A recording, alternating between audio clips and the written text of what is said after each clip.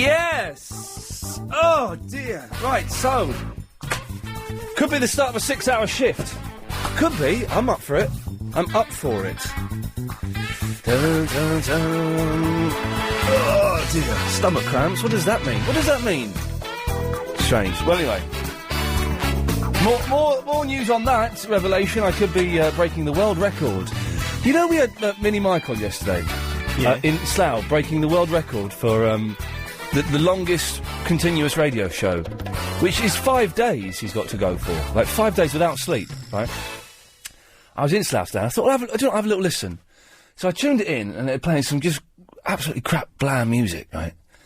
And I listened through 3 songs, rubbish music, and then the jingle came on, Hard 106, but I've been listening to the wrong station. So then I tuned to what I thought, I couldn't remember the frequency. So then I tuned to another station, thinking it, and they were talking about Slough issues, about opening up, like I don't know, whatever.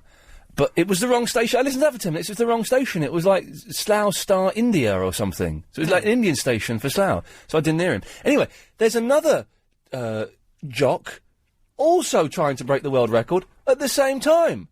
But on music stations. Well, you just play records. Yeah, it's easy. Yeah, it's easy peasy, isn't it? OK. Lady Alex is here this evening. Good evening. Whee! Oh, there's beauty. I must... Right. Hang on.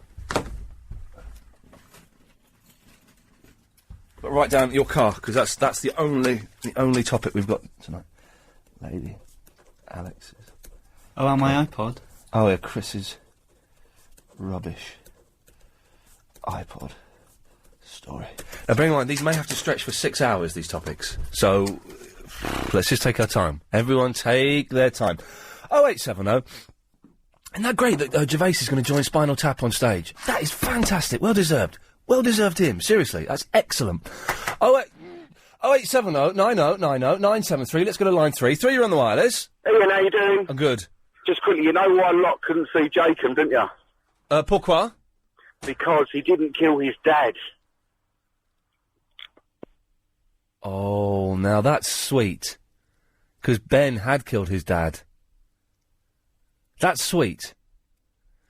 That is sweet. But then how come he could hear... Oh, he's gone. Let's go to line 1. 1, you're on the wireless. Good evening, this is Peter Phil with baseball news. In last night's action, it was Toronto over Baltimore 5-3, the Mets over the Cubs 5-4. Is it really? Yeah, because I did it. But why? I was doing a test. But why did you do that? Because it's good to test that the email facility on the LBC website works. OK, let me just test the email facility by sending you a reply. Let me know if you get that, OK? Oh. Oh, no, they bounced to Scott Solder. That's not going to get through, is it? The ones with swears bounce to Scott Solder. Oh, well, never mind. Line 10, you're on the wireless. Don't forget to take the medicine. Oh, I've left the medicine at your arms. Never mind, we'll get by. 7, you're on the wireless. I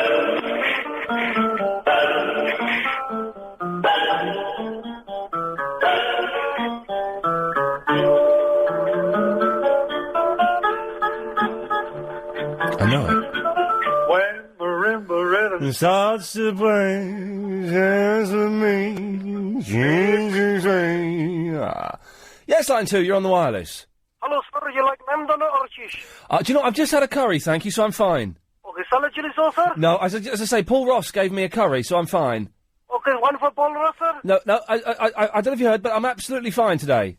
Okay, 10 minutes, sir. No. 150. Okay, I don't want it. Okay, I'll come to reception. Oh, he's not getting the message, is he? Line 1, you're on the wireless. Hello? Hello? Hello? Hello? Hello? Hello? Etc., etc., etc. 3, you're on the wireless. Hi, Iain. Hello. Mr. Grimsdale, have you bought a new suit yet? No, I'm not going to buy a new suit. I'm quite happy with the suit that I wear because, as you know, having seen me in it, it fits me. It doesn't. You're showing too much shirt at the end of your sleeve. You're only supposed to sew half an inch of shirt at the end of your sleeve, and you had about 6 inches showing. Well, do you know what? It's very rare that I get a shirt that fits me on the sleeve because I have long arms. I have to go to Marks and Spencer's and get those shirts with extra 2 inches on the sleeve. That's what they're billed as, the extra 2 inches. So when I do get a shirt that fits me, I like to show it off. Yeah, but the jacket only had one button fastened because you're a bit chubby now. No, it had 2. It's a 3-button. Is it a 3-button or is it 2? Well, you don't supposed to do all the buttons up. I think No, it's you a only do 2-button. one, but yours looks so tight. Is it a 1 button or is it a 2 button or a 3 button? The other blue one's a 3 button. I think it's a 2 button. Yeah, I only do 1 button up. You're only supposed to. You're not supposed to do the bottom button up. Everyone knows that. Yeah, I know that. Yeah, But then why did you question me having 1 button done up? Because you look so tight. Because veggies don't get fat, do they? But you've got a bit chubby lately, so I have put on quite a bit of weight, which I'm pleased with, because I'm sure you'll agree. If you saw me doing Rise a few years ago, then you would have known I was way too skinny then. So it's nice to go back the other way a little bit. yeah, but you've got to get a bigger suit in. to fit. No, you're wrong. The suit fits fine. All my friends tell me they saw the program and Right. they said, Okay. Well, all of your friends are wrong. So thank you.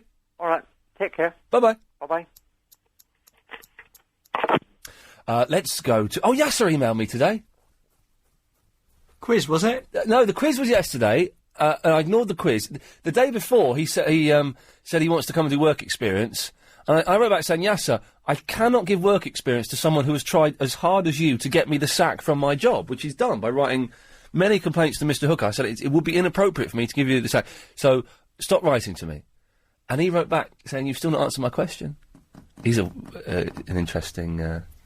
Persistent. Yeah. Oh, hang on a minute. Now Bob's sending me tests. I'm going to send him a test. Very persistent. Yes, line 10, you're on the wireless. Ian! Hello. Good evening. Good evening. How are you? Good evening. Yes, good evening. Yeah, I'm fine. Yeah, good evening. Yes, okay, yes. Yes, am I on the wireless? Yes. Oh, good evening. Good evening. My brother-in-law doesn't believe I'm on the wireless. Here, tell him I'm on the wireless. Hello. Hello? He's not really on the wireless, we're just winding him up, but don't tell him, will you? Okay. All right, put him back. Hello? Yeah, you're on the radio, of course you are. Oh, how are you, Ian? I'm excellent, thanks very much. Great, great. Well, thanks for calling. Thanks for calling. Good evening. Good evening. Yeah, not a clue. Line 1... Oh, I cut him off, I think, by mistake. 8, you're on the wireless. Hi, you know how I can help you tell you how to cover up your extra 2 inches. Excuse me? You know you've got I don't extra think you can 2 see it, inches. can you? No, what, on my arms? Yeah. Yes. Well, what size collar do you wear, shirt? Well, do you know what? I think sometimes it's a 17 now. It's a 16.5 or a 17. 17, generally. Right, so you need to go for a 44, you know. That's a good email from Bob there. 44, and then the arms will be longer. But then but I've done that in the past. Then it's a fat man's shirt. And no, it's not. No, of course it is. My husband's got very long arms. Yeah, no, I've done the thing. I cover his 2 inches. Yeah, it doesn't work. It does. No, it doesn't. Believe me. No, believe... I will send you a shirt. No, I don't want you to. Believe me... A denim shirt. No. Oh, well, you can send me birthday. you can send me a denim shirt, yeah. But believe me, it doesn't work. I'm nearly 34 years old. I've had many years' experience of trying to buy shirts that fit me Right, and getting a shirt that's getting a shirt for a fat man is not the answer, Suman. Just because you're 44 doesn't mean that you're fat. You could just be tall. Yes, but it's still they're too big on the body. Then can't believe we're arguing about a bloody shirt. They're too big on the body. Okay, in your trouser. They're too big on the body, and they're still not long enough. Like you're going to balloon. Will you shut up? Shirt. Shut up! They're too big on the body, and they still too short on the sleeve. No, you. Right, I'm cutting you off because you're really irritated. I'm getting really irritated with her. She's talking about shirts. Travel's going to have to wait because I've got to take this. Line 6, you're on the wireless.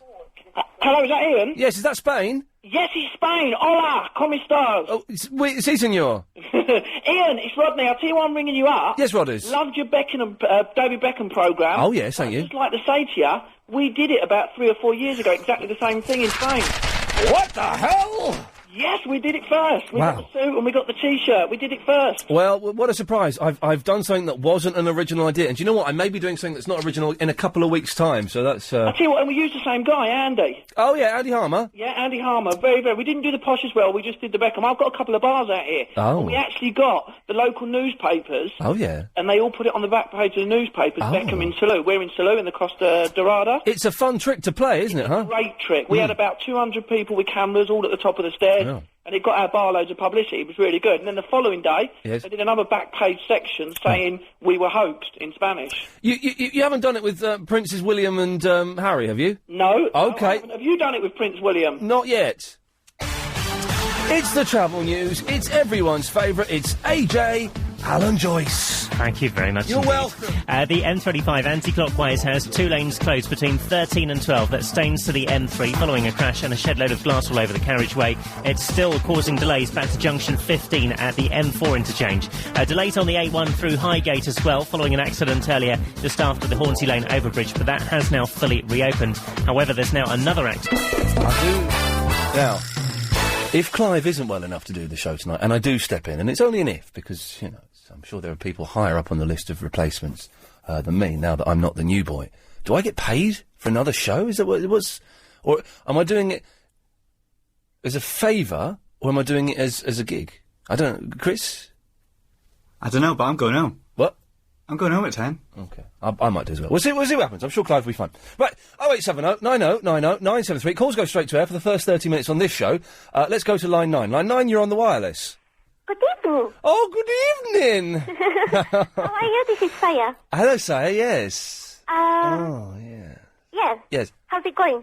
It's going very well, thank you. I got given a free curry by radio and television's Paul Ross earlier on. Ah, that's very nice. Very, very nice. Was it quite spicy?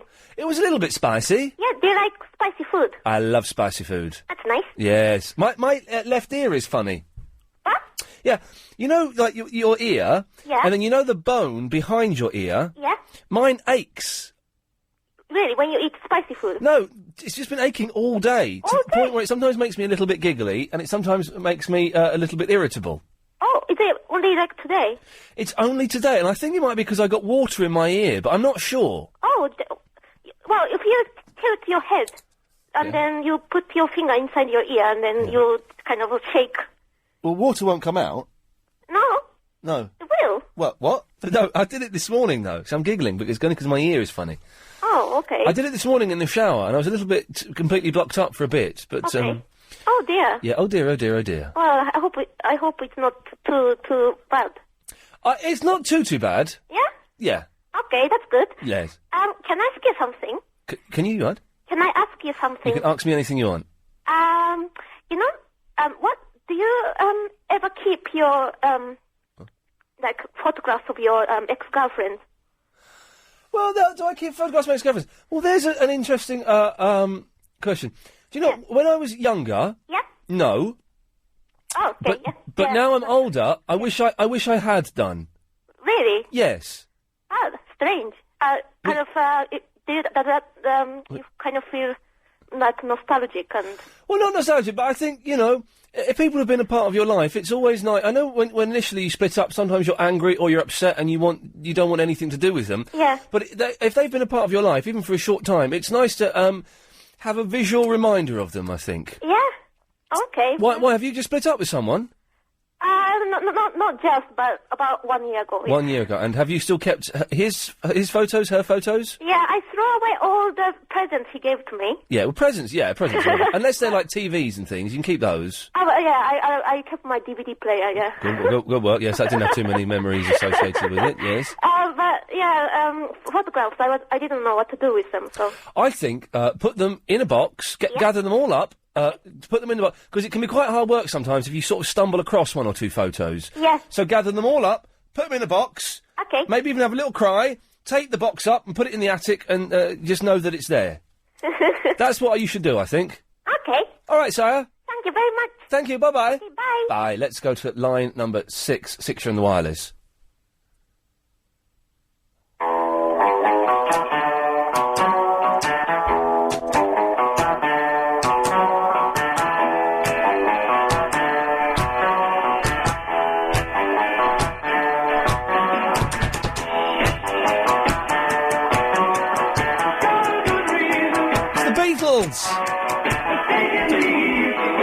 Yes, it's the Beatles. Oh, we're going to play... Right, we might have 2 games later on today. The first game is Bill's game. What time did he say he was going to phone up? He's going to phone up late, isn't he? I thought it was 8. I thought he said 8:30. Or not. Anyway, Bill's going to phone up tonight, and we're going to play his game, which is too complicated. And then we might have another game where you phone up, say a song to Chris, but I don't hear what it is. Then Chris goes to the toilet and sings it, and I see if I can hear it through the wall. Because I was singing loudly in the toilet, and they came in and said, "Oh, were you singing that song?" And I said, "Yes, I was." Don't use prostitutes, Chris. So we might play that later on, which could be really good fun. Yeah. Okay, well let's. Thank you for that, Beatles. Always good to hear you. I wonder if it really is the Beatles calling in. Wouldn't that be great? Just Ringo and Paul are sitting there, a little bit, relaxed as they used to be in the 60s. I don't know if they still relax in that same way. Why just Paul and Ringo? Just because they're the only two that are alive, you idiot. What, they've dug up the corpse of George Harrison for a laugh? Even the Beatles aren't that crazy, and they are crazy. Now, the Monkees might dig up no, they wouldn't do that. Line 1, you're on the wireless. Hello there. Hello there. Can I talk to Mr. Looney? Line 1, you're on the wireless. Hello there. Hello there. Can I talk to Mr. Looney? Hello? Hello, turn your radio off. Yeah, okay, I'll do that. Right, what do you want? I want to talk to the DJ or the guy presenter. Okay, you were speaking to him. Am I? Well, yeah, you just heard yourself on the radio. Oh, I see. What's your problem? You're having a go at everybody. Excuse me? You seem to be having a go at everybody. I haven't had a go at anyone yet, but I might just be about to start. I want to say something to you. Okay, Chris, you say something to me. I can do your job far better than you. You can barely string a sentence together. Oh, what do you mean? What I mean is, you can barely string a sentence together. Say what you mean. Okay, let's see if I can put this in slightly clearer terms. You can barely string a sentence together. I can hardly hear you. Yeah, and you think you can do a better job than me as a result of that? Well, you're sitting on your butt there, aren't you? That I am sitting on my butt here, yes. Yeah, and you're just blowing your trumpet. I haven't got a trumpet, but if I did have one, I would certainly be blowing it. Oh, I mean, what are you doing then? I'm sitting on my butt talking to idiots who can barely string sentences together. That's not far removed, is it? It isn't far removed. Yeah, anyway, see you. Bye. Wow. Yes, line 4, you're on the wireless. I've got another one for you. Go on. If you know Little Annie... Yeah? That's Russo. Do you know how I know that? Go on. In the side episode when he's laying on the table in season 1... Yes. The little wooden man is in the corner. Is it? Is it? Oh, God. He's talking about Lost, by the way, if you don't know what he's going on about. But it's Leon in the Lakeside. 3, you're on the wireless. This used to be Great Britain, not rubbish Britain. You're listening to Gonte. It's going to be a cracking show, so let's go straight to the calls. It's Abdul in Hamilton, Coventry. Hello, Mr. Gaunt. You're boring. Let's go to Burrow in Cheltenham. Hello, Gonte. I just want to say, you're wonderful. Do you know that? You know what? You're absolutely right. Do you mind if I use that in the column of the Sun? Let's go to the next call. It's Iain in Muswell. Oh, you're rubbish, you're rubbish. Oh, you look like a dog.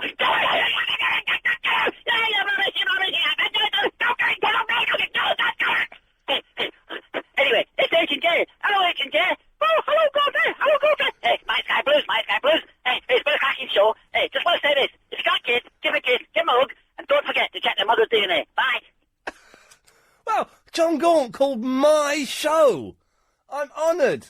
OK, if you're calling up now, 0870 9090 973, you'll speak to Chris, who'll call you back. So, can you tell me a little... 090 973. Is there any news on Clive? Chris, is he feeling any better, or is he feeling worse, or what's he... Stomach cramps, isn't it? But what is that? What is that? That's a lady's monthly cycle, isn't it? Isn't it? Yeah. I had stomach cramps. Actually, saying that, I had stomach cramps once that were terrible. I don't quite know what gives them to you, though. What was that say? Oh, yeah. Well, Clive's not particularly well. He may be well enough to come on at 10, but don't worry, gang. I'm prepared to stick around all night if I need to. I don't quite know how I can stretch this nonsense out for 6 hours, though, but we'll certainly have a go. 0870 90... I suppose if I just talk slowly, then maybe the very limited material we use for 3 hours, if I talk slowly, then I could stretch that to 3.5 hours, and then the last 2.5 hours...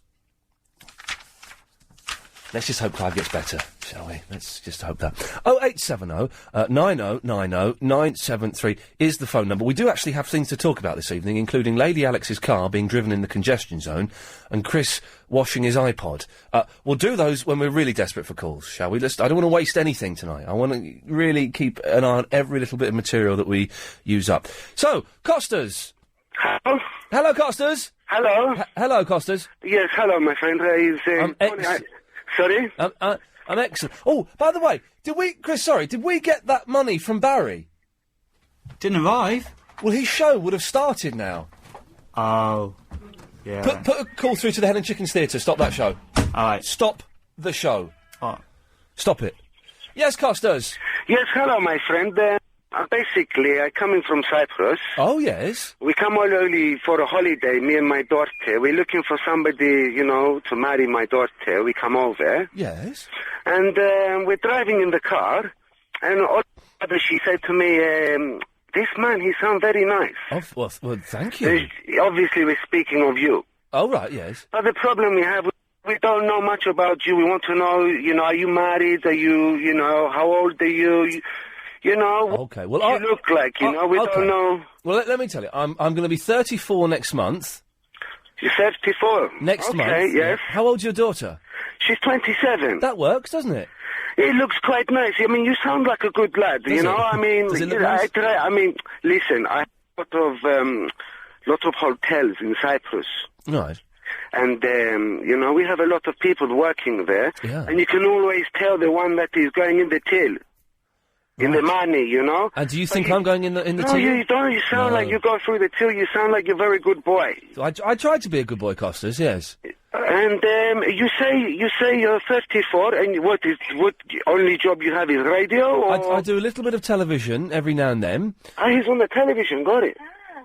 Yeah, she's sitting here. Do you want to maybe say hello? I'd love to. What's her name? Her name's Katerina. Say hello to the man. Hello. Hello, Katerina. Hello. Hi there, how are you? Not bad, how are you? I'm very, very well, thank you. So your dad is trying to get you an English husband? Yes, he's trying to find me a husband because I'm too old now. You're too old. Are you ugly? No, I'm not ugly, no. So why can't you find a husband? It's not because you're a munter? No, because I don't want them to marry me for them. For the money? Yes, everybody you can't trust. They say my dad has got a hot... Yes. Well, I certainly wouldn't be dipping my hand in and out of your till. Yes, no. Unless I had permission to, then of course I would certainly... No, I'm looking for husband because, I want to settle down with children, get married, Yes, okay. Well, what do you look like then, Katerina? I don't know how to explain. Are you fat or thin? No, I'm thin. Long hair or short hair? Long hair, yeah. It will be dark if you're from Cyprus. No, I have blonde hair. I have gold hair. Oh, you have golden hair. Yes. Are you? Is everything in the Is everything Is it all? Yeah. You sure that absolutely everything is yes? Yes. Okay. Yes. Does it bother you that I have a girlfriend? Oh. Maybe you know somebody. No. If you have girlfriend, it's no problem. Oh. She's a lucky girl. Oh, okay. Well, Katerina, I'm sorry, but keep listening. Are you going to be listening all night? Yes, I listen with my dad in the car now. Okay, because I'm sure that some nice gentlemen will call in. Okay. And I tell you what, maybe a bit later on, we might call you back a bit later on if we find a couple of candidates. Okay. Okay, yes, No Katerina. problem. Thank you. Thank you for that. Speak to you later. Bye-bye. Bye-bye. There we go. Well, she sounded lovely. 0870 9090 973. Maybe if we find a couple of good candidates, in an hour we'll do a bit of matchmaking, which could be quite nice. It seems a strange thing to phone up a local radio station and ask the host to marry your daughter. I don't know. I don't know. Let us go to Dave in the London. Good evening, Lee. Good evening, Dave. Mr. Lee. Yes. Mr. Lee. Yes. It was just a quick point. I tried to phone you last night. How are you doing anyway? I'm all right, thank you. I've got the bone behind my left ear is aching a little bit. I don't quite know why. Well, I think that lady thinks it's due to spicy food. No, but it happened this morning. It's been happening all day, really. It's just, I tried to do that thing where you pinch your nose and you blow to unblock your ears, but I can never do that properly. Well, it takes a bit of practice, I'm sure. The blowing bit of it is the required taste, isn't it? It isn't quite, and you've got to do it really hard.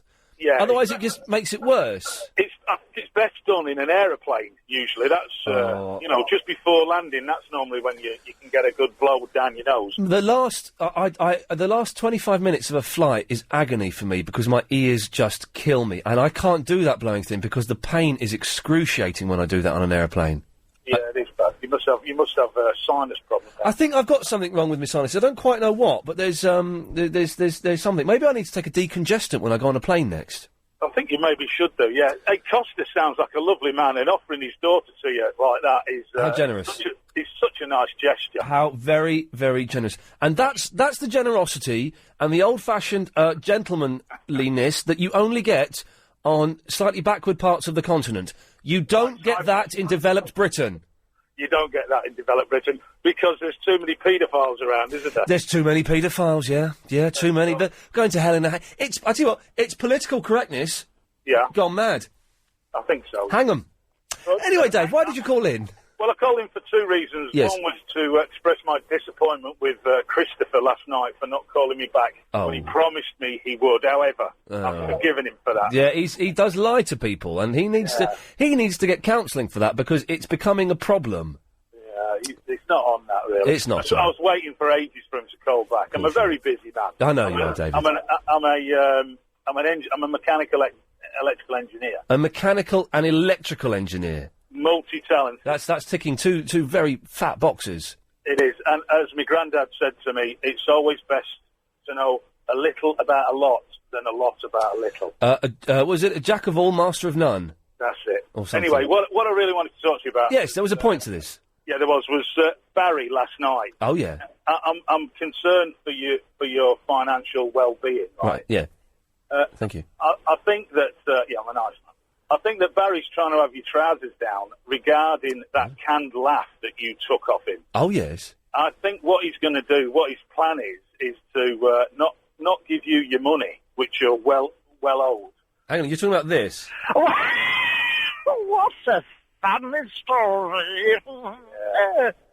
You shouldn't have used it. He's going to balance it out and say, well, you used my voice, I used your voice, can we call it quits on the money? Do you know, that's a very good point. And he hasn't... His show, I think, has started 10 minutes ago at the Hen and Chicken Theatre. He hasn't dropped off the £200 that he owes me. No, so he's having your trousers down, Ian. He's going to have you. Strange turn of phrase, that. So, I guess then I should avoid using his clip. Well, you've used it now, so I think he's liable for financial reimbursement, isn't he? Nuts. Okay. No. If he's using your voice and you expect money, and you're using his voice, he's going to expect money, and using that just there as warranted you owing him. But he won't have heard me using that. So there's. You don't think he'll be listening to the show then? He's doing his show now. Okay. His show has started, so no, he can't have heard that.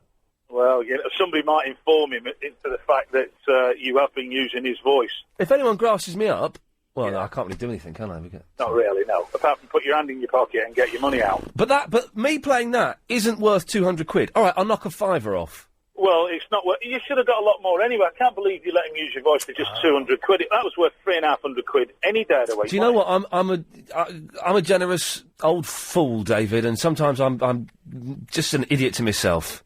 Well, thank you for listening to my points there, anyway. David, once again, in fact, no. Chris, turn your microphone up, reach over and touch that lever, that fader. Yes. Apologise to Dave for not calling him back last night. Do it, now. Sorry, Dave. Chris, you're forgiven. Thank you very much. Thank you, Dave. Can we come up with a new system? Because I know when people... Let me pretend I'm a caller, right, calling you up, OK? So...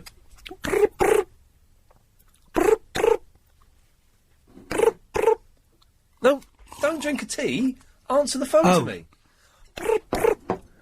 LBC. Hello, yeah. Is that LBC? Yeah, it's LBC, isn't it? Is that how you answer it? That doesn't put me at ease. Well, I'm not at ease. I'm kind of just showing I'm a regular Joe. Right. Regular... When we come back from the travel, we're going to do it properly. Yeah. Right. A regular what? Joe. Oh. We'll do it right, and I want to... I'm going to phone you up. Oh, my phone battery's dead. Right. I'm going to go next door and phone you up. Yeah. Oh, that won't work because the speaker's... Right, let's do the travel and I'll get the logistics of this in my head. Here we go. Alan Joyce. Thank you. The M25 anti-clockwise, 2 lanes... Right, we'll do it then. Oh, So pretend I've just called you up. Right, okay, well, you got a LBC. Yeah, is that LBC? Yeah, it's LBC, innit? Hello? Yeah, why should it... Like, no, it shouldn't be up to me to lead the conversation. You should be leading the conversation. But you've called in. Exactly, but I've never called a radio station before. I don't know what I'm supposed to do. What do you want to say to Iain, then? But don't say it like that to them, because that's disrespectful. No wonder we don't get any callers and our listeners drop off in the last hour, because you spent the first 2 hours talking to them like that. Now try it again. Well, if you're going to be like that, I'm not going to put you through to Iain. You can't put me through because I am Iain. Oh.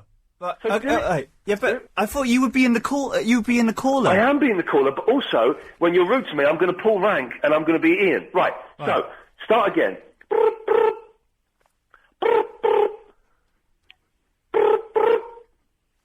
LBC?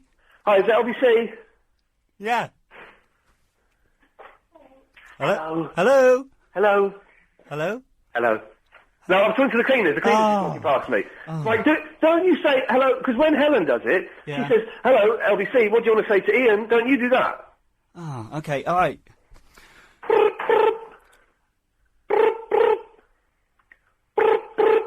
LBC, can I help?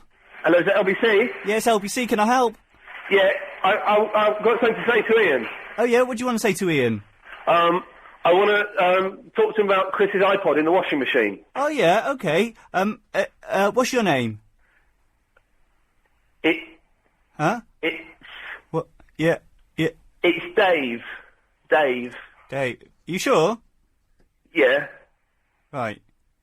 Where are you calling from, Dave?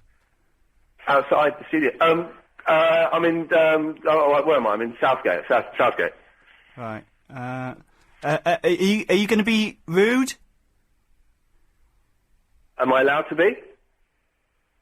No. No, I won't. No, I'm not going to be rude. Are you going to be abusive? No. Are you going to be... You don't ask them all of this. I gotta go through the checklist. You don't... But you're on the phone for like 5 seconds with them when they call in. Yes, because I'm good at it. I will do it right. Do it properly. This is it properly now. Do it as quickly and as properly as you do it, right? Ring, ring, ring, ring. Ring, ring. Ring. Answer it then. Ring, ring. LBC? Hello, is that LBC? Yeah, it's LBC. What do you want to say to Iain? I want to talk to him about Chris's iPod in the washing machine. Yeah, I'll call you. Alright, I'll call you back in a minute. Right, but will you call me back though? Well, I'll pop you in the queue. No, but right, what I think you should do for tonight is a code, right? Because I know when you say to some people you're going to ring them back, you actually mean I'm not going to ring you back. But I don't know I'm not going to ring them back. Some of them you do. Yeah, but I don't always know. Okay, then you need to give them a coding system, okay? If you say, I'm going to ring you back A, that means you're definitely going to ring them back, probably quite soon. Okay. If you say, I'm going to ring you back B, that means you'll only ring them back if we run out of calls, and it might be quite a bit later, maybe an hour or something. Right. And if you say, I'm going to ring you back C, that means I'm not going to ring you back at all. Right. But they're gonna not understand what the coding system means. Well, no, they're just listening to me saying it on the radio, mate. Come on. Yeah, but what about people who might not be listening now, might phone up later? Then I have to, spend ages explaining the coding system to them. But it's at least... Chris, just do it, will you? Oh. Can you come and let me in? I've left my fob in the studio. Oh. Okay, hang on a second. Put a call through and then let me in. Anthony? Yeah? Can you do your Ask Anthony feature while I just go and let Ian in? Yeah, I've got one question. Go on then. Alright, hang on. Let me just find the music. What's the music under, Ian? Oh, I forgot to rename it. Oh. Alex, what did you put the Hawaii 5-0 music theme under? Because I can never find it. I think it's theme Hawaii 5-0. I think it's theme Hawaii 5-0. Alright, hang on. Let me find it. 2 seconds. Right. You ready, Anthony? You've got to have it up loud, introduce him. I'll introduce him, then bring the fader down on the music. Okay, tell me when to do the music. Now. It's time for Ask Anthony with Anthony! Yeah, if you've got, hi Anthony, question from Canadian and Phil saying, what do you think your best Premiership goal score this season was? Thank you for your question, Kenny, from Anfield. I answered, hi Kenny, I'm not just saying this because I'm a Spurs fan. I think the best goal of the season was by Paul Orson against Watford when he scored from 88 yards out against Watford this season. That's all I've got, I'm afraid. That's one question. Now we'll just wait for Ian to get back. He's back, Anthony! He's back! Woo! Yes! Nice to be back, Ian. Sorry? Nice to be back. It's nice to be back. It's nice to have you back. It's good, as Gary Glitter said, it's good to be back. Did you miss me when I was away? Did you put my picture on your wall? No, Gary, we didn't, because you're in prison in Cambodia for being a sex offender. So, I didn't hear that, Anthony, but I'm sure it was excellent stuff. Just one question, sorry. Yes, Anthony. Please ask me the question. I've got a question for you, Ian. It's from Tony. Oh. And he asked you, could you ask Ian when the rules for Super Soccer would be on the ABC website? Oh, do you know what? I've got a day off on Thursday. I might try and write them up on Thursday. Cool. And also... Yes? Last Friday's show... Yes. Did someone else quit from the Hoddesdon? Well, now, last Friday's show was very controversial. I a bit missed it. We had someone from the Hoddesdon, and if I'm correct, I think he wanted to do his own Ask Anthony feature. Mm-hmm. And then we had someone on the email saying they wanted to do their own Ask Anthony. Then someone else... we had about 3 or 4 people asking to do their own Ask Anthony feature. Oh. And I told them all, Anthony, to get stuffed. Now, if anyone wants to email Anthony with a question, this is absolutely genuine. He will email you back, and he'll read the best ones out on the radio. Anthony, Antony, there's no H, at hotmail.co.uk. Ask_Anthony at hotmail.co.uk. How many emails are you getting a day now, Anthony? It's got up to 11 now, so... Oh, nice one. Can I give my MySpace? That would just feed in. Yeah, why the hell not?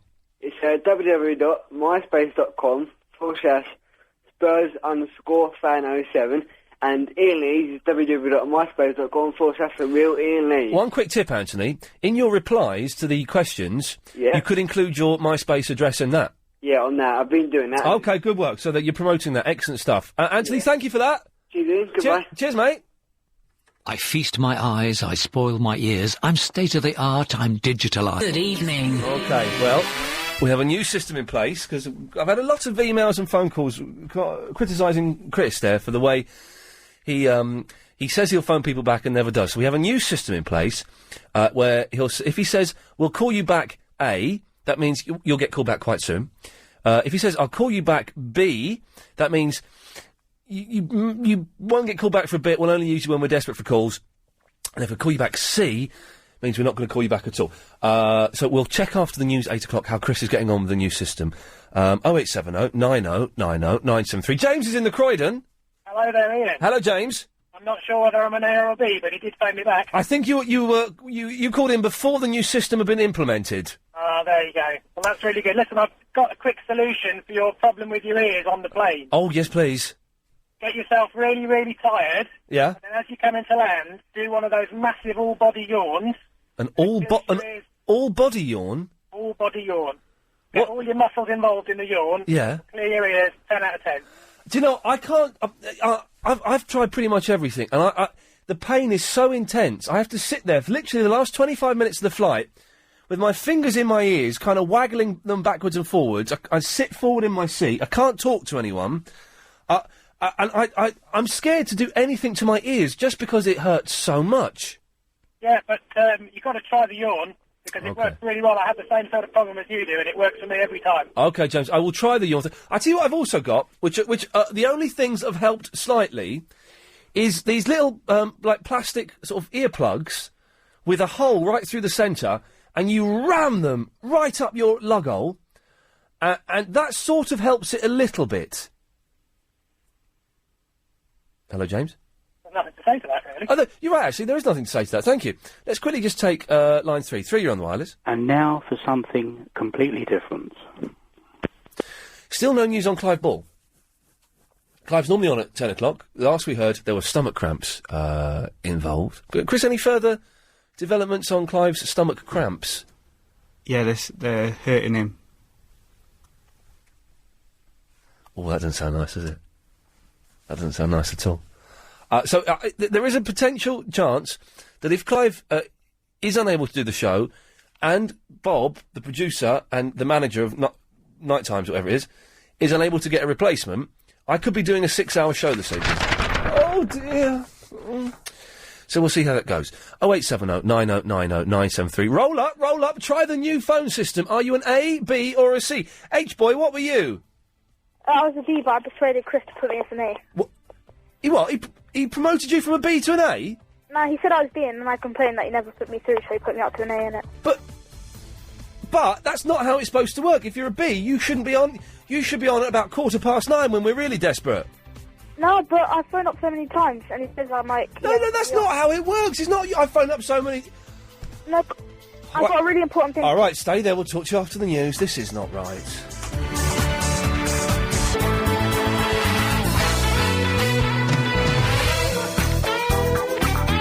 OK, well, yes. There's confusion over the ABC ranking system for callers. Chris, how's it going? Is it making life easier for you? No. Why? Everyone wants an A. If you missed it, when you call in... Chris always says I'll call you back, but doesn't always mean it. So explain the new system to the kids, please. Probably unlikely you're going to get on the radio. OK, but people are disputing it, are they? Everyone's disputing it. Well, that's... You know what? It's your job. And I'm glad that you're actually having to think... For once. But everyone... Yeah, I've used up all my A's at the moment, so there's only B's and C's left, if you call it up at the moment. I heard you talking to someone. Was it Spike? Yeah. And you gave Spike a C. That means we ain't calling you back. Yeah, but... And then you changed it to a B.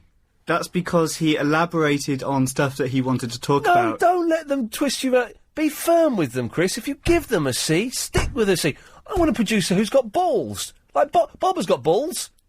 How'd you know? I've seen them. When I worked with him, when I filled in for Clive before, he displayed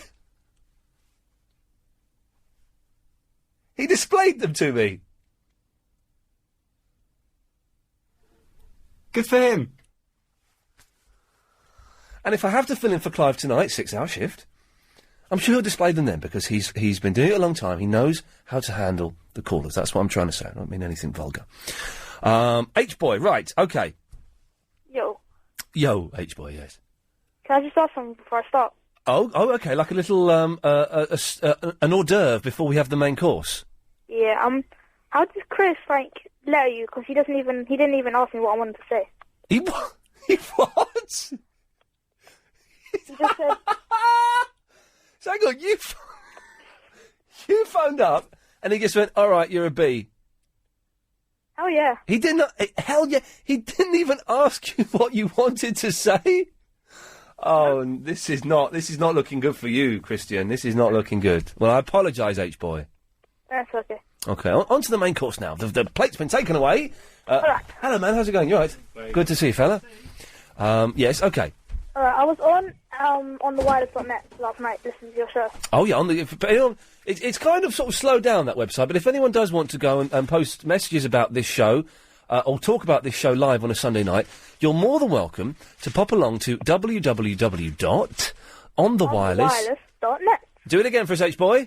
www.onthewireless.net. Good lad. OK, so you were there? Yeah. Yeah. And I was on the live chat. Now, OK, this is interesting. I can't find the live chat. You can't? It's at the top. What? When I've tried to get on there. I thought they'd taken the live chat off. I tried to get on there. Yeah. He's reading the paper behind me. Yeah. I tried to get on there and I couldn't find it. It's at the top. Was it like a banner? Yeah, I'll go on it. Go on. Right, I'm going to go on it now. Because I know... I'll try and find it or anything. Okay, let me have a look. Because we can't... I know we can't access it from this computer because of the firewall, but I couldn't see it on my computer. on the... wireless... .net, is it? Yeah. Wireless.net. Just if you haven't got much time, people, you don't have to do www. Oh, the live chat thing there! Hell yeah. Oh, hell yeah, I hadn't seen that before. What an idiot. Oh. Yes. Right, so I was talking to this girl on it, yeah? Oh, right, yeah. She's called Emma, Oh, yeah. and apparently you know her because you abused her. Oh, no, Emma is a weird girl. She's 19 or something. Yeah, who sends me offensive emails. Ignore everything she says. Yeah, Suffice, I just need to say this. We can't talk about Emma. Cheers, man. See you later. Because all of her emails have been forwarded to the police because they are abusive, offensive, and they are libelous. So I can't talk about her because it wouldn't be fair. Okay, can I not talk about her, but, talk about kind of you? You can talk about me. I'm in the live chat room, am I? I'm going on now. Oh. Are you in it? Well, it's taken a long time. Let's have a little look. I'm on it. Okay, well, it says, please wait while communicating with the server. So I can see the room, but I can't see anybody that's in it. Oh, loads of people. Oh. Oh, you're in it. Hang on a minute. Let's try Big Dave. I'm in there! Yeah, me too. No, but I'm Ian Lee at the top. I'm not Ian, I'm Ian Lee. Who's Ian? I don't know, but I'm Ian Lee. Hang on. Oh, look, I didn't... How come this works now? This didn't used to work. How... Never as many people. There's a lot of people... Maybe I've just mentioned it. Okay, well, that's good. Okay, anyway. Yes. Yeah, on the wireless, can I just ask people that, you know where there's the G-Man thing? The what? Do you know the forum? Yes. There's a G-Man, saying that everyone loves G-Man. Right. Yeah, I go on it, and then, this person called I Am Not Dead or something. Right, yes. She told me, or she or he, whatever. They told me to bum her off. Okay. Ignore anything that's like that. That's the problem with these things. We're not, they're not regulated or anything. Emma. There's someone called Emma. Yeah, okay. Right, H-boy, calm down. I can see why you were a bee. Deary me. I didn't quite know what he said. It was one of two things, but I didn't quite know which one. But either way, those forums, it isn't moderated, so it may not be suitable for young eyes. You go there of your own free will, but generally, it seems to be kind of all right. Annabelle's in the Woodford. Hello, Ian. Hello, Annabelle. I must say your system's really good. I'm assuming you were an A. Yeah, I was an A. You know it. I phoned up about 10-2 and I was on the phone by 5-2. So. It works, doesn't it? You need a system in place for it to work, and it's thank God it's working properly now. So that's great. Because then you don't expect. So if you're an A, then you get on quickly. But then if you're a B or a C, then you know you might as well go to bed. No chance. No chance at all. How are you? I'm fine, thank you very much. I'm just trying to do something here. What are you doing? Yeah, I'm going to do that. There we go, lovely. Nothing, just doing something on the chat room. Oh, what is this? I go on a lot of chat rooms, but not that one.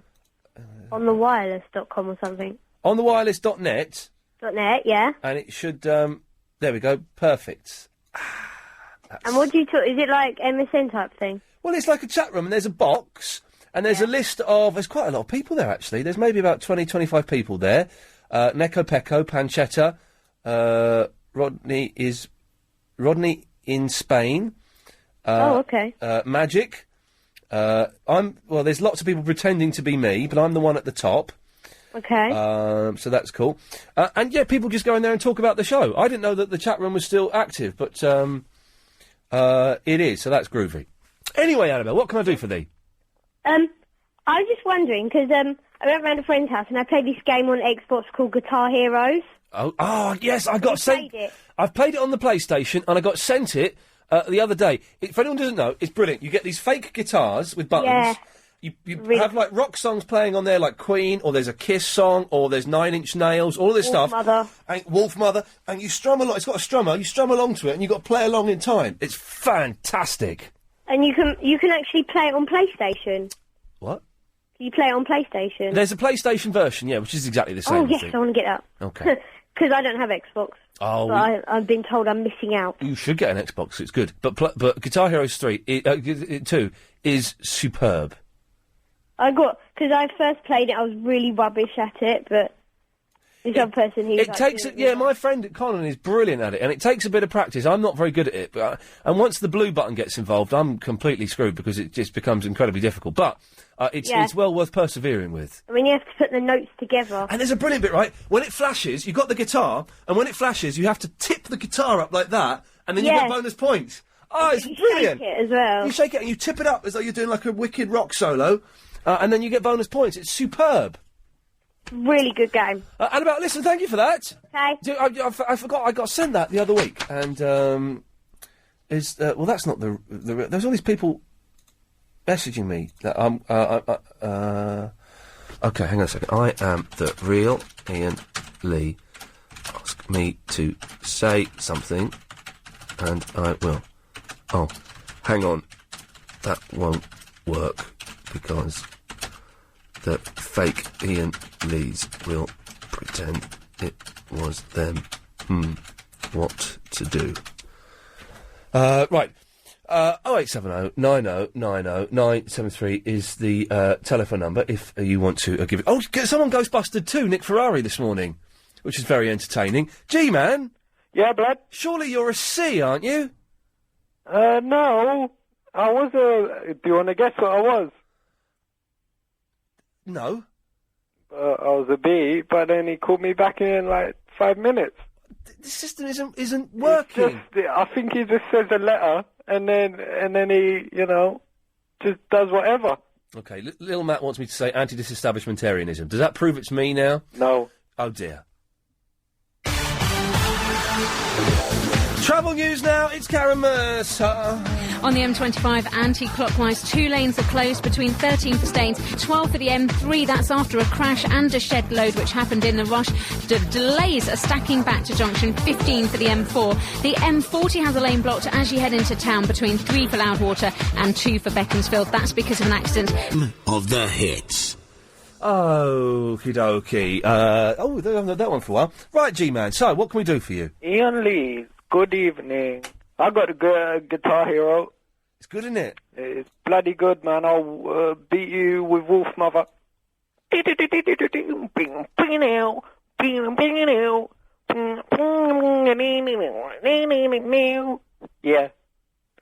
I don't like that on the wireless business. They're all rude to me. And on the wireless.net, they were rude to you, were they? They always are. Yes, they're typing. Bully me. There was abuse on it. I've closed it down. I'm still in there, but I've closed it down, so I can't read what they're typing. But I'll have a look at the news. But yes, there was lots of abuse on that forum aimed at you, G-Man. There was. I bet if you look at it now, they'll go, yeah, why is G-Man on there? But you deserve it, though, as you are an idiot. You're an irritating idiot. I'm only joking. No, I'm not. That was a joke. You're an irritating idiot, G. So, how are you? Yeah, fine, thank you. Have you ever gone down a hill in a trolley? No. Why? Why would I want to? Everyone's meant to in their life. No, they're not. Oh my God, I can't believe you haven't done it. Why would I want to go down a hill? Yeah, I bet you 99% of the callers have done it, and they will recommend it to you. If you haven't done that in your childhood, and you haven't lived. Okay, well, let's see. 0870 90 90 973. Has anybody gone down a hill in a trolley? Why would you want to do... I know Umar, the blind lad, goes down a hill on a bike and gets pushed into people. Who's Umar? Who's Umar? Yeah. He's the blind lad that calls up. I've never heard him. Sorry? I've never heard him. He's been calling up like every night for the last 3 weeks. What? For a while, he was my blind lad calls up, called Umar. Yeah, he's a 14-year-old Muslim blind kid. He's brilliant. I thought I would hear that. Yeah, I would have thought you would have done. He for a while, he was my favourite caller. He's brilliant. Get this right. Better than me. Much better. His mates Yeah. put him on a bike, push him down a hill into people, and they don't have a go at him because, in his own words, he's blind. What are they going to say? Oh, bad. His mates make him stand in goal. Yeah. What else? Oh, what else? Oh, didn't one of them hit him when he was surfing or something? I don't know, but he's brilliant. Oh man, can I have a chat with him? Let's just see if he calls in. Hang on. Uma. Yeah. I'm going to clear that. Right. Calling in. Let's just see. He's an A, definitely A+. Oh, he's an A+++. Plus. I don't think that's him. Like eBay. Let's just try. Is that Umar? No, it's a Vice Boy. Oh, it's a Vice Boy. Who's Umar's friend? G-Man. Yeah, Wagwan, bro. Vice Boy. God, it's like... Wagwan. I did you on MSN today. It's like playtime, isn't it, at school? I did you on MSN today. You did what? It'll get more mature at 10 o'clock. I'm not on MSN. Aren't you? No. What's that was your email address then that you gave me? I didn't give you no email address. He did. Advice Boy, I believe there is a rogue... I'm talking to someone called Advice Boy and someone called G-Man. I think there's a fake G-Man going around, mate. I think there's a fake one, yes. You're not getting me muddled up with Fish and Chips Boy, or H-Boy, no, or A-Rab, or Barry. No. Right. Maybe Barry. Oh, okay. Well, what's happening with Barry? He's doing his show now. It'll be finishing soon, and Give you the money. He hasn't paid me the £200. Oh God. So where's Umar? Where is Umar? What? Get Umar. We don't want you. Umar. He's not being rude. I like station, isn't it? Where is he? He's listening to another station. What's he listening to? BBC 7. Why would he listen to that? Oh, that's quite good actually. Okay, Advice Boy. Thanks for that. Yeah, bye. Yeah. Bye. Yeah. Thanks, G-Man. Yeah. Can we get Chris? For the next 8 minutes? Can we have grown-ups, please? If they call in, yeah. Well, what's wrong with the system? The system should have worked. Basically, if you're under 12, you're a B. That's what that should be. Or a C. Rosie. Hello, good evening. Good evening, Rosie. Can I just check? Are you under or over 12? Well, it's debated, but on the last count I was categorically over 12. Fantastic, then we can talk. Oh, great. Well, that's very nice to hear. I'm very glad for that. How are you? I'm all right. I'm a little bit anxious because Clive Bull, I don't know if you heard... Yes. He's not particularly well, stomach cramps. Oh, is he not? He's got stomach cramps. Now, can you do a radio phone-in show with stomach cramps? I don't know. It depends how bad they are. Yes. Instead of Bob phoning up another presenter to get them on standby, it's not really worth it because he might then phone them up at 10 to 10 and say, actually, Clive's better. Yes. We don't need you. So that's wasted their evening. I have been asked I might need to fill in for Clive Bull this evening. Well, I mean, to be fair, would a woman be given the same privilege if she was having stomach cramps at that time of the month? Very good question, Rosie. No, not at all. Because, I mean, that's probably something that would happen on a regular basis for a woman, but she probably would just get on with it. Well, maybe Clive has only just started menstruating, so... Yes, well, he's not used to it. Prepubescent, and, yes, you know. But, so, in theory, it is only a theory. I don't want to get all of my fans excited. Well, yes. But I could be doing a 6-hour show this evening. Well, I think you know it'd be more concern for you really and your health rather than his health. Plus, because I won't get home. I'll get home about 1:45. That means. Well, yeah. I may have something to eat, so I'll get to bed about 2:15, and I'm up in the morning at 7:30. Yes. So. Well, I think to be fair, I think your health would probably suffer more than Clive Bull's would. It probably will. You know, I think Clive Bull should just take a little leaf out of his lady friend's book and swallow it and just get on with it and do it, and then he can probably sympathise with her more. Yes. And you should go home and get a good night's sleep. Well, let's see what it's still up in the air. We're still waiting for confirmation from downstairs whether I can go home at 10 or whether I'm going home at 1. And of course, it also depends whether he's vomiting blood or anything like that, because that would obviously sort of change the situation. I would imagine. Yes, it would do. But it would do definitely. I don't know. I'm sure we'd rush him to a hospital. Well, yeah, and then I guess it would just be very much a case of, what do they usually do in those situations? But I don't know if you've noticed, because if I do, I barely have enough material to fill out a 3-hour show. So I've got nothing. If I do stay for another 3 hours, I've got nothing more up my sleeve. This is it. Well, so I'm talking slowly. That I can fill a 6-hour show. Well, that's it. If you just pronunciate everything so every kind of Tom, Dick and Harry can understand you, then every Tom, Dick and Harry will call in, and then you won't really need to come up with anything else. It could be by 11:30, people just stop calling. I've had enough of this. I've had enough of this. Let's go listen to James Whale. But then you see, you'll get the other side of be coined that will start calling in, going like, get off the air, Yes. rah, rah, rah, and where's the other usual answer and all this kind of I stuff. hadn't So thought of that. It could be a bumpy ride this evening. it could be a bumper ride, yeah. Anyway, Rosie, what did you call in for? I can't remember now. Really, I called up because, I bumped into you in Muswell Hill about a month or so ago now, and it was about 8:30 in the morning, I believe it was, just going on to Corney Hatch Lane, and I seem to remember you had a bit of a 5 a.m. stubble, was it, or a 5 p.m. stubble, whatever they call it. I haven't slept all night because I am a bit of an insomniac, has to be said. Right. And I said, "Oh, Iain Lee," and then of course I felt like an idiot because, well, I mean, I'm sure you knew that you were Iain Lee. I did remember it at that point. Yes. Yes. Well, that's what was okay. Here we go. This is one. What was my witty retort back to you?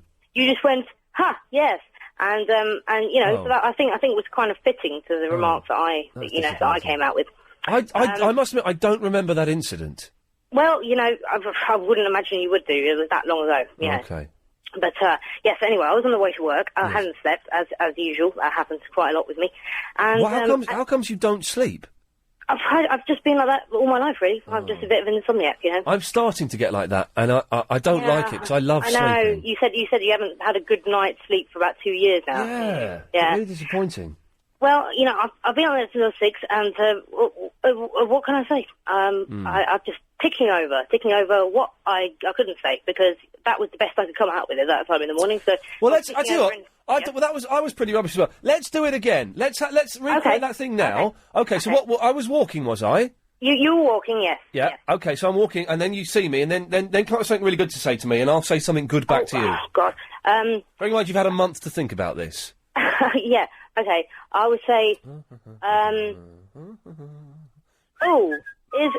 Gosh, you put me on the spot now.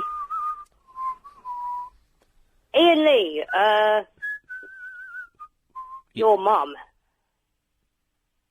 Oh, you're a weirdo. Police? Are there any police around? Yeah, that's pretty much what I come out with all the time when I'm put on the You spot. can't just say Iain Lee, your mum. That's. Well, yeah, well, you say that, you see, but I quite often do in situations where I just can't come out with anything else. People say to me, "What are you doing at the moment?" And I say, "Your mum," because I just can't think of anything else. It's just... I think you need to get some serious help with your sleep. Yeah, well, that's it. You see, it's lack of sleep that does it. Yeah. You know. Well, Rosie, if you bump into me again, make sure you have something up your sleeve. All right, I will try my best. Okay, I've got to go, Rosie, because Helen behind the glass has just called in. Hello, Helen. Oh, hi, Ian. Just got out of the show. Okay. The Watford show. What happened? Fantastic. Now, did he take my voice out? Your voice? Yeah, because he hasn't dropped off the money yet. No, your voice is in. You're in there quite a bit, to be honest. Right, because he didn't drop off the £200 like he said he would. That's a bit naughty, because you're in there for, I'd say, about 60% of the show. Okay, but did you enjoy it? Oh, it was fantastic. I've not laughed so much since yesterday's show with you. Oh, well, what a lovely thing to say, Helen. Thank you very much. All right, see you tomorrow. See you later on. Bye-bye. Bye-bye. Bye-bye. Oh, Helen! Oh, she's gone. There we go. Well, I was going to ask her to get Barry to drop the money in after the show, because, could do with that. Disappointing. Okay, right. Onwards and upwards, ladies and gentlemen. If you want to call in, we've got the new ranking system in place. A, B or C. A means you'll get a call back straight away. B means half an hour to an hour. C means, I won't bother. You're not getting on the air. 0870 9090 973 is the telephone number. We'll try and have an update on Clive Ball's situation as soon as we can find anything out, really. Inside Track Property Education isn't just for property now. Okie dokie, that's the phone number. We've got a system in place. Chris is going to go off at some point and make a nice cup of tea and a bar of chocolate. Still no more news on Clive Ball, so hopefully he'll be back. He'll be on at 10 o'clock. It could be me. Would you like that? How the hell do you use 6 hours of... Now, these dudes that are trying to break the world record for music radio, easy peasy pudding and pie. Yes, it's 5 days without sleep. Easy.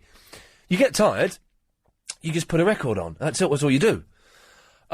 6 hours of talking to people is... hang on a second. I need to route that Oh, God, blimey, hang on a second. It's Bob, Clive's producer. Hello, Bob. Hello, Ian. What's the latest on Clive's... The latest, it's not looking too good at the minute. Oh, dear. I'm down here in the office now. Yes. Clive has probably spent more time in the loo than he has actually sort of sitting at the desk in front of me. OK, that's not good news. He's not saying too much. He just looks quite sort of white and I don't know, just not very well. A bit green round the gills, as it were.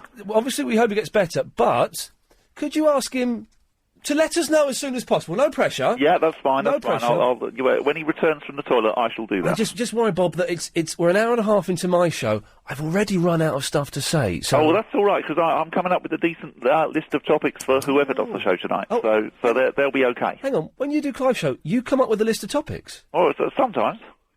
Oh, interesting. All right, Bob, we'll keep us informed. Send our best to Clive. Right, yes, I'll let you know what happens. All right, cheers for that. Speak to you later. Bye. Bye-bye. OK, well, it's not looking good. I could be doing the 6-hour show. What do you reckon, Marcus? Yeah, I think you should do it. It'd be great. I don't mind. Listen, I don't mind filling in for Clive at all. Of course not. He's been very kind to me, very generous to me. I don't mind doing it. I'm just worried that we'll run out of stuff to talk about. I'll be knackered. People will get bored. The station will lose listeners. I'll get the sack. I won't be able to pay my mortgage. I'll have to move back to my mum's. Well, that is an option, but I don't think it'll happen. You cope perfectly with 3 hours, especially when the going gets tough. You're in there. You're great. So 6 hours, no problem. Yes. Well, we'll see what happens. We'll see what happens. Anyway, Marcus, what can I do for thee? A couple of things. Yep. First thing, I've been in a shopping trolley down a hill. OK, right, there we go, yes. Yeah, the truth is, it's pretty nondescript. I can't really remember much about it, except I did it. When I was a kid, I was always... I didn't like getting dirty, and I didn't like feeling pain. So... Yeah, both of them. Yeah, exactly. It doesn't really, tick any of the boxes of things that I like to do. And I certainly wouldn't do it as an adult. No, you're not missing anything. OK, well, yes, OK, well, that's useful to know. Anything else, Marcus? What I really was calling about was your ear problem when you're flying. Oh, it's awful. It's unbearable. Well, I could go into the heavy physics of it, right? Yeah. But, because have you ever been scuba diving? Never. Ah, right, well, what it is, right, your eardrum, right, is in your ear, separating your outer ear from your inner ear. Right. Okay? When you're coming down an aeroplane, the pressure is on the outside of your ear. Yeah. Pushing your eardrum in. Okay. So what you've got to do is get air on the inside of your ear to push your eardrum out. Right, and that's... Sticking your fingers in does nothing at all. Well, it does ease the pain. Probably, yeah, okay.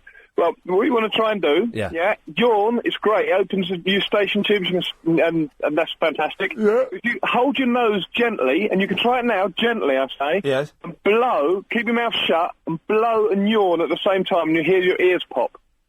Blow it... Oh, my ears are bunged up even more. Blow and yawn at the same time with my mouth shut. Yeah, hold your nose. Oh, my ears have gone funny. Okay. There you go. How do I yawn? How do I yawn with my mouth shut? Well, no, you keep your lips shut. You keep your lips shut, so you're not breathing out. You're like create a little bit of pressure. Oh no, that's I can't blow. I can't yawn with my mouth shut. I don't understand it. My ears are bunged up now. They started to almost pop, and then I bottled it. Oh, well, there you go. And that's what you do. That's what you do when you go scuba diving, because obviously when you're going underwater, the pressure increases as well. Oh, I've actually gone a little bit deaf in my left ear now. Hey, well, that's it. Yeah. Well, thanks for that, Marcus. No problem. Cheers, fella. Bye-bye. There we go. We had another caller lined up there, and he bottled it for some reason. I don't quite know where he went, and Chris is... I'm really sorry to do this. I've actually got to blow my nose now, because that has muffed up my ears. I might be flying again soon. I don't like it. Oh, dear. Right. Where shall we go to? Let's go to... Michelle! Hello, Michelle. Hello. Hello. Hi. there. I don't know if he told you what I would like to talk about. He hasn't, and he's naffed off to make a cup of tea and get me some chocolate now. All right. I don't know if you're a smoker or not. I'm not a smoker. Oh, right. Sometimes I wish I were. I just wondered what your view was. They're saying so much about people smoking in their cars at the moment. Are they? And, yeah, and they're saying Who are? rule it out. People. And they're saying What that they people? should rule it out. What people are People saying? who smoke. And they're saying they should rule it out, like they're ruling out smoking in public But what places. people are saying that? Everybody. Nearly everybody I talk to, they're saying, well... Alex hasn't said it to me, and Chris hasn't said it to me, and I haven't said it to anyone, so that's... Well, you hear it on the news, and they just don't want these smokers around. But now they're saying you can't have a cigarette in your car. But who... No, but Michelle, I'm sorry, maybe I'm being stupid. Who is saying you can't have a cigarette in your car? Probably Tony Blair, even though he's gone now. But everybody's saying it. No, but, Michelle, everybody isn't saying it. I haven't heard anybody saying it. Now, people are a bad driver. Do you read the Daily Mail? Yeah, I do. I thought so, right. I thought so. It sounded like a Daily Mail story. The Daily Mail is saying it. Okay, fair enough. Right, there we go. I just guessed that, okay. Right, so I just wanted to know if you thought it was wrong or right. Should it be banned? I mean, that's a private place for somebody to have a cigarette, but no. They're saying no way. It's got to be banned. Well, first of all, I don't believe the story. Right, because it's in the Daily Mail. Right, fair enough. Okay, don't believe everything you read. Don't believe everything you read and believe nothing you read in the Daily Mail. And are they saying that it's going to be banned for health reasons or because you should have both hands on the steering wheel? What? That's right, both hands on the steering wheel. That's their point. Well, then that's different. Well, that's different then to keep the car smoke free. That's a different reason, isn't it? Yeah, but some people are just bad drivers, and people have smoked for years, and they've got in their car and they can drive safely. Right. If they get points on their licence, that's just probably because they're a rubbish driver. Right, but if you're not allowed to have your hand on a telephone while you're driving, then you shouldn't be allowed to have your hand on a cigarette while you're driving. All right, I'll give you that. Yeah, that's Thank you. Quite a good point. Yeah, it's a very good point. Yeah. All right, then. Okay, maybe I've lost my case. I think you have, Michelle, but good effort. Try again. All right. Thank you. Okay, all right, I'll keep listening. Alex, maybe I've been wrong, Alex. Have you mentioned to me that they're banning smoking in cars, or I wasn't listening when you said it? Okay,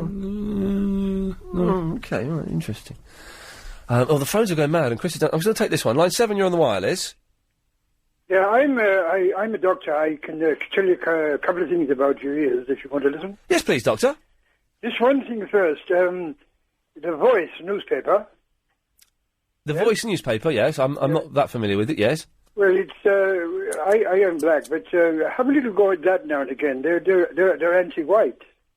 The Voice is anti-white? Yes, and you keep saying about the Mail, the Voice is anti-white. Good night. Well, I don't think... Right, OK.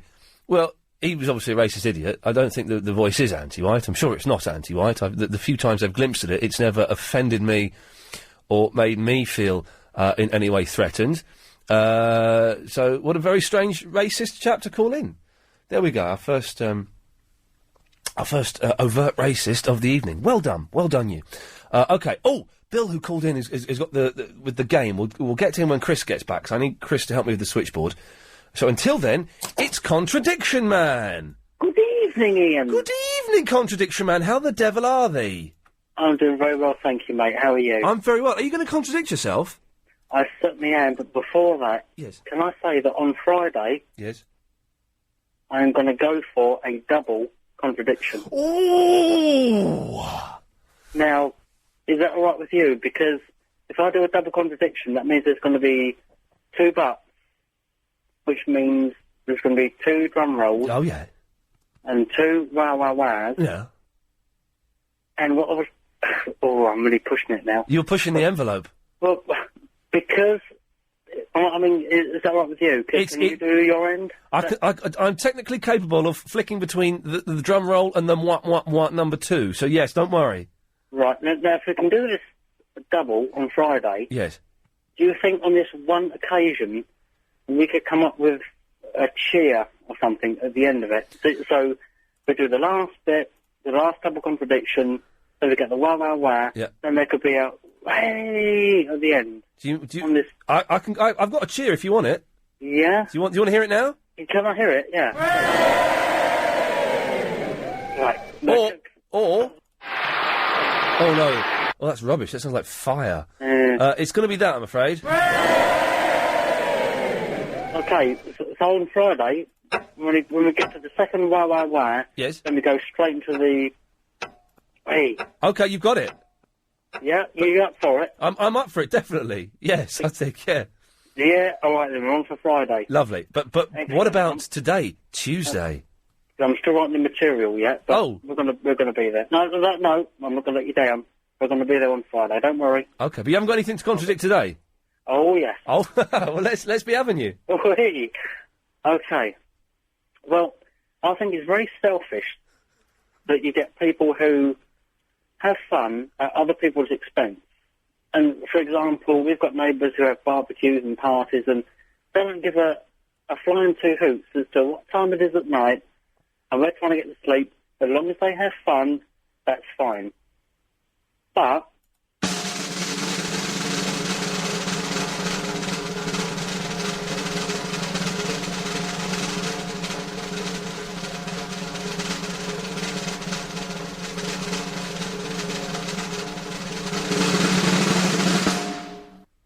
I only live once, so I'm going to enjoy myself. And if you don't like it, tough.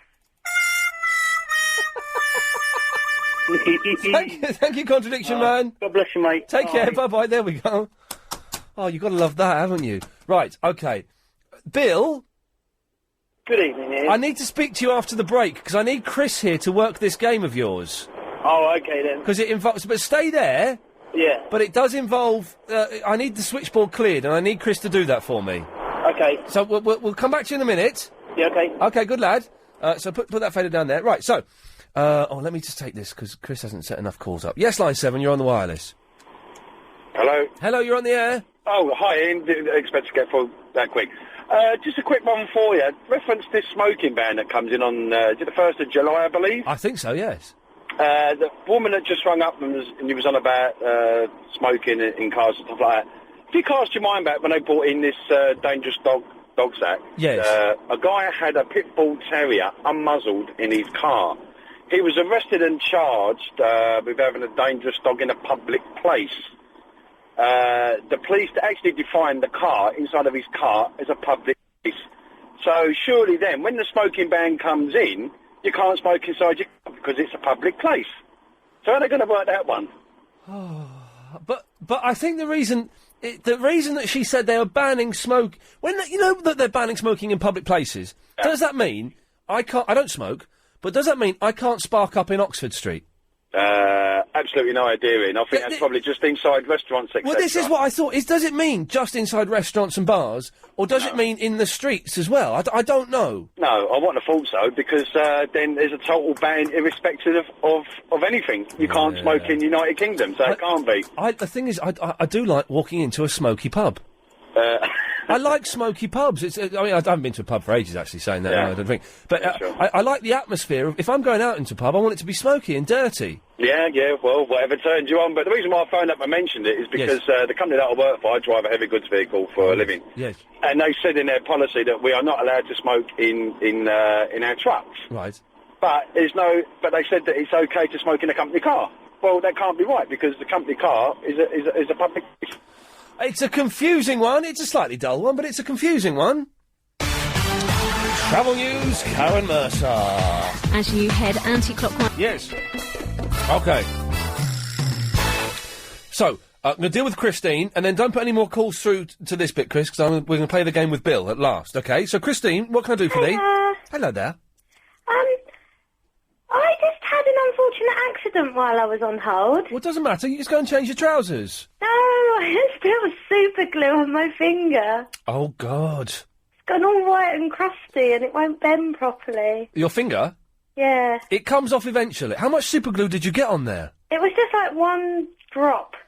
Do you know what? But I tried to rinse it off straight away and it kind of spread.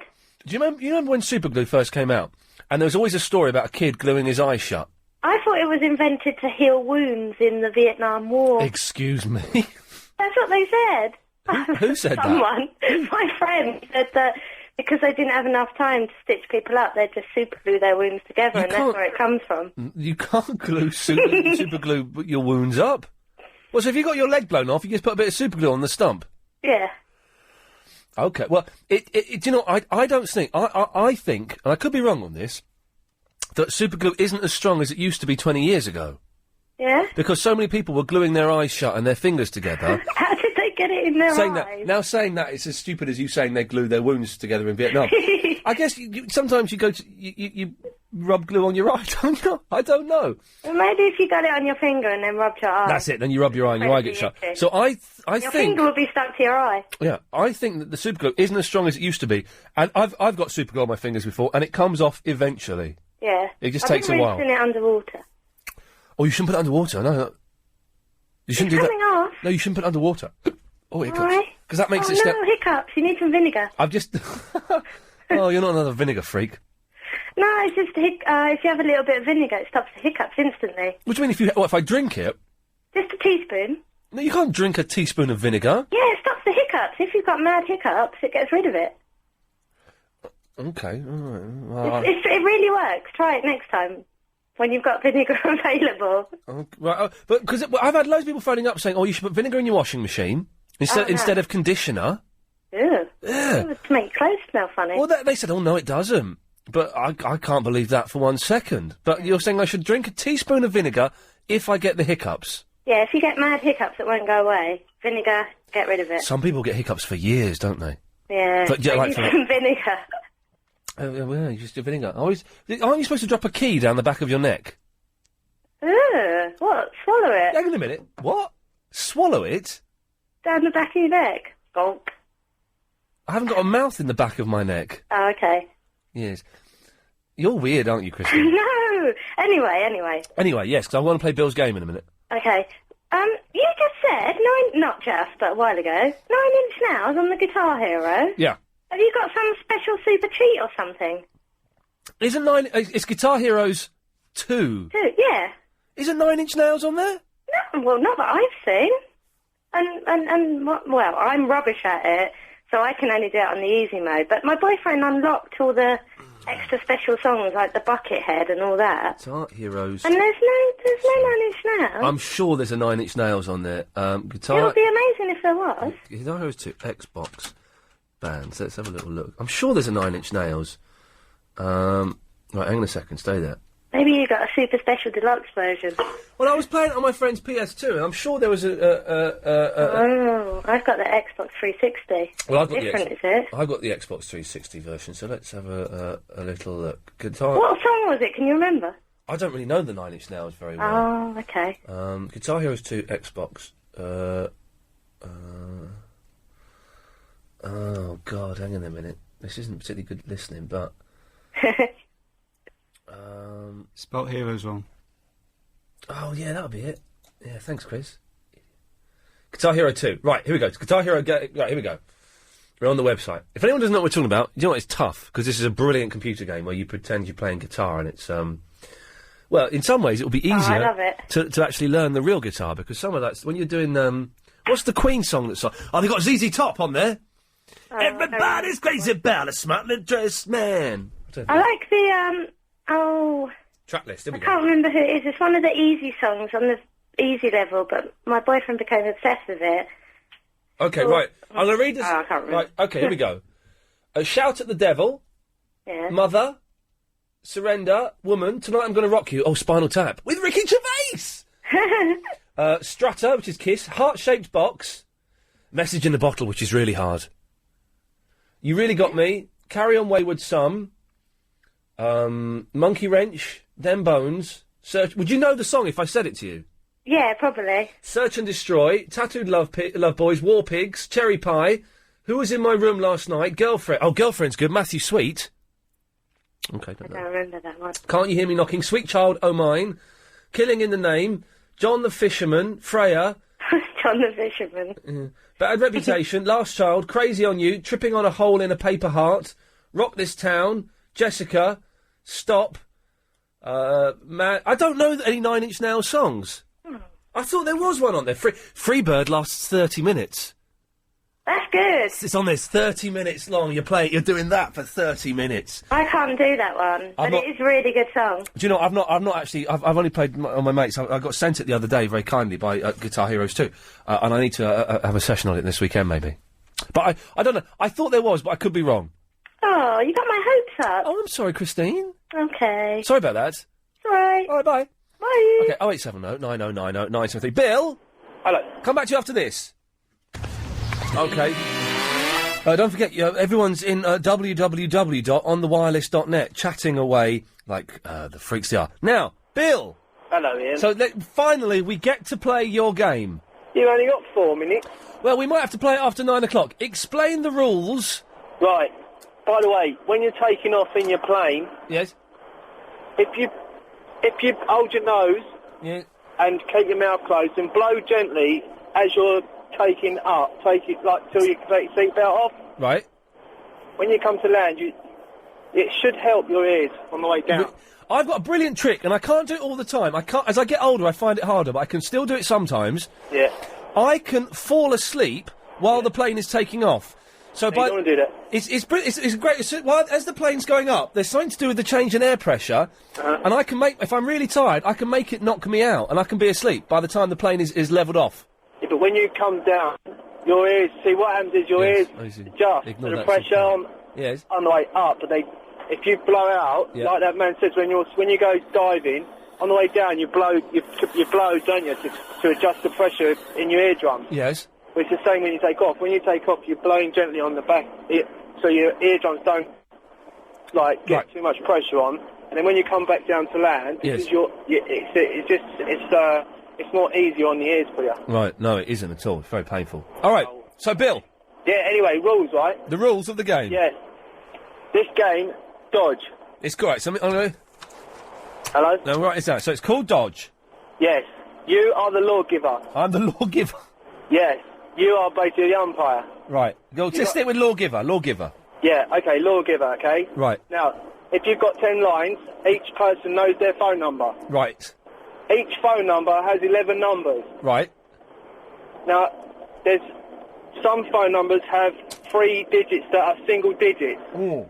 Like your phone number is 087090973. Yeah. So you've got 1, 3 at the end. And 3 nines. Yeah, so so if I called you, say we were playing, and I said 9, yeah, you could then, and you knew you had 3 nines, you could shout dodge. Dodge.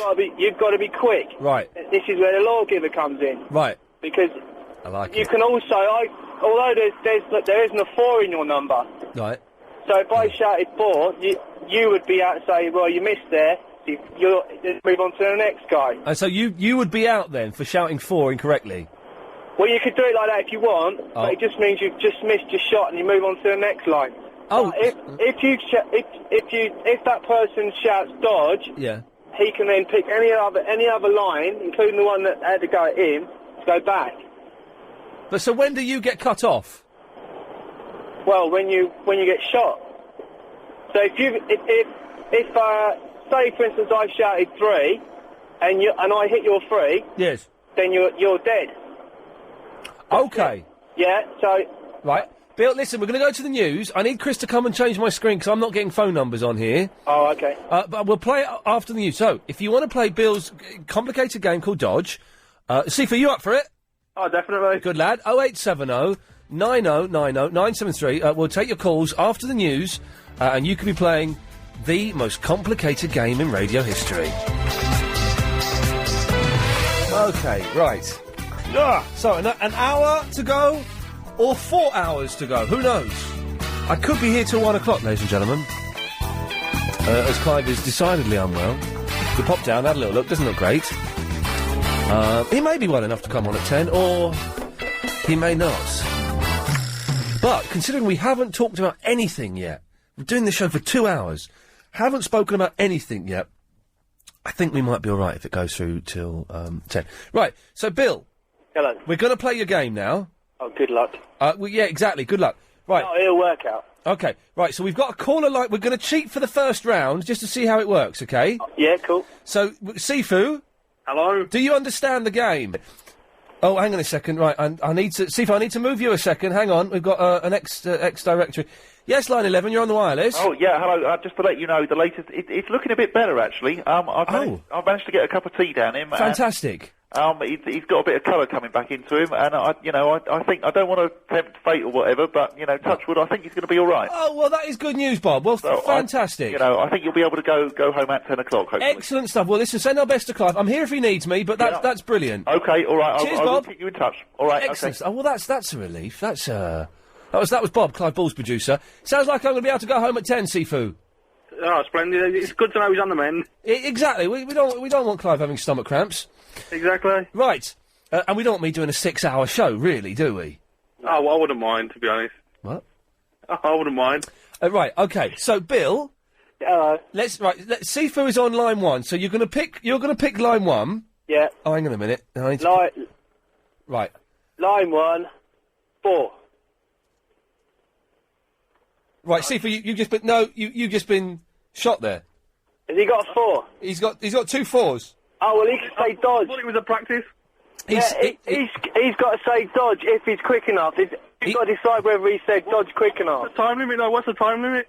It's up to me to judge as the lawgiver. Right, it's like, he's got to be double quick. But I'm saying 4, he's got to see... It's up to you. It's got to be instant as it is his comeback. You judge it. No, I'm guessing people could cheat, Bill, and they could write their phone numbers down in front of them.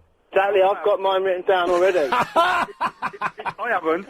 I don't even know my own number. I can tell it to you if you want. Right, Sifu. Yeah? You do it on Bill. All right, then. 9. You missed. You did miss, Sifu. But he said miss and not dodge. No, because he's got no 9s in his number. I can see the numbers as they come up, okay? Understand. And he's got no 9s. So, Bill, what would happen to Sifu there, having missed you? Well, he just missed. So then, if you had another, it'd be up to you to decide. Or if he's on line 1, okay? So you could give line 2 a go. Like if I called dodge, yeah, I could then pick any line because obviously you're listening to numbers being called, right? Yeah. And you know who's got what number and what, you know? Yeah. So you know... Potential. You know, if someone's called dodge on 7, on line 2, then you could shoot line 2 with a 3. Get me?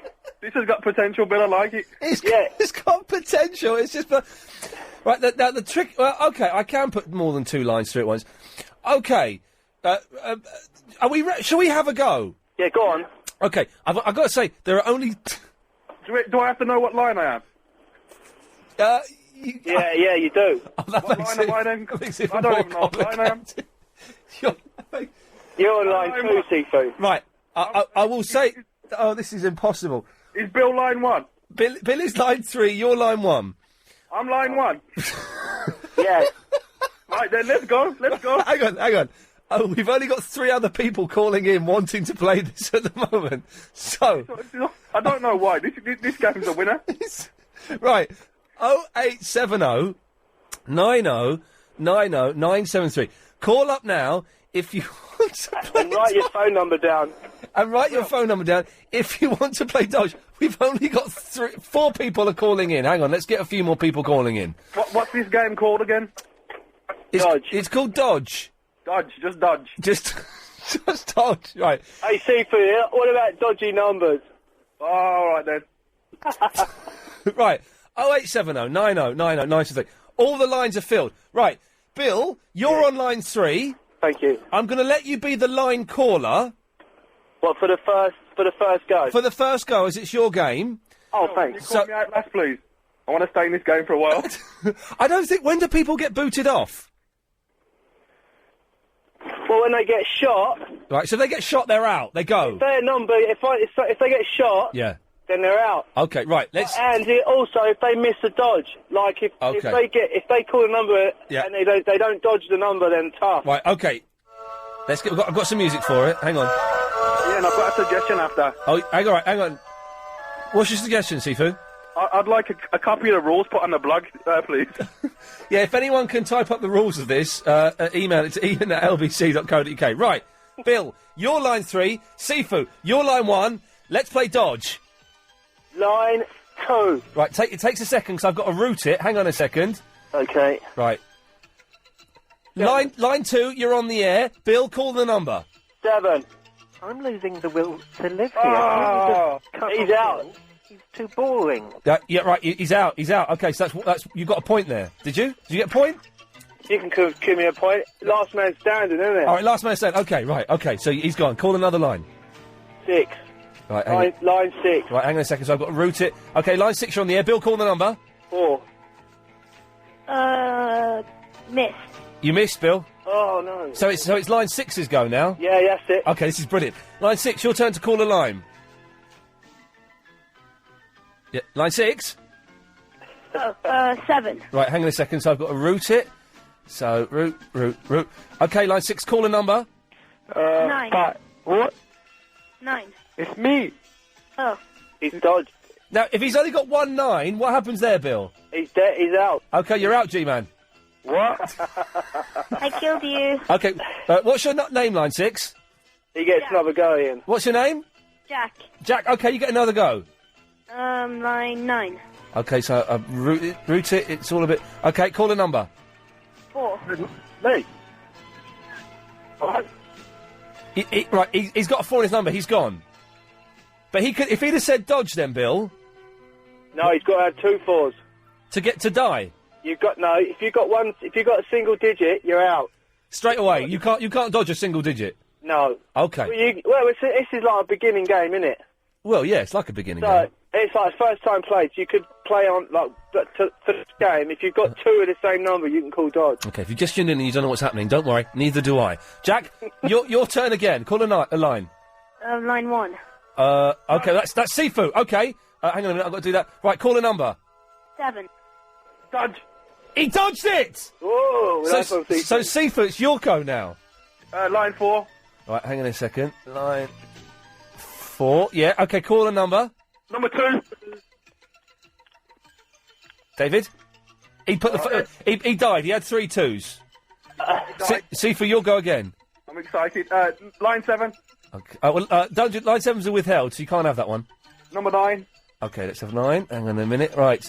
Line 9, you're on the radio. Call a number. 3. No, not you. Sifu, call a number. 7. Dodge. He dodged it! Ooh. Sweet! Okay. Right, so, Ian... Is that Ian? Yeah. It's your turn to call a line. 4. Okay, 4. Okay, Ian, call a number. 0. Dodge. He dodged it! Right, I don't understand how we get a winner, though. Well, eventually... Are we going to just play it up to the quarter of an hour? Okay, the last person standing... Hang on a minute, Chris, what's your idea? Ian, who just dodged it. Yeah. Good evening! The other person who said the number, he should be shot. Or gotten rid of. But the thing is, though, the lines keep filling up again, so there's no last man standing. It's infinite. Oh. So we do a time limit, innit? Yeah. Okay, so... Okay, we've got the travel in about a minute, so the last... There's no fairness at all. The last person to shoot in 1 minute wins. Okay, so Advice Boy, you pick a line. Okay, line 10. Okie dokie, let's have line 10. Pick a number. 9. Line 10? Who's 5? He's out. He's out. Okay, Advice Boy, you get another go. Go on. Line 10. You're going... Well, you just did line 10. There's no line 10 now. Right, line 10. Okay, here we go. Hang on a second. Line 10, you're on the wireless. Advice Boy, pick a number. 5. Hit. Dodge. Dodge. He's out. He's out. He's out. Advice Boy, you're on a winning streak here. You got about 20 seconds left. Go on. Okay. I choose line 4. Okie dokie. Oh no, you're on line 4. If you choose yourself, you're out. Yeah. Yeah, you're out. Okay, nice one. Right. Okay. Right. So Sifu. Champion. You pick a line. Number 5. There is no number 5, so you're out. Yeah, I know. Ian, you pick a line. 2. 2, okay, right, hang on a second. Right, so line 2, you're on the radio. Ian, call a number. Try. Bill, what do you mean you'll try? You've invented a new radio format. I'm a working man. Oh, you muppet. Sorry we're late, Karen, but I think you'll agree it was worth it. It was riveting. I didn't know what was going on, though. I didn't have a clue, to be honest, but never mind. Right, for the tubes, the central line suspended in both directions between Liverpool Street and Leytonstone. It's because of an incident at Bethnal Green. And the East London line, that's completely suspended because of a power failure. There are delays as well on the Victoria and Northern lines. For the trains, though, no problems reported there. On the road front, the M25 anti-clockwise has 2 lanes closed between 13 for Staines and 12 for the M3 after a crash. It's taking around 15 minutes to get through that one still. And the Blackwall Tunnel, that's closed northbound for overnight works. There's two-way traffic in the southbound bore instead. In Bethnal Green, Roman Road still shut in both directions because of that incident ongoing near Bonner Street. And in North Kensington, Kilburn Lane shut in both directions between Harrow Road and Bannister Road for emergency gas works. And there are two sets of temporary lights on Ladbroke Grove. The first at the Harrow Road junction and then... Well... I've just forwarded you a blog from Gary in Germany. It's the longest... as he says itself, it's more like a Jeffrey Archer novel. So, do you just have a quick scan through for swears? Not that one, it's the one below. I think it's fine. I trust Gary. He normally does excellent stuff, but it's ridiculously long. There we go. We just played Dodge, which has got potential. It was the most complicated game, and we need to work out exactly how you get a winner. But maybe we'll have a session of that on Friday. We'll leave it for the week. We'll try and refine the rules a little bit. And maybe we'll have a game of that on Friday. 0870 90 90 973. We've implemented a new system this evening, whereby I get a lot of complaints about my producer. Mainly from Lady Alex because of the harassment that Chris uses. But also from you, the caller, saying that when you call up, Chris says he'll call you back and he never does, or he's... So we've got a new system. If you phone up and you speak to Agent Chris on the phone, if he awards you an A, it means he'll call you back and soon. B, it means he'll only call you back if we don't have any calls, and that, you could be half an hour. Or C means you won't get a call back. It's the fairest way. So he'll say he'll call you back, but he'll give you a ranking, one of those. It's looking likely I'm going to finish at 10 o'clock. There was a possibility that Clive wasn't going to be well enough to do his show at 10, and I was going to have to do a 6-hour show. Well, a 6-hour show, surely, for reasons of payment, I should say 2 3-hour shows. That would be better for me and my accountant. Anyway, so there's 40 minutes of me, or possibly 3 hours and 40 minutes. We don't quite know yet. Either way, 0870 90 90 973 is the telephone number if you want to give me a call. We've actually got stuff to talk about. We haven't used any of it yet. Chris, how are we doing for phone calls? Do I need to shoot off one of these topics? Yeah. OK, well, right, fine. I wish you'd told me that. Well, the thing is... Yes, Chris? The coding system was working fine until we played Bill's game, because now, that took up, like, a whole 15 minutes. Right. So the people that I said I would call back are kind of not answering their phones anymore. I can hear me. Oh, yeah. It's Alex. Alex is listening to an earlier show of me. Yeah, he always does it. Ooh, shivers. OK, well, in that case, let's put a topic out. Lady Alex had deposited his car in a nearby garage, just round the corner from me, round the back of LBC Towers, because it was knackered, because it's done over 1 million miles or something. I wasn't really listening. And he left it here overnight to this garage while they fixed it. And as he came back today, and they had been driving... Is this right, Alex? They'd driven the car up and down this street. Yeah, to test it. To test it. But this street is within the congestion zone. Yep. So what we need to know is, first of all, is if you just drive within the congestion zone and never go through the invisible force field of congestion, do you have to pay? So if you just drive within the congestion zone, do you have to pay? And also, if you do have to pay, we can't see any cameras up this street. So how does that work? Is Alex going to have to pay... I've got itchy chest. Going to have to pay £8 because the garage was driving his car up and down the street within the congestion zone. And also, surely they should pay it, shouldn't they? If they were... Should they? Or you should at least... Or maybe split it with them. That sounds £4 each. I don't know. It is a genuine dilemma. 0870 90 90 973. And can you... Now, I've often thought this, because sometimes I forget whether I've paid the congestion charge. Can you phone up the congestion charge people, and aren't they very friendly people? Very friendly. And say to them, can you check my number plate to see if I've driven within the zone today? Does that... Can they do that? And also, when I phone the congestion charge people, and I do this every single time, and I use pay the congestion charge, at the moment it's at least once a week, because I drive into town on a Friday. Sometimes it's twice a week, it's at least once a week. At the end of the phone call, they say, OK, your receipt number is HD 642 221 PYD. And I always go, uh-huh, uh-huh, mm-hmm, mm-hmm, and pretend I'm writing it down. Well, I'm not. I'm just sat there. I'm not writing it down. Does anyone else do that? Just go, Chris, say some numbers and letters to me as though you're giving me a receipt. 4821. Uh-huh. HYP. HYP, was that? Yeah. Uh-huh. 728. 46. LMNOP. Okay, yeah. 9. Okay, thanks. Could you put a receipt in the post for me, please? Yeah, sure. There we go. And that's how and I never write it down. And I wish I had done sometimes, because there's a couple of times I've been sent the £50 fine, and I thought, do you know what? I think I paid it. But I can't have the intellect to chase that up. Hang on a second. It's Bill who invented Dodge. Hello, Bill. Oh. Ooh. I was going to ring. Friday, you said? Yeah, Friday. Yeah, okay. Is that all right?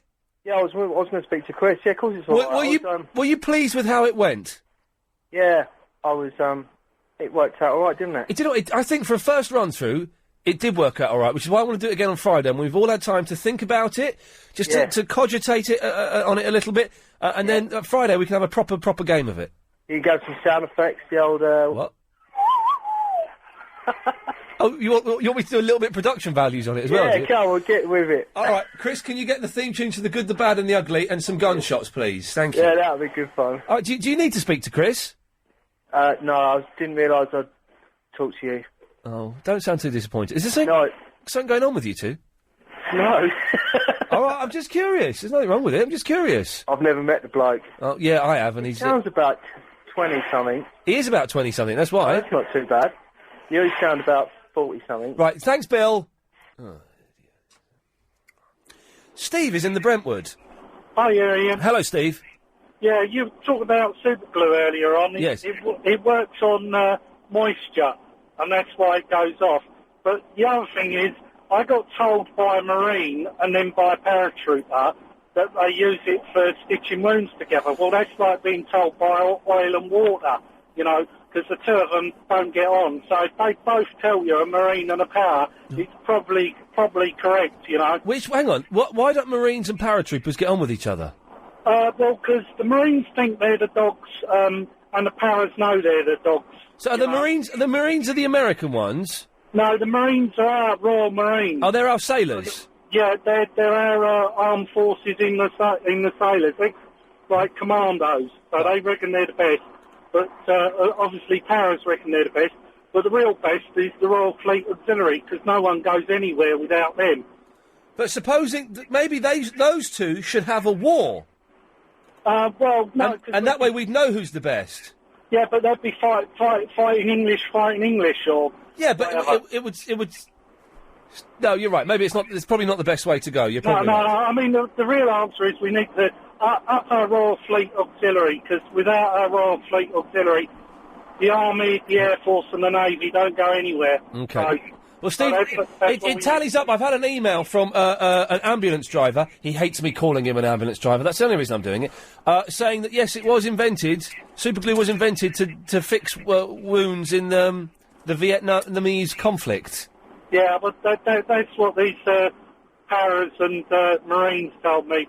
OK, well, Steve, thanks very much for that. So that answers the question, war, what is it good for? Well, it's good for developing an adhesive that you can stick wood to plastic, so...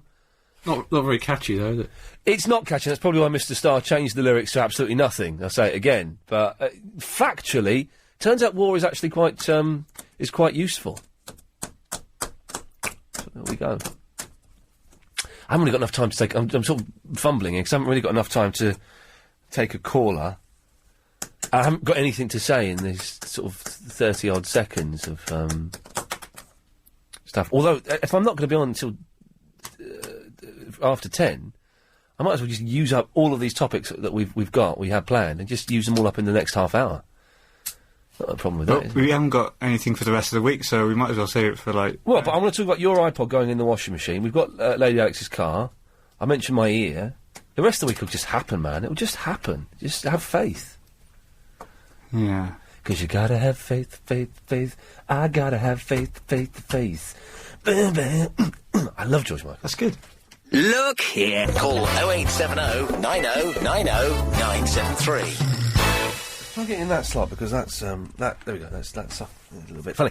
Okay, last 30 minutes of the show. It's sounding like Clive Ball's going to be fine. He's going to be on at 10, so that's all good news for radio fans around the world and for me because I've just suddenly been hit by a wave of exhaustion. I think I've been a little bit too bubbly, and the news that Clive is going to be okay. Well, he's looking like he's going to be okay anyway. It means my body has just sort of relaxed a little bit, meaning I'm knackered. And I'm up at 7:20 in the morning, so good news. It took me ages to get home last night. Normally I'm home by 10:32. Last night I was home at about 5 minutes to 11, because there's traffic all around here. They've got these temporary traffic lights on a roundabout round the corner from here. And that slows things down a bit, but once you get past that, it's fine. But last night it wasn't, and it was all congested. I need to say congealed. Ooh. It was all congealed around there, and then you got past that eventually, and then there was another traffic light, so I got off that road, because I could see us being there for ages, and went a different route, and, oh, God. You know when you're just stuck in a car, and you think, I just want to get home and have some dinner and play some computer game and sleep. Oh, I ended up having quite a late dinner. Anyway, by the by.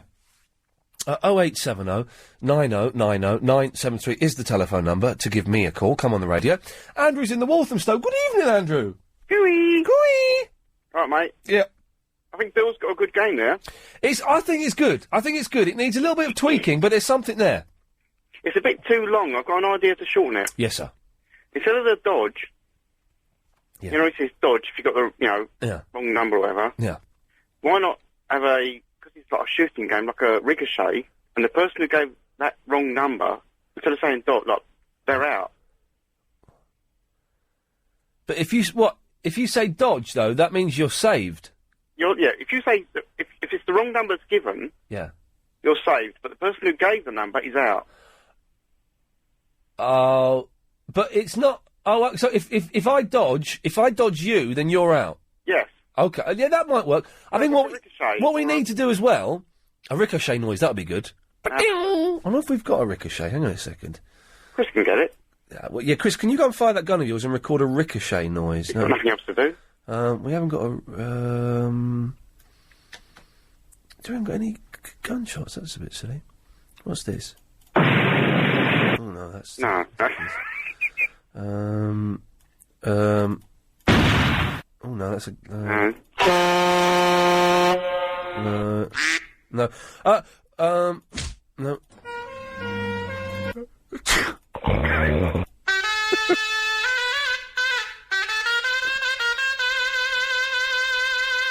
I just found my new favourite bit of music. Oh, that's getting dragged into my file. Oh, that's beautiful. Iain, though. Yes. What happened to Quiet Time? What? What happened to Quiet Time? Oh, we're only going to do it once a month, Quiet Time. Oh, I like that. It was good, wasn't it? Oh, I loved it. Maybe well, I need to work out if it's too much to do it once we'll either do 15 minutes once a fortnight, or we'll do 30 minutes once a month. It was great. I loved it. It was. If you missed this yesterday, we had 30 minutes between 8:30 and 9 where it was Quiet Time. And everybody had to speak quietly. We didn't want any bad issues or bad attitudes. It was all nice and relaxed. And it worked really, really well, I think. I thought it was great. Well, we're definitely going to do it again. It's whether we do it once a month or once a fortnight, really. So we'll see how it goes. A half an hour once a fortnight?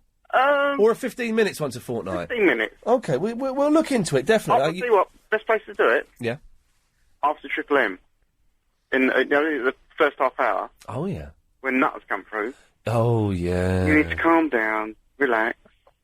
You could be. I tell you what the problem is, though. Do you know what? After the Triple M, the first 30 minutes of the show, where the calls go straight to air, it can be a little bit tricky to then generate calls, because people are still... Chris, quite often I'll go behind the glass during the news at 7:30, and Chris is going, hello, LBC, and it's just people going, globule, and then putting the phone down. So there's kind of a carryover. So I think it's good to sort of start the show proper there.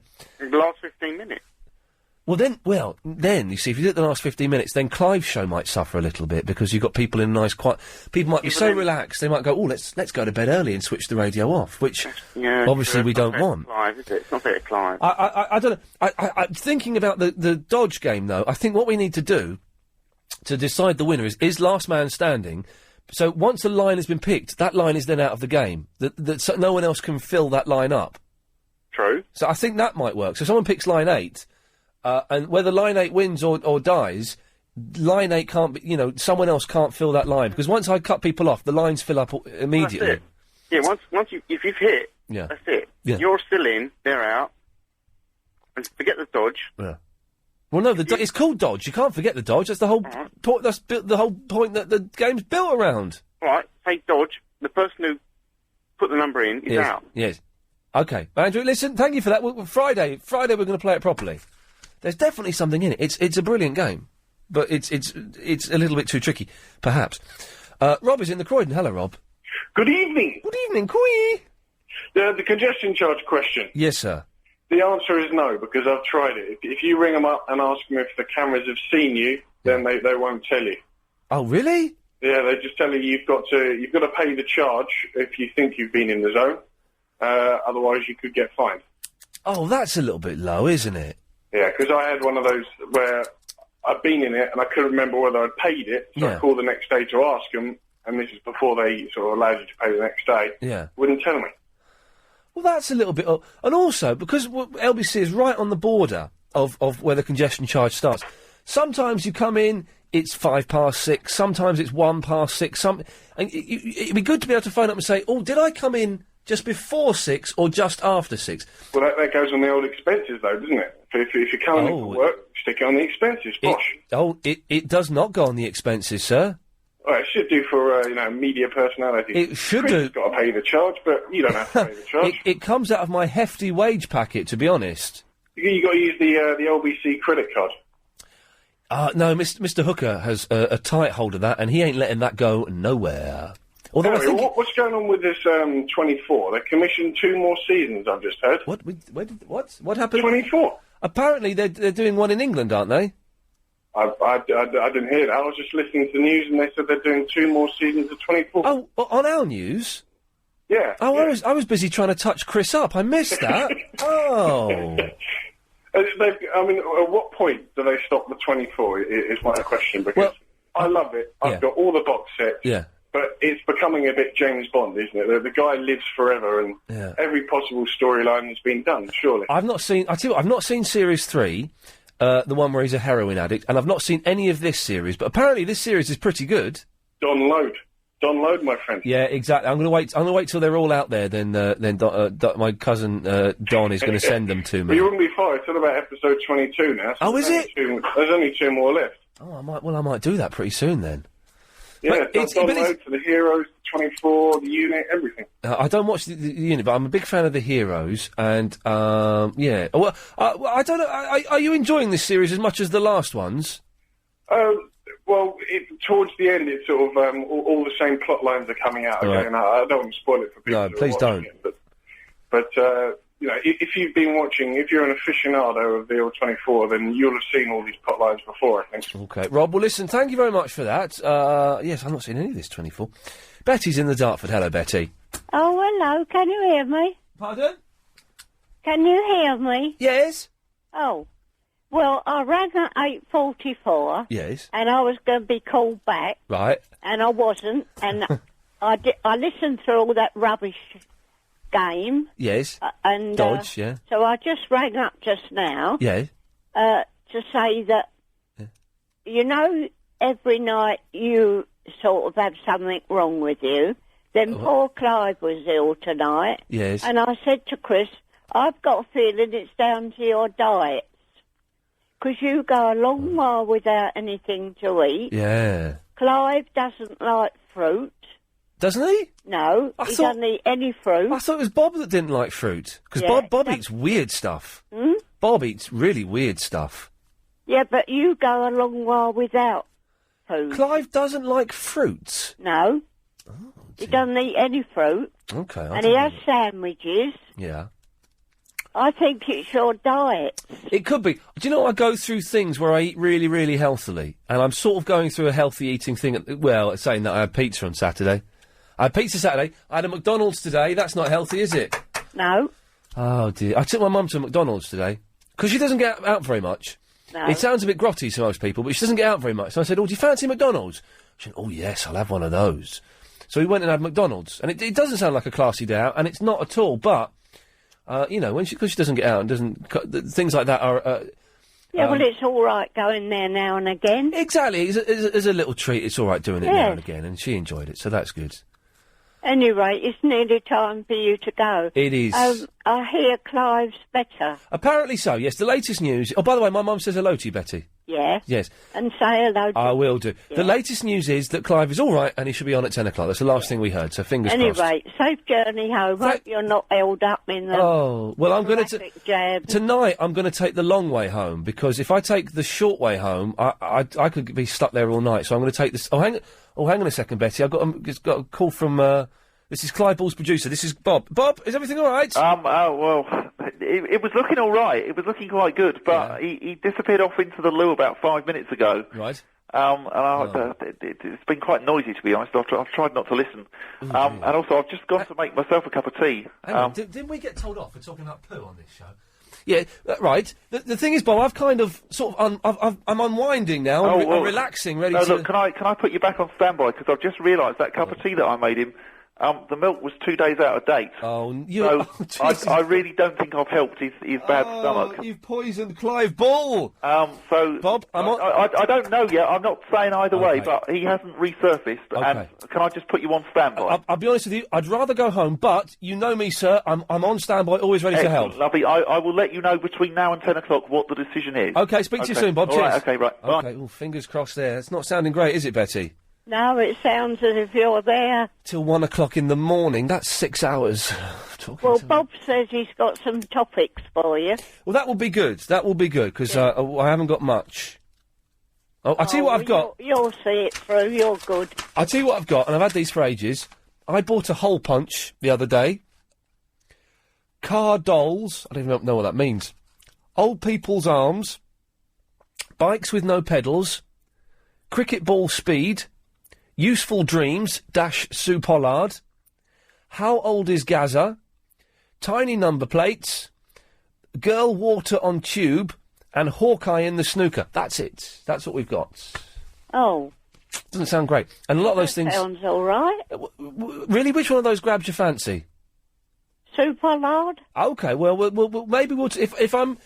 If I'm filling in for Clive, the first thing I'll talk about will be Sue Pollard. Yeah. All right, Betty. Yeah. Take care, love. Take care. Bye-bye. But hopefully, Clive will be fine, and he'll be on at 10. Travel news, Looking at the Tubes, first of all, the Central Line suspended. OK, the blog is up on the website. Oh, it's going up on the website now, so it should be up there in a bit. Can I recommend you go and read it, because it's a work of art. It's from Gary in Germany. It is... without a doubt, the longest blog we've ever had. And as Chris said, it makes the show sound excellent. So he's done some magic. Go to LBC. In about 3 minutes, it'll be up. When you click that button, Chris, is that on there then? That's instantaneous. Let's do a test. OK, well, let's do a test. So he's clicked add entry. Wait for the green... OK, right, so it's there. So we'll have a little look. LBC.co.uk, by the way, is where you need to go, and I do recommend you, why don't they spend some money and get some decent computers with a decent internet connection? Iain's blogs. Oh, Agent Chris's best page on the website. What you're about to view must remain as... Yes, it does go up there straight away. Let's go back. What does it say about your say about your web page? Nothing, it's just... Must remain... So, to stop Iain looking at this page, you have to enter your email address. It'll be worth it because I will send you updates when I update my page in it. Ooh, Chris has got a page that I'm not allowed to look at. Because I've got fans, isn't it? Yeah, that's right, Chris. Yeah, that's right. It's got it's a page I can't look at. Oh, you're such a child. You're a child. It's like getting your notebook and writing on it, top secret. Top secret. You can't read it because it's top secret. Hang on, didn't you write that on your folder downstairs in the office? Oh, yeah, but that was to stop Steve Allen looking in there. Oh, yeah. Right, Alex is in the West End. Yeah, it's been going some bad news. Sorry? I've just been given some bad news. Oh, I'm sorry to hear that. My family. It's a bit depressing. Okay, what, what, the television series? No. Yeah, but there's no time for jokes now. Oh, I do apologise, sorry. But anyway. Well, what bad news? I'd rather not go into it, because it's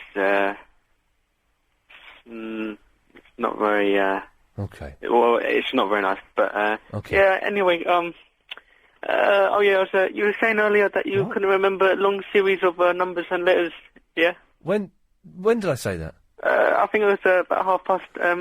That's when they give when you pay the congestion charge. Yeah. And they give you a receipt number. You're supposed to write it down, but I never do. I just pretend that I do. What do they do on your mobile phone? They say it to you, yeah. What you do, right, is you say, hang on a second, and then you press record. And then they say, you got your pen and paper, Nate. Then you say, no, that's right. Then they think that you're memorising, and they think that you're really clever, right? But you're recording it. And then you just play it back later. Is that the tidied up page, Chris? Is that it tidied up? What? It looks good. Yes. Done a good job. Well done. All right. I don't know how to record on my phone. I'm getting right. So T-Mobile phoned me up today, who I'm with. No. Well, I'm with them, and they said, right, because you've been a loyal customer. Basically, they've given me a cheaper phone package, and they're sending me an upgraded phone for free, like a free phone. Yeah, I get that as well. Can I have the old one? Well, no, because I think I don't use the old one. The old one they gave me, it's a BlackBerry. I gave it to a mate, right? And so they're sending me another BlackBerry. But I've got a BlackBerry that I'm going to keep using, because I really like that one. So they're going to send me another BlackBerry. But can I give it to someone? Does it have to be on T-Mobile, or can it be on any network? You got to unlock it. If they got a T-Mobile SIM card, then it's fine. But how? I don't understand. They phoned me up, and this was brilliant. They said, right, it means you've got to stay with us for another 18 months. All right, fine. But they've reduced the price of my package, so I'm paying less. I'm paying less and getting more for it. All right. And they're sending me a free BlackBerry. That's good, isn't it? Well, I don't understand how that works. Well, that's because they want to keep you as a customer, right? But, yeah. Anyway, you know Super Soccer, yeah? Yes. What happened to that? Well, I'm going to try and type it up. Well, I'm probably going to call it double football now. Well, I'm going to introduce another rule. Okay, go on then. Because, people say that they're born from a county, right? Yeah. And it gets a bit complicated. Yeah. Say, like, you're from, I don't know, Watford or something. Yeah. But, Watford is in the county. I mean, whatever. A town? Yeah, a town. Yeah. But, you say the team should be hospitals. The team should be hospitals? Yeah, because I was born in I'm not going to say which hospital, but there's a hospital across the road. For example, Charing Cross Hospital. Right. Well, so the teams are made up of hospitals? Yeah, so, Charing Cross Hospital. But why can't they be made up of football teams? That is the football team. So if anyone's born in a hospital, they can enter the team.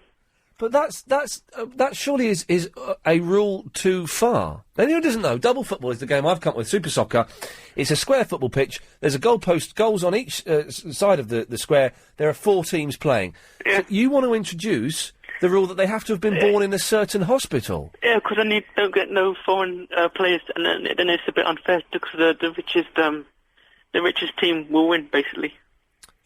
So if you just have players that are born in the local hospital in a team, then it's more fair. Oh, okay, Alex. Well, it's more confusing. That much is sure. Thank you for that. Well, we've got loads of people phoning in saying what was Alex's bad news. Now, I didn't know if he was joking or being serious or not, so that's why I didn't push that one. The fact that he didn't go on to talk about it anymore would imply that it was serious. So I hope nothing too bad has happened. If it has, I'm sorry to hear that. If it was a joke, well done. You had me fooled. Okay, 0870 9090 973. Potentially the last 5 minutes of the show, or it's a 5-minute hors d'oeuvre to the 3 hours I'll be doing after 10 o'clock. We just don't know yet. This is PC Lawson. You can say it. What? Is there a montage or not? Doesn't matter if there's not, I'm not bothered. Yeah, it's a minute. Okay. It was mysterious there for a second. Let's get that all queued up. Right, lovely. Tony's in the Kenley. Evening, sir. Hello, sir. Not a very interesting call, but did you say you don't claim for your congestion charges against your tax? Well, no, I didn't say that. I do send I do claim against my tax, but it comes out of my pocket. Yeah, but you can't claim for the fines. No, can you not? No, you can't claim for the fines, but you can claim for the congestion charge itself. I thought so, yes, I send all of that off to my accountant, but the chap that called in earlier thought that LBC 97.3 would pay my congestion charge, if only they did. No, that wouldn't be good, because you'd get taxed on it as income and you wouldn't be able to claim the deduction for the fine, so you'd be out of pocket that way. Oh, okay, right, nice one. So, that told you very boring, but it might save you. I thought it might save you a few, Rob. Well, Tony, listen, thank you for that. All right, then. Good news, there we go. Let's just quickly take line 2, you're on the wireless. The answer is a large toilet roll and a plastic bucket. Oh, that's very apt. Bob, is everything right? Yeah, I'm still not sure how it's going to go. Okay, I'll hang around for a few minutes afterwards. Yeah. Fantastic, all right. I mean, if he wants to start, I'll hang around. He's just sitting downstairs at the minute, looking a bit sort of, you know. Okay. Listen, I don't mind doing the 3 hours. Right. Or if he wants to start at 10, I'll stick around for the first quarter of an hour, and if he... See how he goes. Oh, that's quite a good idea. But let's talk about it during the news. Sure. But Okay. thank you for keeping me All right. informed. Okay, so in theory, I could be here till 1 o'clock. I doubt I will be. That would just be ridiculous. That would be too much for me. It would be certainly too much for you, dear listener, wouldn't it? So I doubt that's going to happen. Right, very quickly, Advice Boy. Good evening. Good evening. You're the last caller for me for tonight, probably. Yeah, probably. Probably. Do you know yesterday when you was making up that funny voice, yeah? Oh, yes, Bigger Smalls, it's your birthday, talks like that. It's a funny voice I can do. I've discovered I can do. Yes, that person, yeah? Yes. That person that says it's your birthday, yeah? Yes, Bigger Smalls. What? Well, I'll say Bigger Smalls, but it's 50 cents, is it? Yeah, 50 cents. Okay, that's, Yeah, and do you know that about the iPod thing, yeah? Oh, we did... No, we don't, because we've not mentioned that now, so we're going to keep that till later or tomorrow. Oh, okay. But Chris put his iPod in the washing machine. Yeah, do you know that Dodge game thing? That Dodge, yeah? Oh, yes. Did I win it then? No. Even I shot myself. Yes. So, fingers crossed I'm off home now. If you missed the show this evening, it sounded remarkably like this. When you call up, I will give you a letter. A means you'll get a definite callback within the next 15 minutes. A B means you'll get a call back in between half an hour and 45 minutes. A C is probably unlikely you're going to get on the radio. Ian Lee, your mum. What do you want to say to Ian then? But don't say it like that to them, because that's disrespectful. No wonder we don't get any callers and our listeners drop off in the last hour, because you spent the first 2 hours talking to them like that. Now try it again. Well, if you're going to be like that, I'm not going to put you through to Ian. You can't put me through because I am Ian. Let's play Dodge. Okay, G-Man, you pick a line. Line 2. You're line 2, you're out. The music ends. Bill? Hello. I think by default you just won your own game. Hey, it's Bill Cracking Show. Hey, just want to say this. If you got kids, give a kid, give 'em a hug, and don't forget to check their mother's DNA. Bye. That was good, thank you for that, Alex. Okay, that's it. Fingers crossed I'm going off home in a little bit, but I'll stick around. Clyde Ball coming up next. I shall be back tomorrow. What time do we do this show? I keep going to say 3. Isn't that odd? Like, 4 months after we've ended it. 5 months. Get over it, Ian. Ain't coming back. Ta! London's LBC 97.3. 0870 90 90 973. Clive Bull.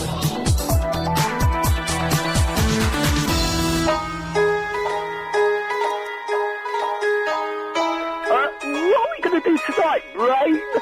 Same thing we do every night, Pinky. Listen to Clive Bull's first caller, and then try to take over the world.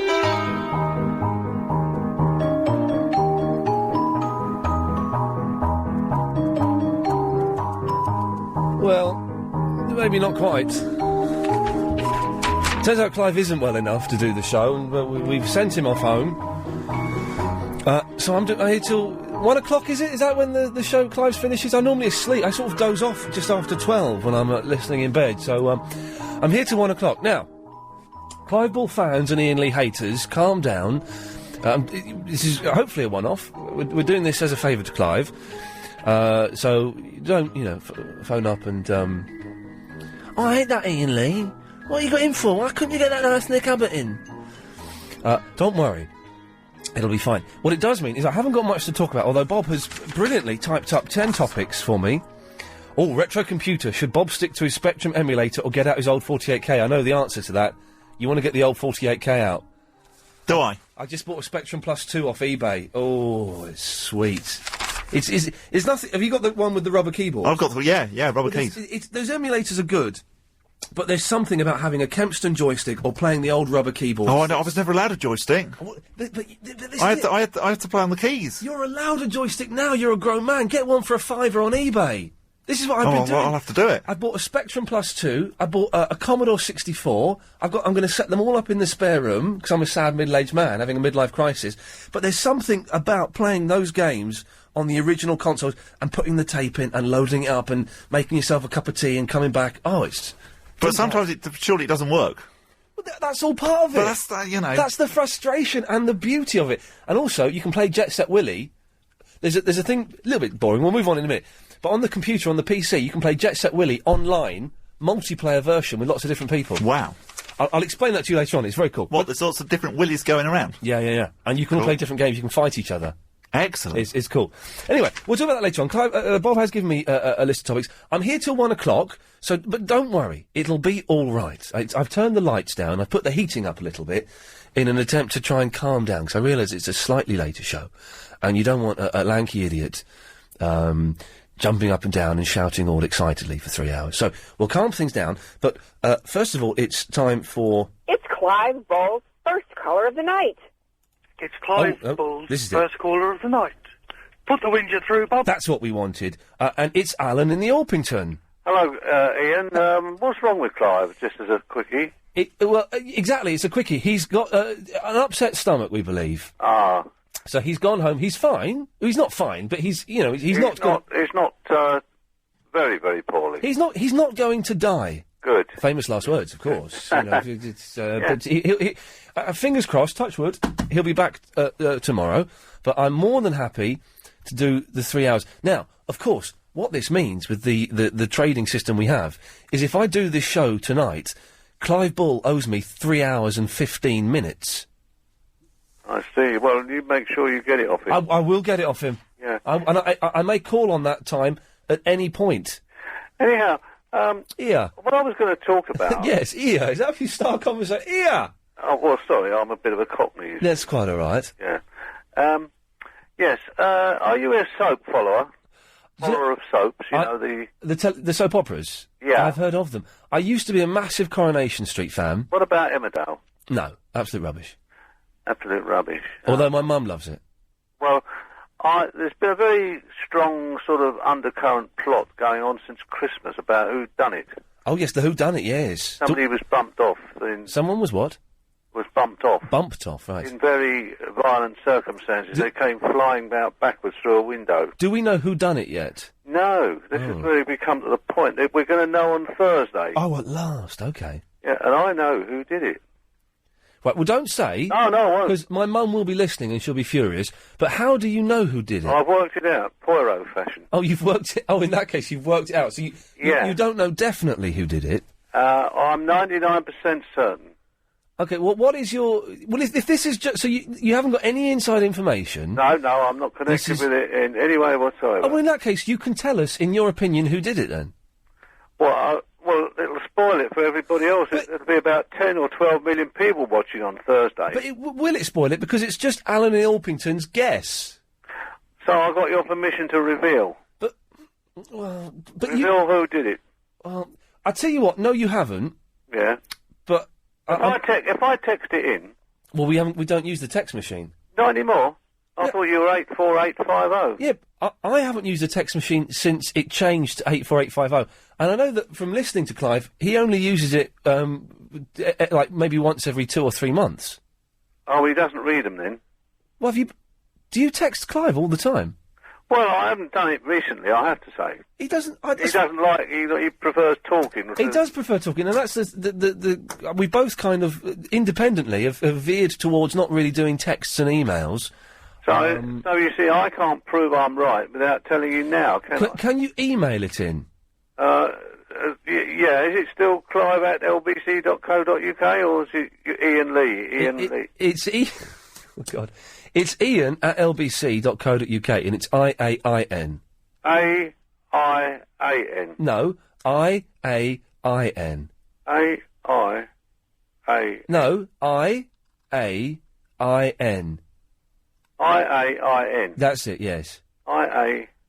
Why are we talking about Emmerdale Farm, for God's sake? It's the most dull programme ever. Well, no, but there would be 10 or 12 million people watching on Thursday to find out Okay. who done it, you see. What I need you to do is email in who you think done it. Yeah. And then on Thursday we'll know if you're... Blanche? Yeah? You're an elderly lady. Do you watch Emmerdale Farm? Absolutely not. Oh, okay.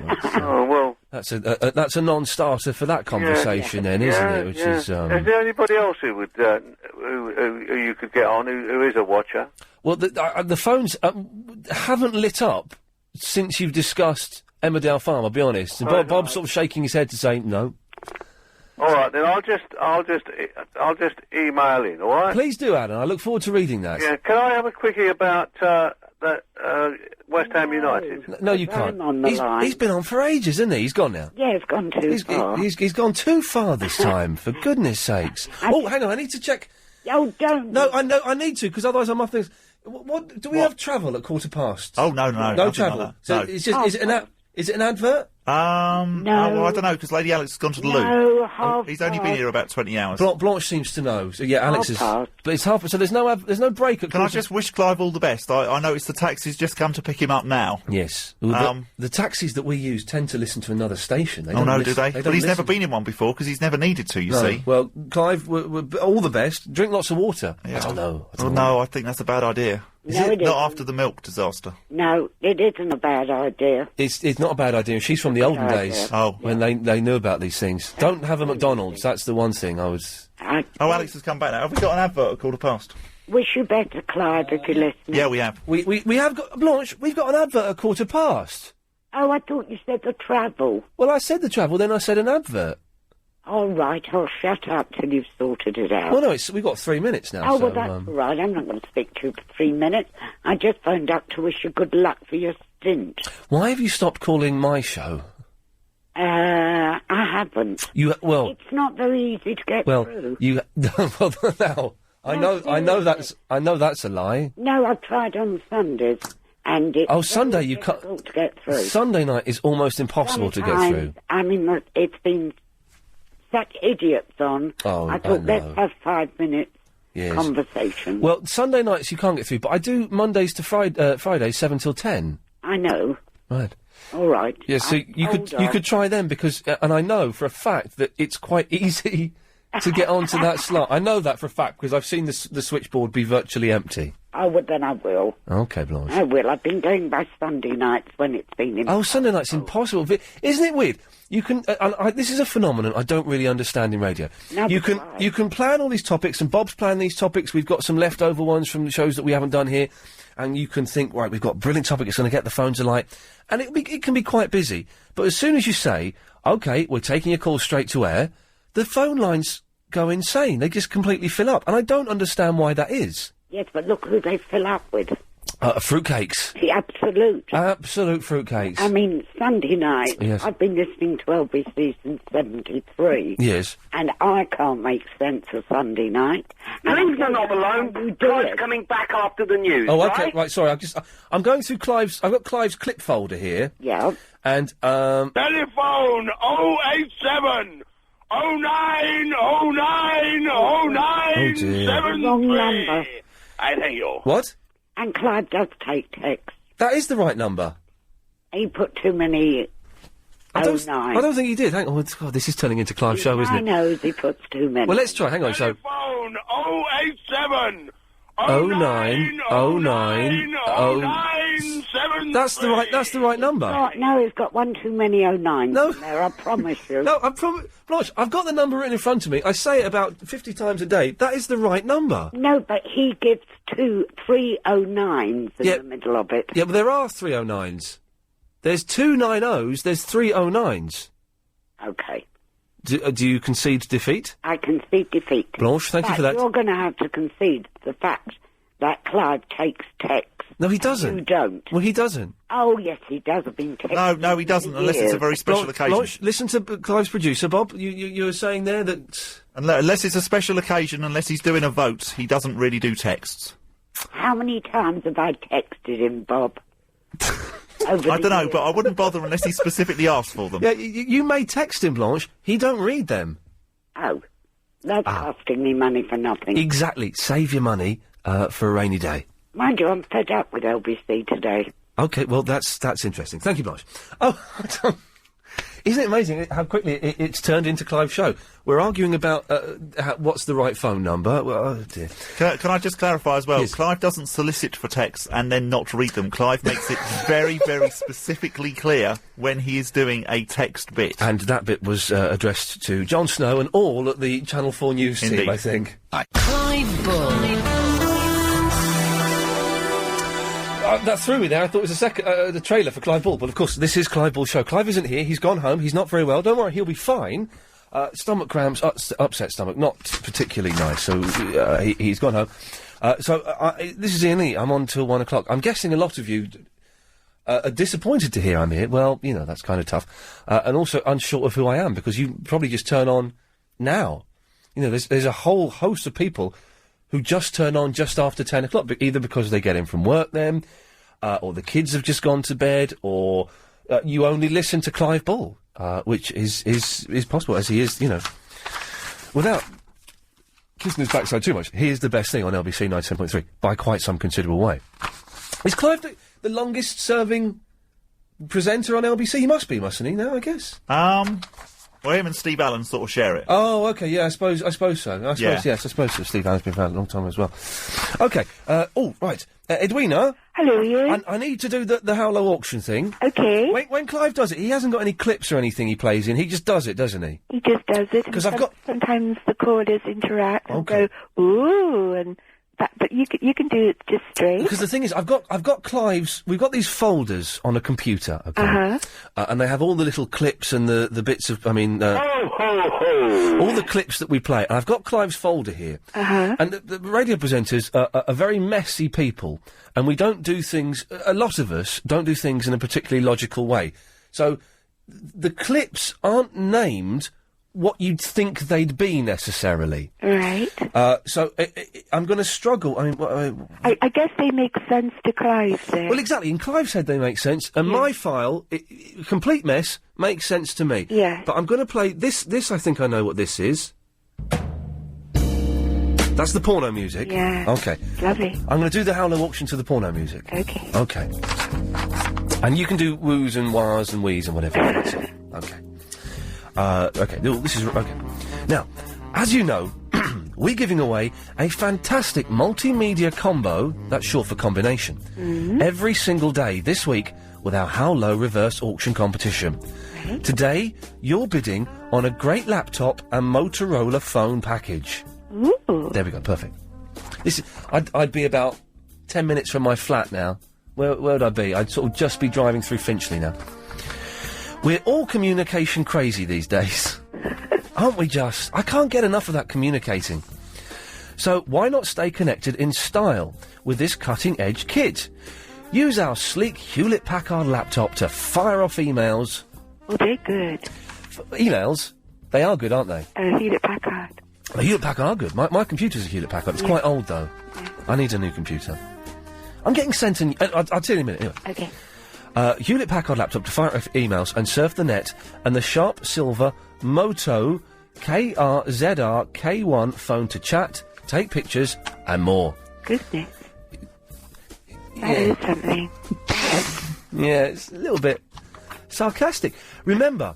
it wasn't sarcastic. Okay. I mean, that's quite something. It is something.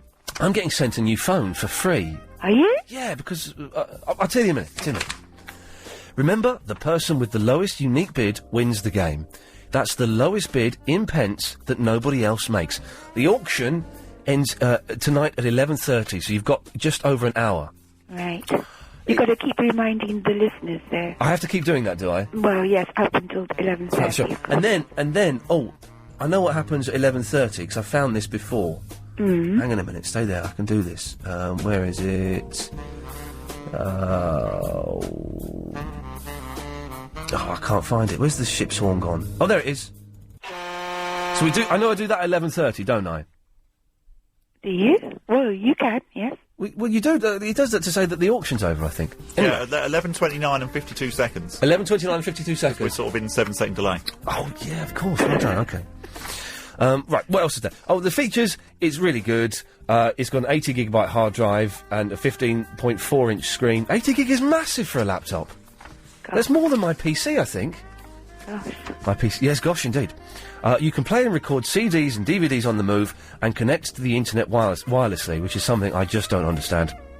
And the phone has been packed with a wealth of multimedia entertainment, including a 2-megapixel camera, video clip recorder, and MP3 player. Now, to bid, text the letters LBC plus your bid in pence to 88821 or 88821. I heard Clive mentioning this last night, and I mentioned this earlier in the show yesterday.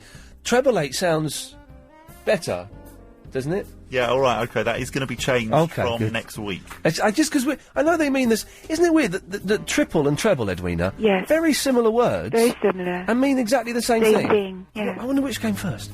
I don't really care. 88821. So, to bid 95 pence, you text LBC 9595 to 88821. Lines close 11:30 p.m. today. Bidders must be over 16.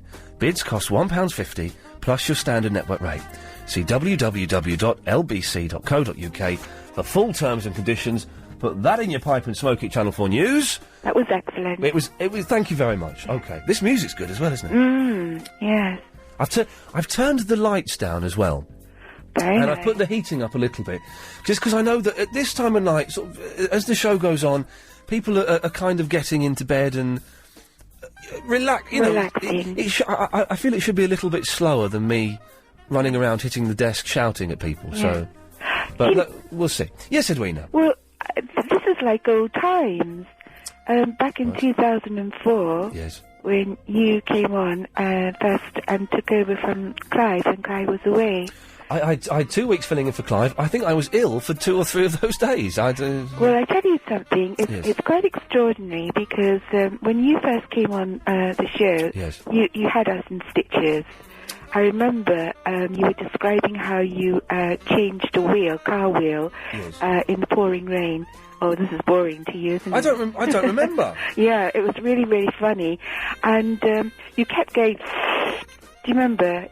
And your breathing wasn't so good, and you are so far more relaxed now doing this. Well, I don't remember what was wrong with me. I do remember not being very well, and I was kind of a little bit hyper because this was my first gig at LBC. Yeah. I was a big fan of Clive Balls, as you know, I have been for a long time, and so to suddenly fill in for him was a little bit daunting. I was quite daunted by the whole thing, I think. Oh, you're good. Listen, what are you going to do about food tonight? I ain't going to eat. I guess that's what, I might get another Kit Kat or something later on. I have had someone offer to bring in some food, but I think I'll be all right. And what's the story about you getting a free phone? Oh, well, it's not really a story. Basically, T-Mobile, who I'm with, phoned me up today, and they said, "Oh, you've been a loyal customer. If you agree to stay with us for another 18 months, and I'm happy to do that, we'll look at..." I said, OK, yeah. So they've reduced the cost of my package. They've given me another deal. They said, if you use this quite a bit and you don't use that, so if we change that and put you on this tariff... So they've reduced that. And they've upgraded my phone, which means they're going to send me a new phone for free. Wow, you lucky devil. What is that? Yeah, you nearly swore then, didn't you? Is that common? I don't really know how that works. And also, the phone they sent me before, I gave away to someone because someone very kindly bought me... Oh, it's ending there, Yes. Someone very kindly bought me a very nice phone, which is what I've been using. But they're going to send me another phone, and I sort of went, yeah, all right. But I don't have to use it, do I? I can... Of course not, but I mean, at least it's there, isn't it? In case you need to use it or lose the other one. Or... Am I allowed to, and I mean allowed to in the legal sense of the word, for example, put it on eBay? Oh, Ian, why would you do that? Well, because I've got a phone. I've got a really nice phone. I'm very, very happy with. It hasn't got a camera, but I can live with that. Yeah. Do you know, I don't know, do you know, we're all licensed players to the Radio 1 show, and they're putting on a road show. Yes. And they've given out tickets, free tickets to everyone. Yes. And some of those people they've given tickets to are putting their tickets on eBay to sell, and I don't think that's ethical. Oh. And it's like your phone. I mean, I wouldn't do that. Is the Radio 1 Roadshow, is Smiley Miley going to be there? Oh, I don't know. It's groups, isn't it? Like Scissor Sisters and people like that. They do it every year, do you don't know, they? I listened to a bit of Chris Moyles the other day, Mm-hmm. and I just thought, well, it's amazing. I just thought it was awful, to be honest. Now, is that me being old? Is that because I had a run-in with him a couple of years ago? Is that because he's rubbish? I don't know. But then millions of people listen to him, so he's got to be something going on. No, I don't like him. Anyway, I hope Clive gets better real soon, and have a lovely evening. Edwina, thank you very much. Bye. Bye-bye. OK, there we go. 0870 90 90 973. Well, this is all right. We're doing OK. Only another 2.5 hours. Trixie is in the Catford. Hello, Trixie. Hello. Hello, Trixie. I'm calling in with lots of moral support for you. Thank you. All right? Yes. You're starting to calm down now. Yes. Just relax. Even more. Put the sexy music on again. Oh, you want some more sexy music? OK. Exactly. OK, I'm just worried that then it becomes the music is a little bit sleazy, isn't it? Well, he normally plays it around after midnight. Oh, OK. That's when he plays it. Do you want me to talk you sort of through the show? I think so, because I think to be honest, that music's a little bit laid back for 27 minutes past 10. I think so. So, well, switch that one off. Then. Let's see if he's got anything else that might be. You've got some lovely ones by Eagle. Oh, hang on a minute. This might be a little bit more 10:30.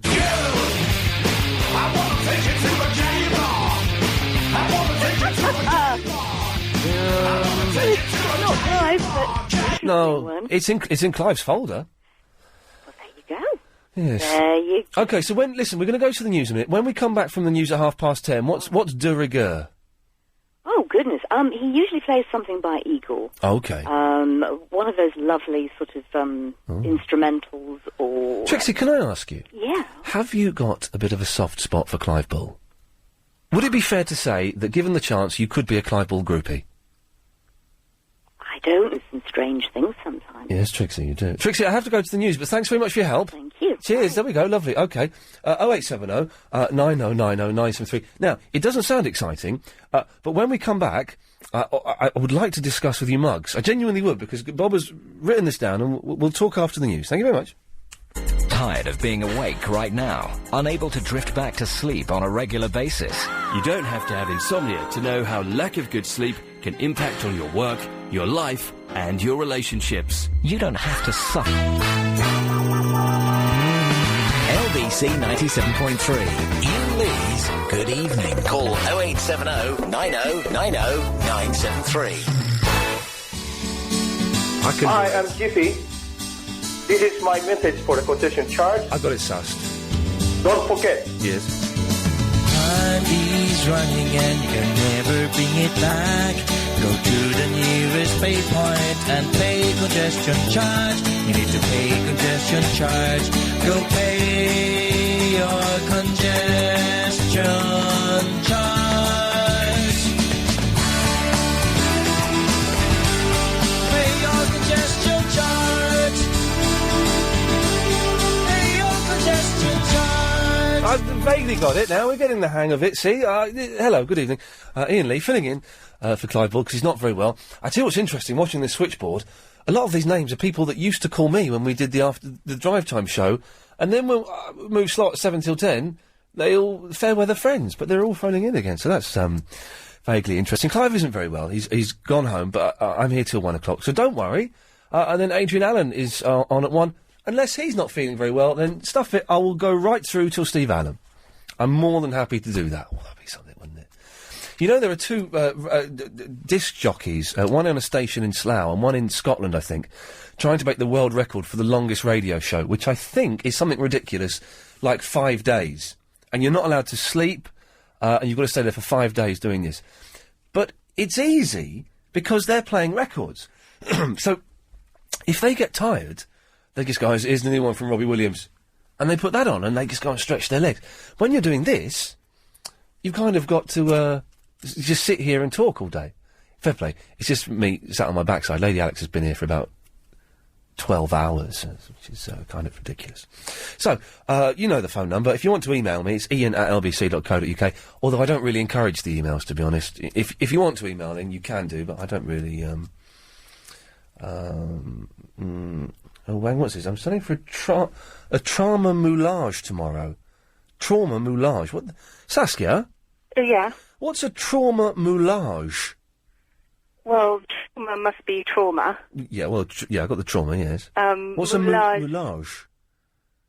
Is that... No, I'm thinking of ménage à trois. Moulage. A moulage à trois. Like something you eat? Moulage?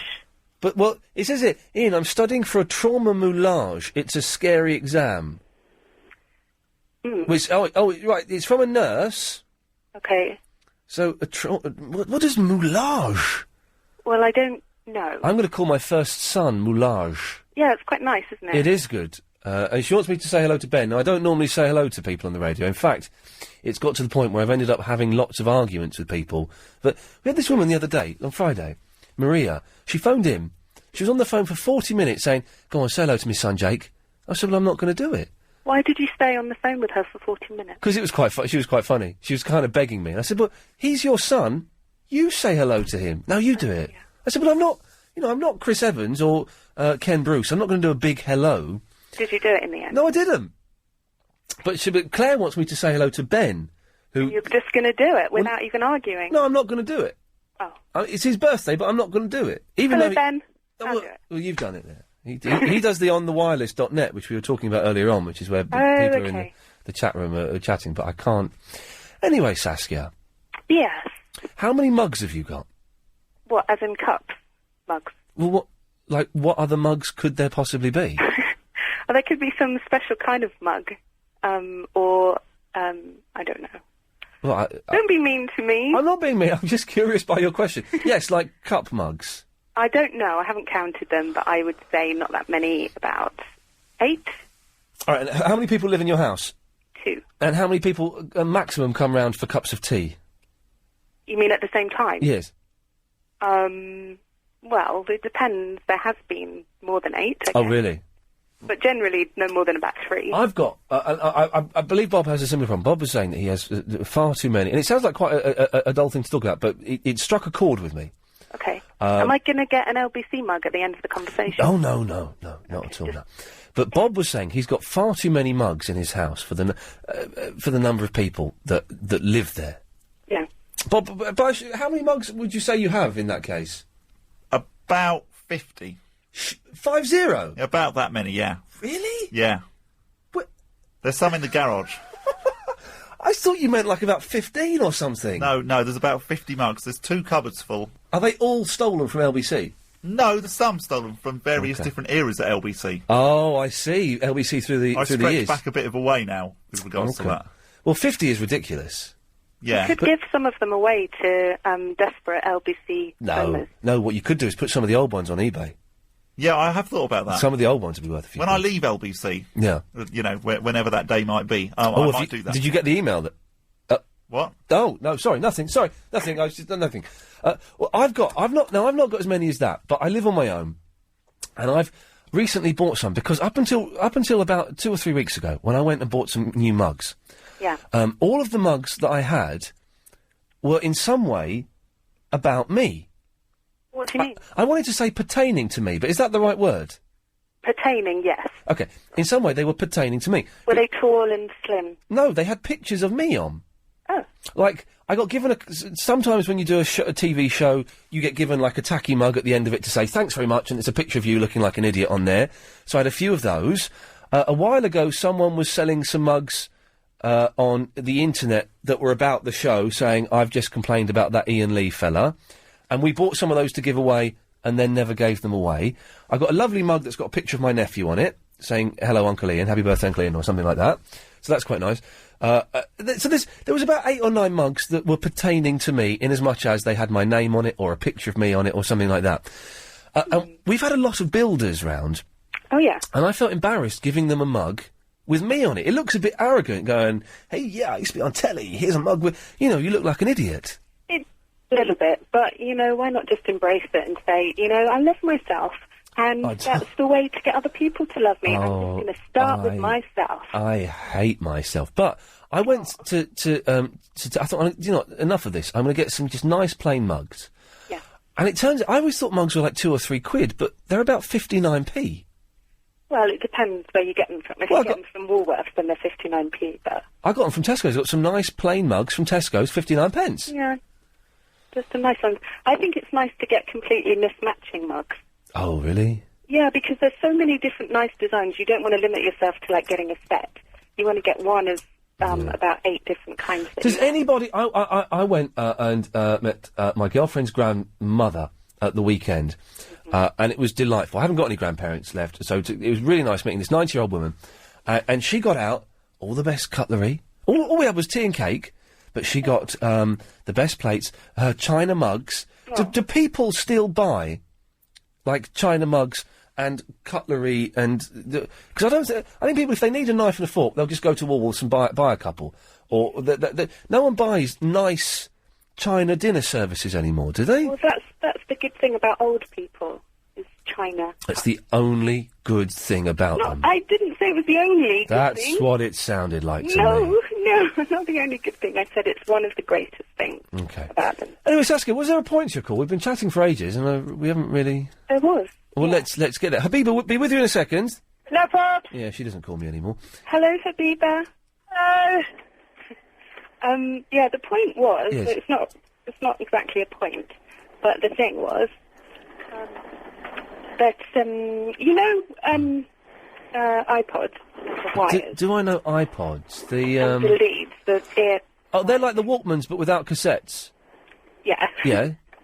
Well, why is it that every time, and this happened tonight, I completely unknotted the wires. Yeah. And I just put it literally down on the shelf next to the loo, picked it back up again, and it was just knotted in. It was all knotted? 100 knots, but like really intricate, tight, peculiar knots. How did it do that? What someone needs to invent is like a really tiny, like the size of a thumbnail, little dial that you can put your headphones on and you can wind them up. So it winds up into a nice little, like, tiny coin-sized package. I guess. It'd be a bit annoying, but, yeah. Well, it's less annoying than getting tied up. They always get tied up. Why do they do that, though? When you're not messing them around. You're just putting them down flat and straight, and they get knotted. Well, Saskia, I don't have the answer to that question, and I suspect no one else will. But keep listening. Okay, I will do. Thanks very much for that. Yes, Habiba? Hello, how are you? Oh, you've chosen to call me now. I'm filling in for Clive, have you? No, I'm working, so that's why. And I've pulled up. Used to be a regular, and now we don't hear from you anymore. That was because you were on the afternoon slot, and I could ring you on the way home from work. Now I'm left with podcasts on the way home to work, and because I'm working this evening, I happen to catch you, and it's been an absolute pleasure to hear you for the last... whatever, how many hours, and that's why I chose to ring you and Clive, so you sustain the amount of callers. Right, well, do you know what? Clive seems to be getting a stack load of callers. Maybe some people aren't listening and don't realise it's me, and they just want to come on because the phone seems quite busy. Can I just say what a difference it makes having a proper producer? Look how relaxed you are. Look how organised it is. When Chris is there, it's all mayhem. You're constantly going, awful. what's my out time? What's this? What's that? Yeah. Well done to Bob Yes. and Lady Alex. Now, the other thing is, I'm going to make you millions. Write this down. Take the concept of a tape measure. The contents of a tape measure? No, the concept of it. You know, it springs back and you've got a clip that, you can stop. Right. I've drawn one. With headphones. Oh, well, no. Pull them out and have... No? They exist. Really? Yeah, I used to have a set of headphones, and you sort of plop the headphones in the centre of it and you wind it round. This was like about 10 years ago. Not a winding round one. I release the catch and it springs back slowly but automatically. No, I've got one of them windy things. But the other thing is your mobile phone. You can't sell it on eBay because when you upgraded, basically the IMEI of the phone has been tied to your phone, your network, and your SIM. Mama, let me upgrade you. If you sell it, it will be blocked after a few months. Okay, that's incorrect. That's incorrect because no, it's not. Because the first phone they gave me, I gave away because it was a BlackBerry. Hold on a minute. Are you on Vodafone? No. O2? No. Oh, no, you shouldn't be. That, on one-to-one, and Orange, you want to be very careful. Well, I'm on T-Mobile. Oh, T-Mobile. You know what I'm talking about? No, I don't know what you're talking about. It's locked. You can't. It will work for a little while, and then when the networks become aware of it, they'll... Yeah, All right. Habib, but let me finish the sentence that you interrupted. When I first joined T-Mobile, which was probably a year ago, maybe 18 months ago, and they sent me a BlackBerry, I already had a better BlackBerry. My friend needed a mobile phone. I said, yeah, you can have the BlackBerry that T-Mobile had given me. And he's been using it for over a year, and it's been fine. Because I know someone that's very close to me that bought a mobile off of eBay, right, and it got locked after 2 months. When he rang up T-Mobile and said why, it goes because it was, when it's bought off the internet, it could be stolen. It wasn't linked to a SIM card and all this other nonsense. Right, but my mate Dave has got one he's had for a year off me, and it's been working fine. Oh, maybe I'm wrong, but if anyone can actually clarify for sure, yes, well, I suspect, and settle this, that'll be great. I suspect that you are wrong, Habiba. Oh, probably, because you're always right. I don't understand mobile phones. I used to, up until about 3 or 4 years ago, I was into gadgets, I was into all the technology, I kind of knew what was going on. But I've never, ever been up to date with mobile phones. I used to be when I worked at the car phone warehouse, but not anymore. I just can't keep up with it now. I don't understand them at all. And this woman was saying, "Oh, your gigabyte usage is up, so we can." And I said, "What's gigabyte usage?" Oh, we're using your internet. Well, I haven't been using my internet. That's the thing. But she said, "Oh, your gigabyte usage is up." I said, "Well, I don't use the internet on there. What's going on?" Anyway, well, Habiba, it's kind of nice to talk to you. Oh, why? Why is it not completely nice to talk to me? Because you don't phone me as often as you used to. Well, you know what? You've got my number. Well, I'm not going to ring you up. London's LBC 97.3. 0870 90 90 973. Clive Bull. Dump. Yes, so we've got. This is quite exciting. I heard him doing this today, and I couldn't work out what the hell the answer was. 3 nights on the beautiful Shetland Islands could be yours. They're just 90 minutes away from London Stansted. Really? Staying in the Buster House Hotel, a hire car for 4 days, plus a boat trip to the Noss Nature Reserve. You can discover the wild side of the Shetland Islands all this week with Nick Ferrari at breakfast, weekday mornings from 7. They know when Nick Ferrari's on, don't they? Don't they? You would have thought they would have done by now. 7 till 10, isn't it? Now, what you have to do is listen very carefully, because Nick's fiddler will play some songs on the fiddle. If you identify the song, then you could be the winner. And you can win a luxury trip to the Shetland Islands with Visit Shetland and Atlantic Airways, flying direct twice weekly from London Stansted. For more information, go to lbc.co.uk, which is the place to go, for information about all the station, all the competitions, and the LBC Plus, they call it now, don't they? You can download the podcasts. I do some podcasts for various other functions. Is podcast a dirty word here, or we embrace the word podcast, do we? I think we're cool with podcasts. Because some people sneer at it's not podcasts, it's a downloadable broadcast. Although, no. Yeah, we used to call our whole thing like LBC podcasting. Yeah, okay. Now we call it LBC Plus, but we still... Brackets podcasting. Okay, fine. That's good to know. Thank you for that, Bob. I'm here till 1 o'clock, by the way, and Bob is doing his usual job. Lady Alex has stayed behind. Thank you very much, Lady Alex. Much appreciated. All right. There we go. Mark is in the Farnborough. Hello, Mark. Oh, hello, Ian. I just wanted to tell you about moulage, what it means. Oh, yeah, this was the nurse. Claire emailed in. Well, let me just get this. She had a trauma moulage. That's right. Well, basically what happens is, if you're going for an interview for a job to work in A&E, I know this because I'm a doctor. Yeah. Anyway, if you're going for a job, basically what they do is they put you through a scenario. So they say to you, for example, okay, a major trauma has just been brought in, 4 patients, you've got 3 staff, 7 beds, whatever machines, what are you going to do? Who are you going to treat first? Ghostbusters. Exactly, yeah. Yes. So you start going through it all, and then all of a sudden they'll bring in another scenario. So they'll say, right, now somebody else has just had a heart attack out in the ward. How are you going to manage this? And so you're going through a living scenario, but it's kind of sped up. It's not in real time. Right. But what does the word moulage mean? No, well, that's what it means. What? I don't know its derivation, but that's what it means in sort of current terms. Okay. But you don't know the literal translation of the word moulage. You just know it means you reenact a scenario that's slightly horrific in a hospital. Yeah. Well, I don't know if it's exclusive to hospitals, but that's certainly how I've seen it used. How do you know this, Mark? Well, I'm a doctor, so you know. Oh, okay. Yeah. So, I've had a friend who just went through it. So. Yeah, you're a doctor, right? I'm itching all the time at the moment. Right, it's not massively, but it's my back is itching. Yeah. And my arms. Yeah. And, round by my I don't think I've got anything particularly horrendous. But Yeah. What could it be? Well, I'll tell you something you could try. Yes. Try get somebody to draw a line on your back with their fingernail. What? Yeah. Alex, get ready for this. This could be you. Yeah, go on.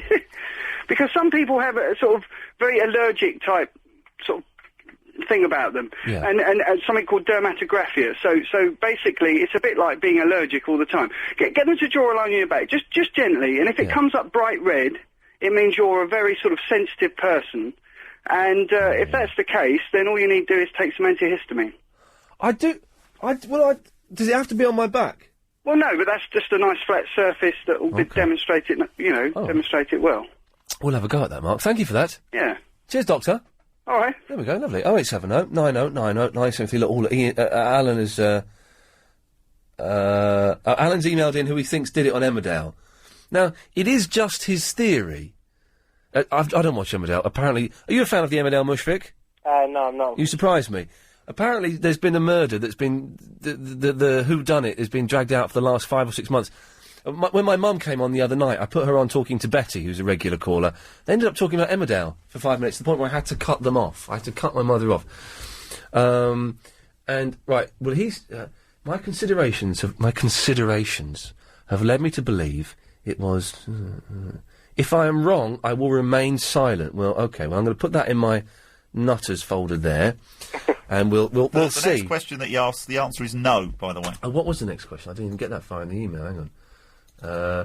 If right, do I get a mug? No, yes. because they all say real life, real London, so we can't give them out. Oh, can we not? Well, no, actually, we haven't got any left. There's a few in that box. Have they all gone? No, they've all gone in that box. Oh, really? Yeah. Oh, I meant to take one of those. Did you? I noticed. I can do you one of my 50 from home if you want. Do I have to pay for it? I quite like the LBC. Agreement. I quite like the LBC mugs. I'll tell you what's on my desk: a stack load of car stickers about that thick, about 2 inches. I have the same stack on my desk. Oh, so you wouldn't be interested in those as a trade-off? No. They're useless now, aren't they? Because they're real life, real London. This was one of my topics. Oh, is it? Yeah, towards the bottom. Should Bob cut all the real life, real Londons off the car stickers? I'll keep thinking about it. That's going to be a tough job to do, isn't it, though? Because, what are they, about 1.5 inches in height? So you're going to cut that, or is it up the middle you have to cut it? No, it's along, sort of like that. Okay. I did one the other day, actually. Well, you cut the real life, real London off? Yeah. Now that surprises me. And a steel rule. But there's about 250 of them down there. Could you be bothered to do it to 250? No. It's just for me, my personal use. That okay, but so now you've got a really narrow car sticker. Yeah. It's not quite good though. Just the logo. But are we still keeping the yellow in the new? Well, no, we're not branding? actually. So really, strictly speaking, you should try and sort of go round all of the letters. They're all jagged though. Like Sex Pistols letters. It'll be even more sort of interesting in your car. Why would... I wouldn't want an LBC car sticker in my car. Why not? Solidarity, brother. I've got one in mind. Hey, listen, there ain't no solidarity. It's every man for himself here. You know that. But I'm not saying I'm embarrassed. Don't take this the wrong way. I wouldn't want to advertise I work here. Not because I'm embarrassed to work here. Au contraire, I love working here. It's brilliant. But supposing I get followed by a killer or something. I know I've said that out tonight. That's it. Now. But now I've said it out loud, I realise that sounds a bit stupid, but it is possible. It's possible. We could get followed, leaving here, driving off. Yeah, but sure, you'd know eventually, wouldn't you? Well, you'd be dead. Yes, you'd know as he plunged his blade into you. I've got a bit of a way to go, so I think if somebody followed me all the way from here to. All right. Well, that's an interesting question. After a while, I think, hang on, because there are in films, there's always like someone driving along, and they sort of go, "We're being tailed." Would you know if you were being followed? Would you know? I don't think just happening like Knight Rider, and he had kicked the car. Who could tell? No, but you do. You get people. It happens in loads of films. You must have seen this, Mushvik, have you? Yeah, I mean, it happens in 24 all the time. In 24, he's driving along. Hang on. That car behind us is following us. But I don't think you know in real life. I don't know. I'm going to follow you one day, Bob, and we'll see if you know. You better not kill me at the end. I will not kill you. Sometimes I pretend the car behind me is following me, and then I'll try and, lose him. Alex, you've been working too long, man. Yeah. Do we have a break at 5-2 on this, do we? Yes, please. Yes, we do. Okay, well, That's good. I like that. I'm going to do that tonight. What, follow someone? No, or pretend to be that followed? the person behind me is following and try and lose them. Yeah, do you know what? I'm going to do it as well, That's actually. great. But drive sensibly. Yes, oh yes. Always drive within the laws of the road. I just think, Mushfiq, I don't think I would know if I were being followed. Well, I guess you just have to look at the back mirror kind of thing. The back mirror, yes. It would be the back mirror. Rear view mirror, sorry. But if you saw the same car behind, I wouldn't know that it was the same car, and I wouldn't know. I would just think, oh well, they're going. They live near me. They live the same direction as me. That's what they want you to think. Yes, they do. Those spies. Mushfiq, we'll come back to you after this. Iain Lee's Good Evening. Okay, Mushfiq, was there a point to your telephone call? Yeah, about your mobile phone, mate. Oh yes, mate. I've sold loads of phones on eBay. That you've been sent as an upgrade. Yeah, as in, basically, I'll get an upgrade, but I like my old phone, or I sold one of my sister's upgrades, and it's fine. I don't know what Habiba's talking about. I think Habiba was talking a load of old guff, to be honest with you. And she's in the old century. I mean, 1-to-1. That changed to T-Mobile ages ago. Oh, is that what she was having a go at me for? Yeah, but I'm like, no one says 1-to-1 anymore. I don't. Yeah, she lives in the old century. You're right. But I was quite surprised. Because before I was on T-Mobile, I was with Pay As You Go on Orange, which, because I couldn't really trust myself. I was using mobile phone. I was getting such big mobile phone bills. I thought, if I go on Pay As You Go, that I'll have to limit my usage. I didn't at all. I ended up getting massive phone bills for that. So I haven't been in a contract where they give you upgrades for ever. I don't think I've ever had a contract where they do that.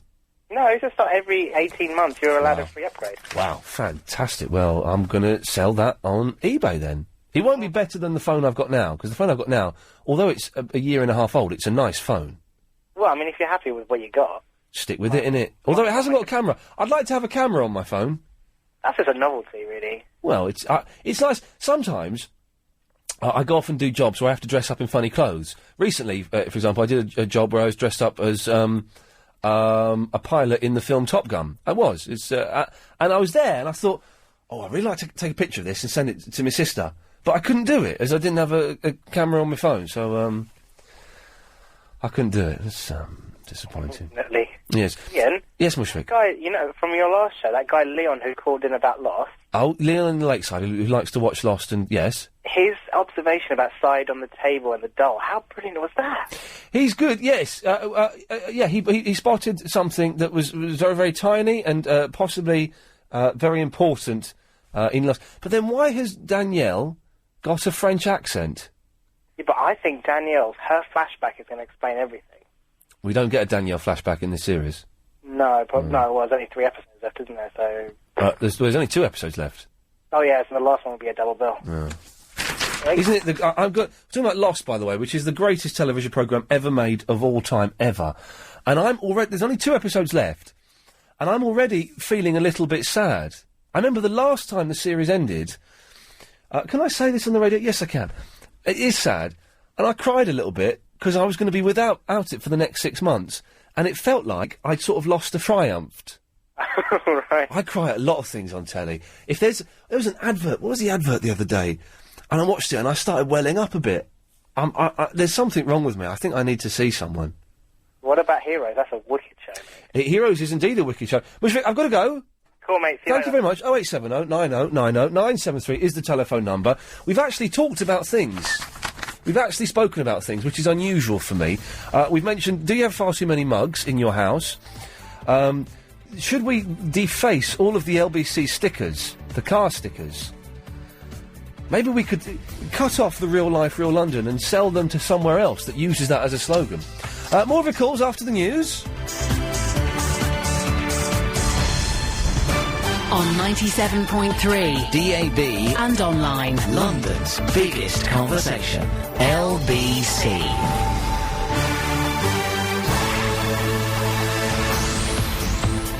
At 11, Robert Murat.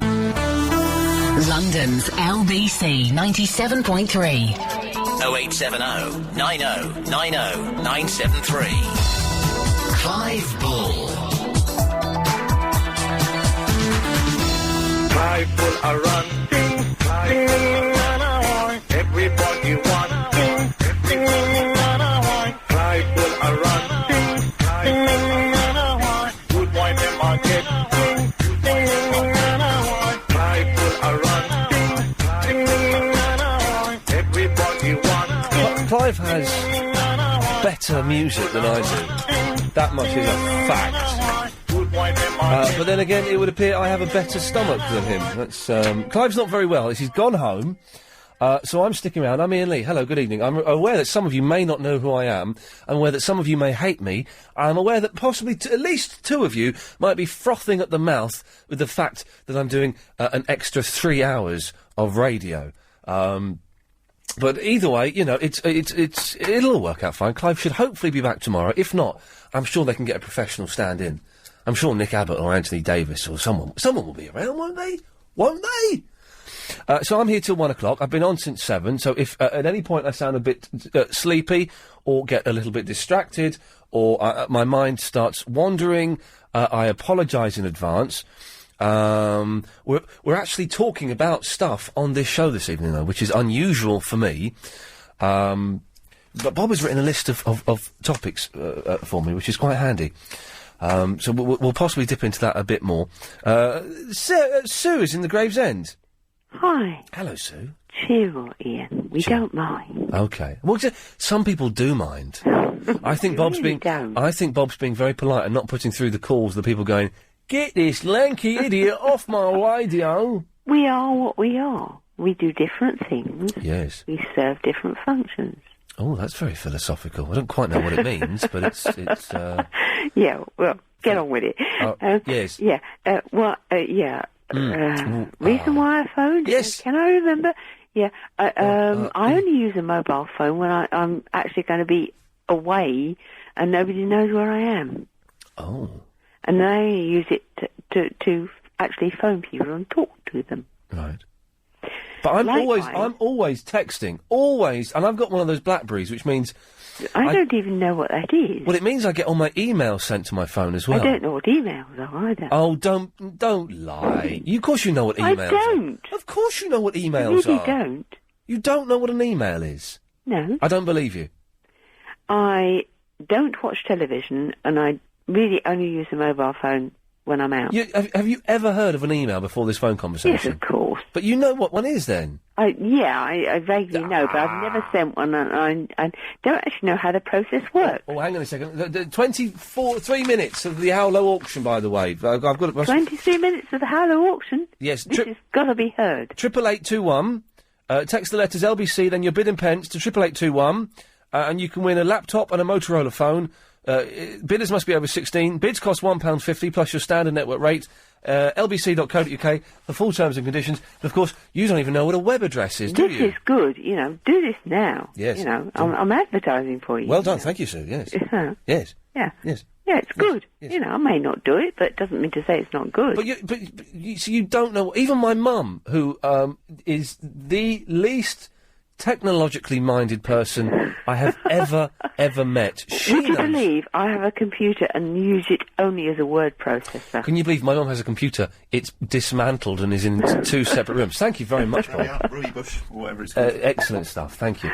My teeth have started whistling when I speak. Does that mean you've got some sort of telepathic communication with something? No, what? Sue's a fruitcake. No, I'm not sure whether I'm affecting it or if it's a genuine whistle. So it's happened 3 times, I think, spontaneously, but I'm not totally sure. But yeah, my mum's got a computer. A bit of it's in the dining room, a bit of it's in her bedroom, and a bit of it's in my bedroom. Doesn't use it. Yeah, well, that's what happened to me until I was connected up again to a computer, which I now use again with a word processor and for doing things that I want to do with it. Do you remember you used to? Do you remember electric? Oh. Oh, I'd love a biscuit, thank you. Oh, these are good biscuits. We had these on Sunday, thank you. What sort of biscuits? Is it a Bota? I think it's a Bota. It's a big biscuit with bits in it, which is very nice. Oh, all sorts of bits in the middle. Do Do you remember, my mum bought years ago an electric, or was it electronic? An electric typewriter. So it was a big typewriter. I couldn't ever use a typewriter because I have a coordination problem when it comes to typewriters. What do you mean you have a... What? I This suffer just from a very sounds like- peculiar condition called dyscalculia, which affects Dyscalculia. numbers and certain coordination problems. Well, how does the coordination problem manifest itself? I can't play the piano. Well, neither can I. Yeah, but I mean, because I can't coordinate two hands with the piano, I can do everything else perfectly well. I paint and draw and I dance and sing and... But are you sure that maybe you just weren't very good at the piano? No, because I had a music career, I'm musical. But so what? Okay, I'm going to press on this because I'm curious.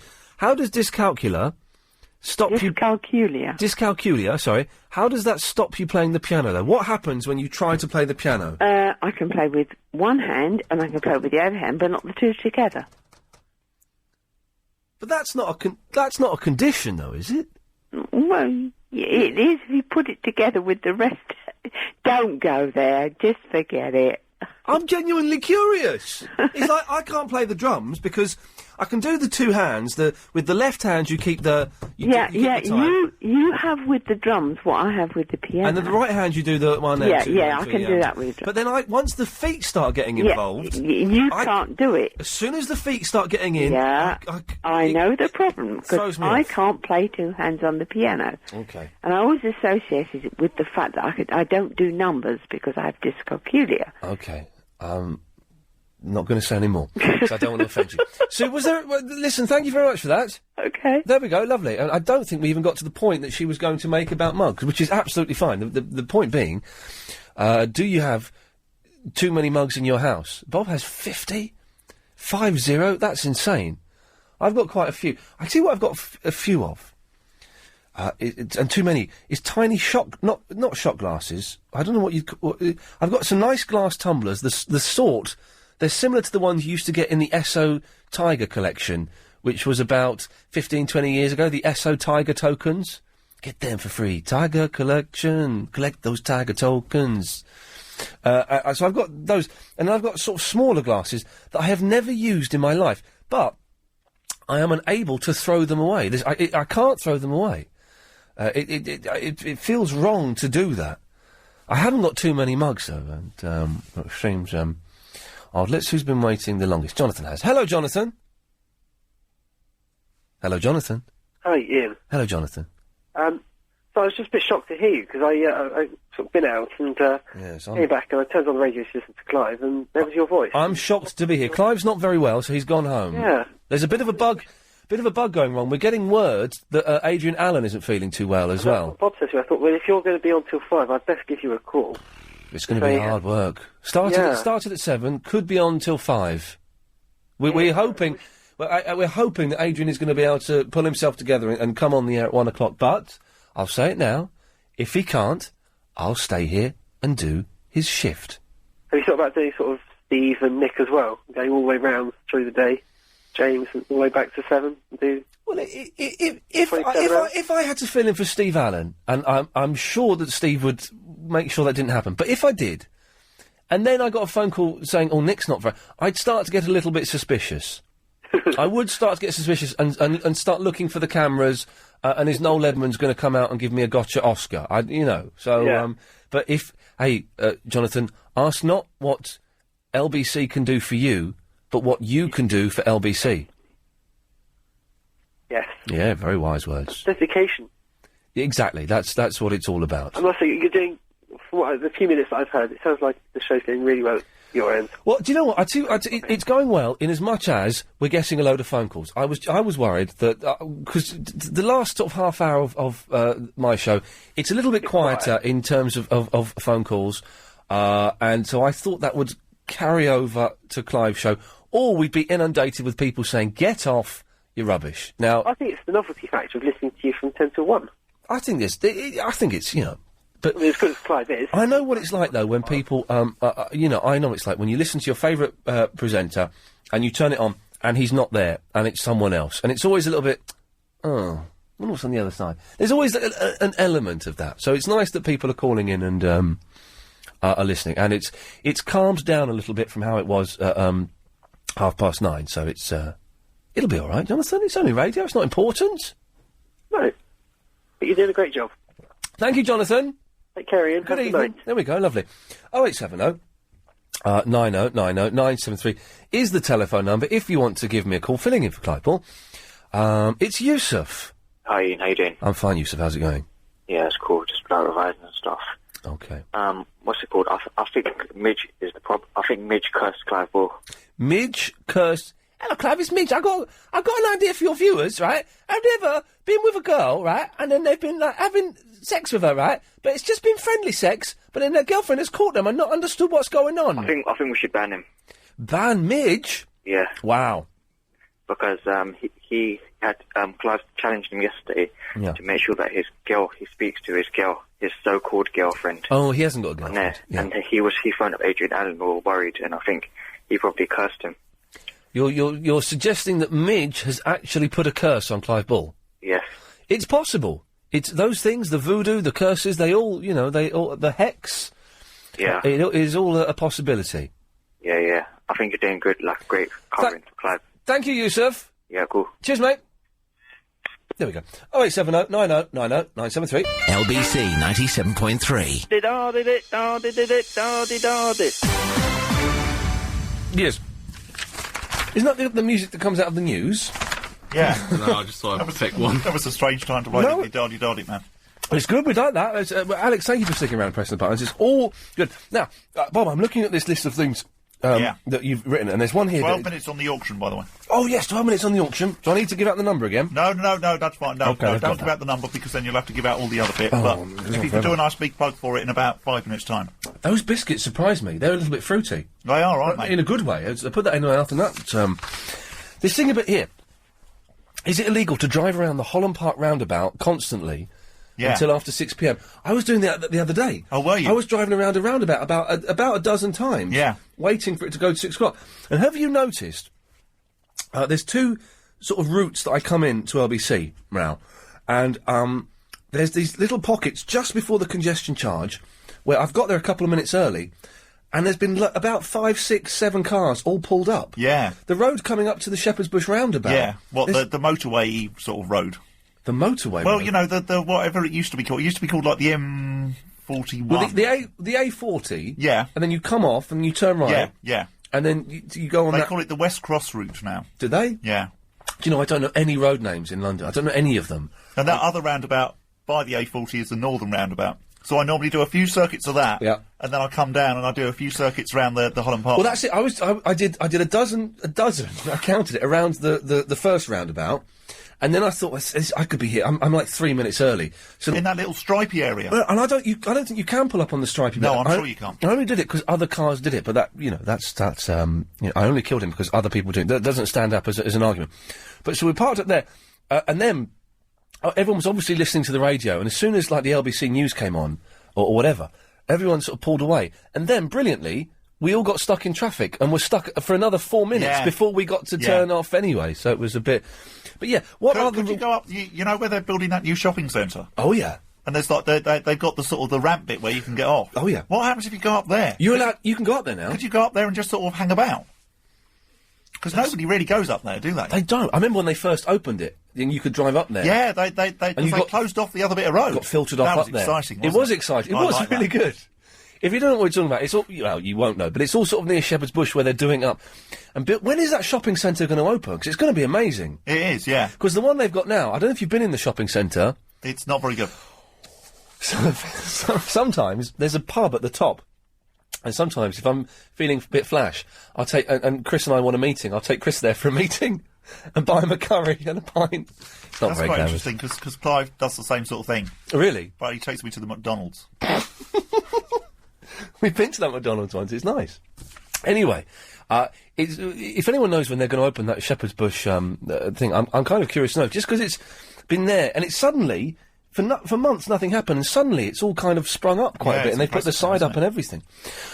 Is it illegal? Okay, well, I guess these are the questions. Is it illegal to just go round a roundabout waiting for the congestion charge?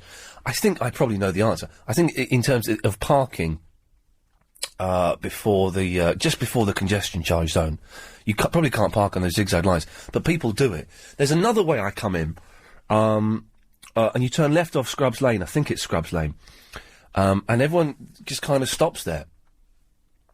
And there you go. Of course they did. And everyone kind of stops. What are the rules? I mentioned this the other day on my show. What are the rules, and where are the best places, or the busiest places? Sorry, that biscuit's gone down the wrong way.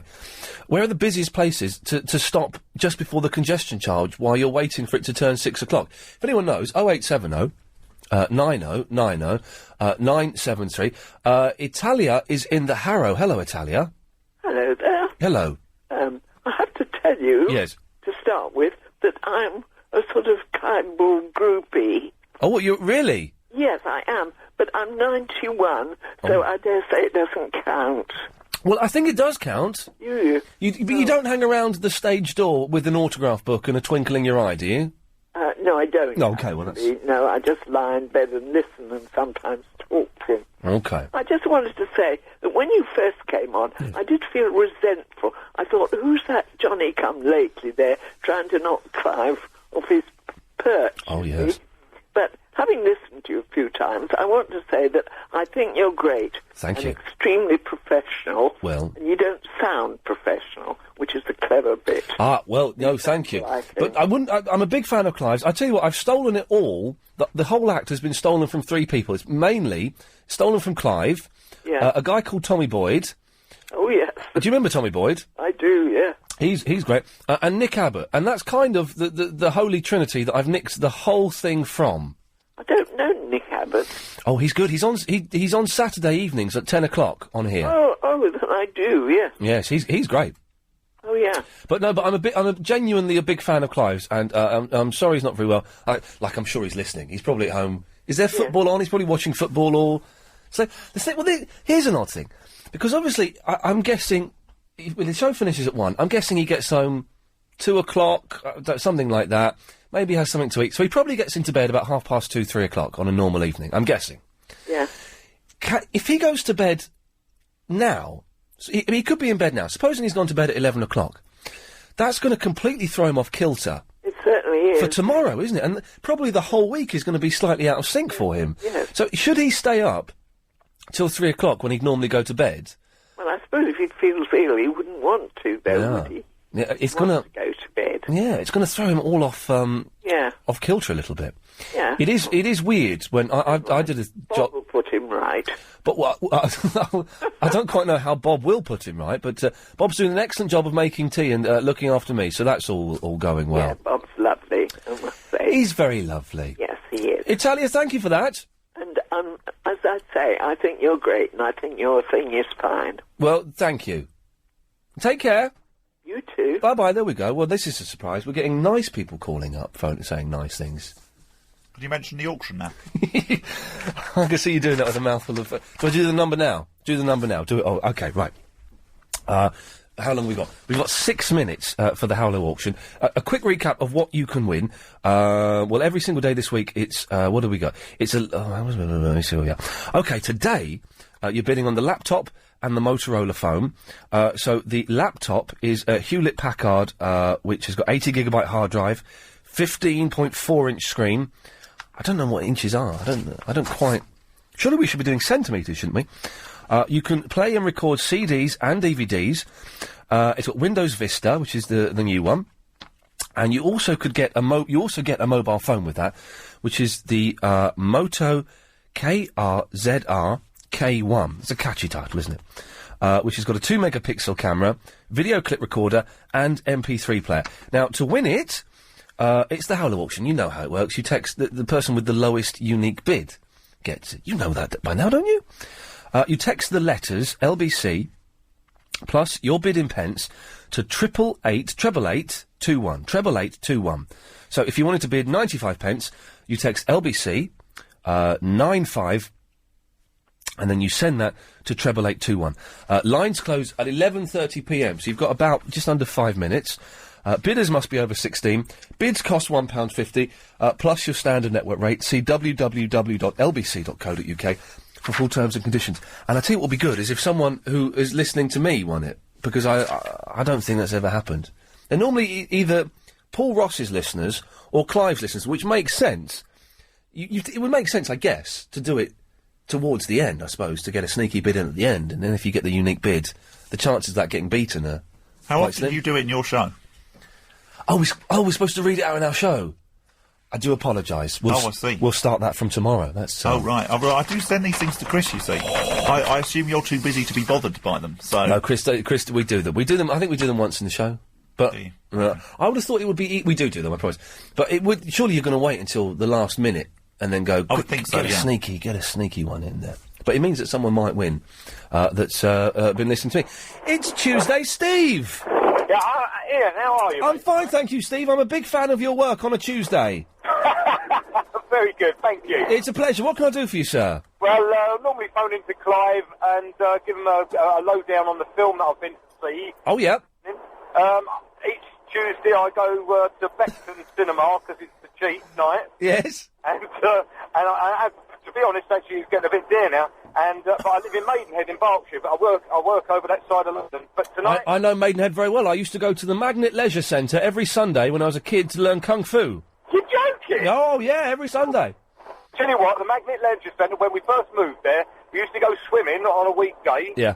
And then we joined a place called Knoll Hill, the golf club up there. Oh right. At £65 a month, and we haven't been for a year. So flipping heck! Well, you want to cancel that, don't you? I'm going to have to, mate, because the trouble is I'm eating too many cream eggs, though. That's the problem. Have they finished? Because they were, last time I was in Maidenhead was a few months ago. They were at the car park opposite the Magnet. They were doing that up or something, or building something. Yeah, they've got a big Sainsbury's up there. Is that finished now? Yeah, it's finished, but I tell you what, it's caused a lot of confusion, congestion, because a lot of people are parking outside, driving us mad. So there you go, it's one of those things. Okay. Anyway, Steve, what film have you seen this evening, then? Well, we've gone to see Alpha Dog. What? And I'm afraid it is a load of... Sorry. Alpha Dog? What the hell is that? It's supposed to... It's based on a true story of how some Los Angeles kids are influenced by rap films with the with all the guns and all that sort of stuff. Oh dear. Gun culture. Yes. There was 6 of us in the cinema. Yeah. Oh. Right. 2 of them behind us snogging. Then me and my mate sitting there like lemons, and another 2 people that walked out. So I've got no idea how they're going to make any dough. So you're giving it the big thumbs down. I'm giving it the big thumbs down, I'm afraid. Okay, well, I've never even heard of that. Also give Clive an update on the M40. Okay, very quick. We've got 20 seconds left. Yeah, lovely and clear. Okay.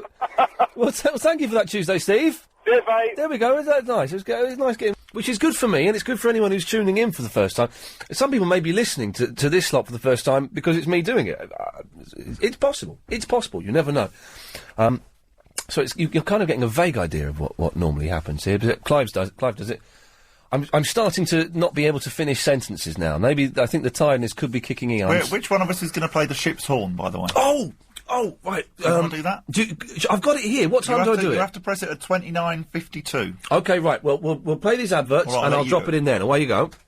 If you've been involved in an accident that wasn't your fault, BGR Bloomer Solicitors could help you get compensation. We specialise in personal injury.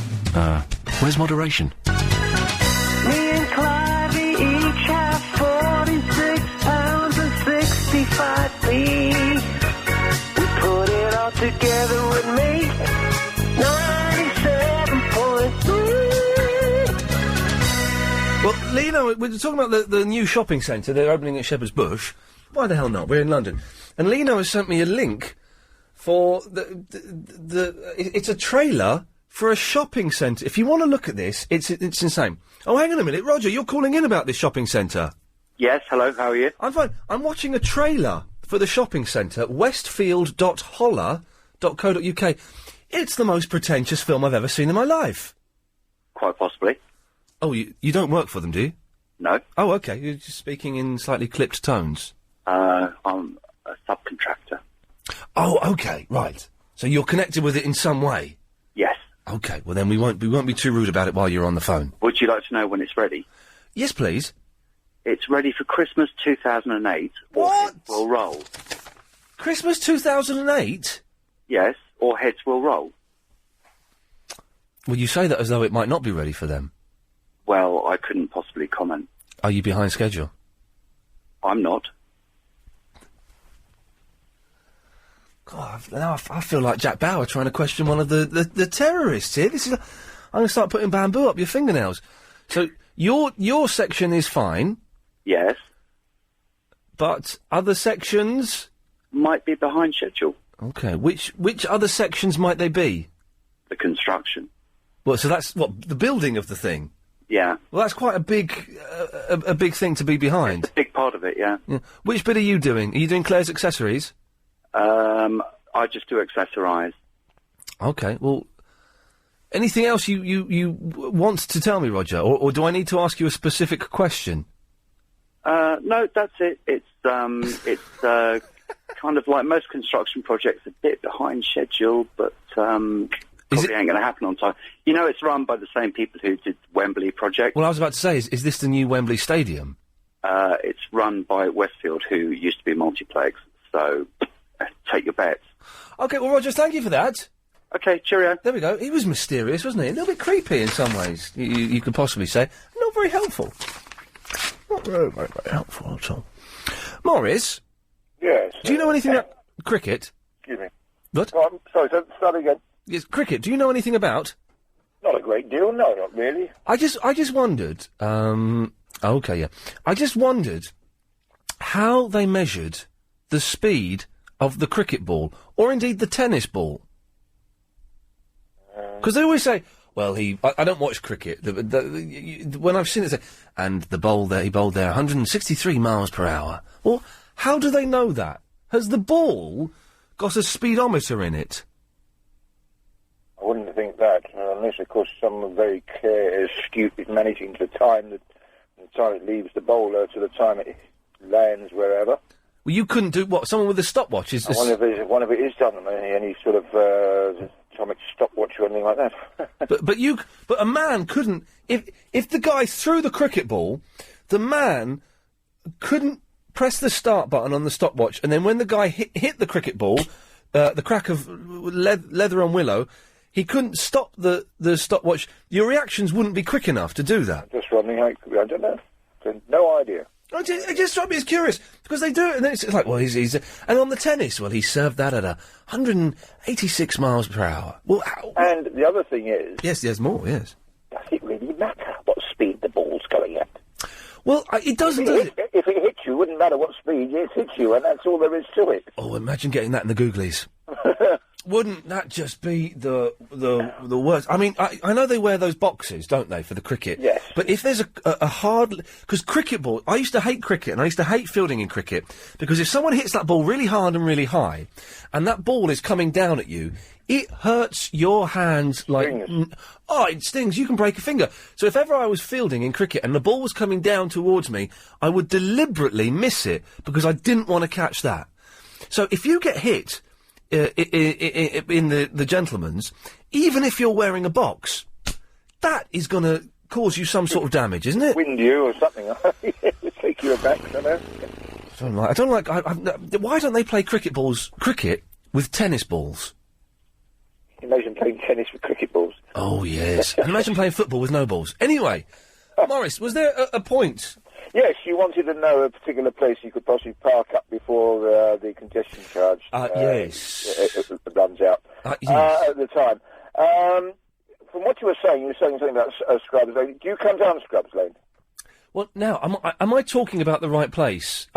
Is Scrubs Lane that long road? Yes, it comes down from the Harrow Road, Harleston direction. Yes, I tell you where I park. I park opposite, outside the Pavilion pub. Well, I was going to say, yes, because you talked about coming off there, and I thought you must mean the North Pole Road. Well, the thing is, if there's much traffic there, if you're coming down, there's a camera on the left-hand side. Yes. Up on the left-hand side... Morris, this is legal, what you're about to tell us, isn't it? Yes, it is, yes. Okay, good, I don't... Yes. Well, It's only a place to, park up, because obviously trying to park in Scrubbers Lane, I wouldn't try it. No. But if you're coming down there, you come past that last cabin before the pavilion. Just before North Polo, there's a turning called Mitre Way. It goes under the railway line. Okay, is that the one-way street? It's just turn in there, and there's an industrial estate up there. Oh, I know exactly where you mean. I know So if you exactly where parked you up mean. there, you'd be out of the way of everything. Oh, do you know what? That's not such a bad idea. Is there like a small community developing there? I don't know what. I don't know. All I know is a turn in there, and it goes because I've done business up on the industrial estate there. No, not at all. Thrown out. And I'm guessing the girls in a Shepherd's Bush shopping centre won't look like that either. Yeah, not indicative of customers.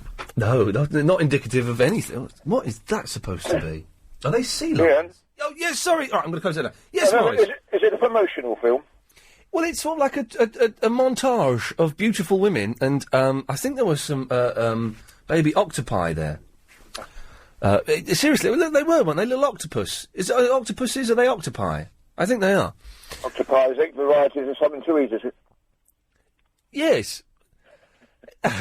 Good one. Think about it. Okay. Oh, yeah, because they've got tentacles. No. Oh. Octopi. 8 pies to eat. Come on. Because of the tentacles? No?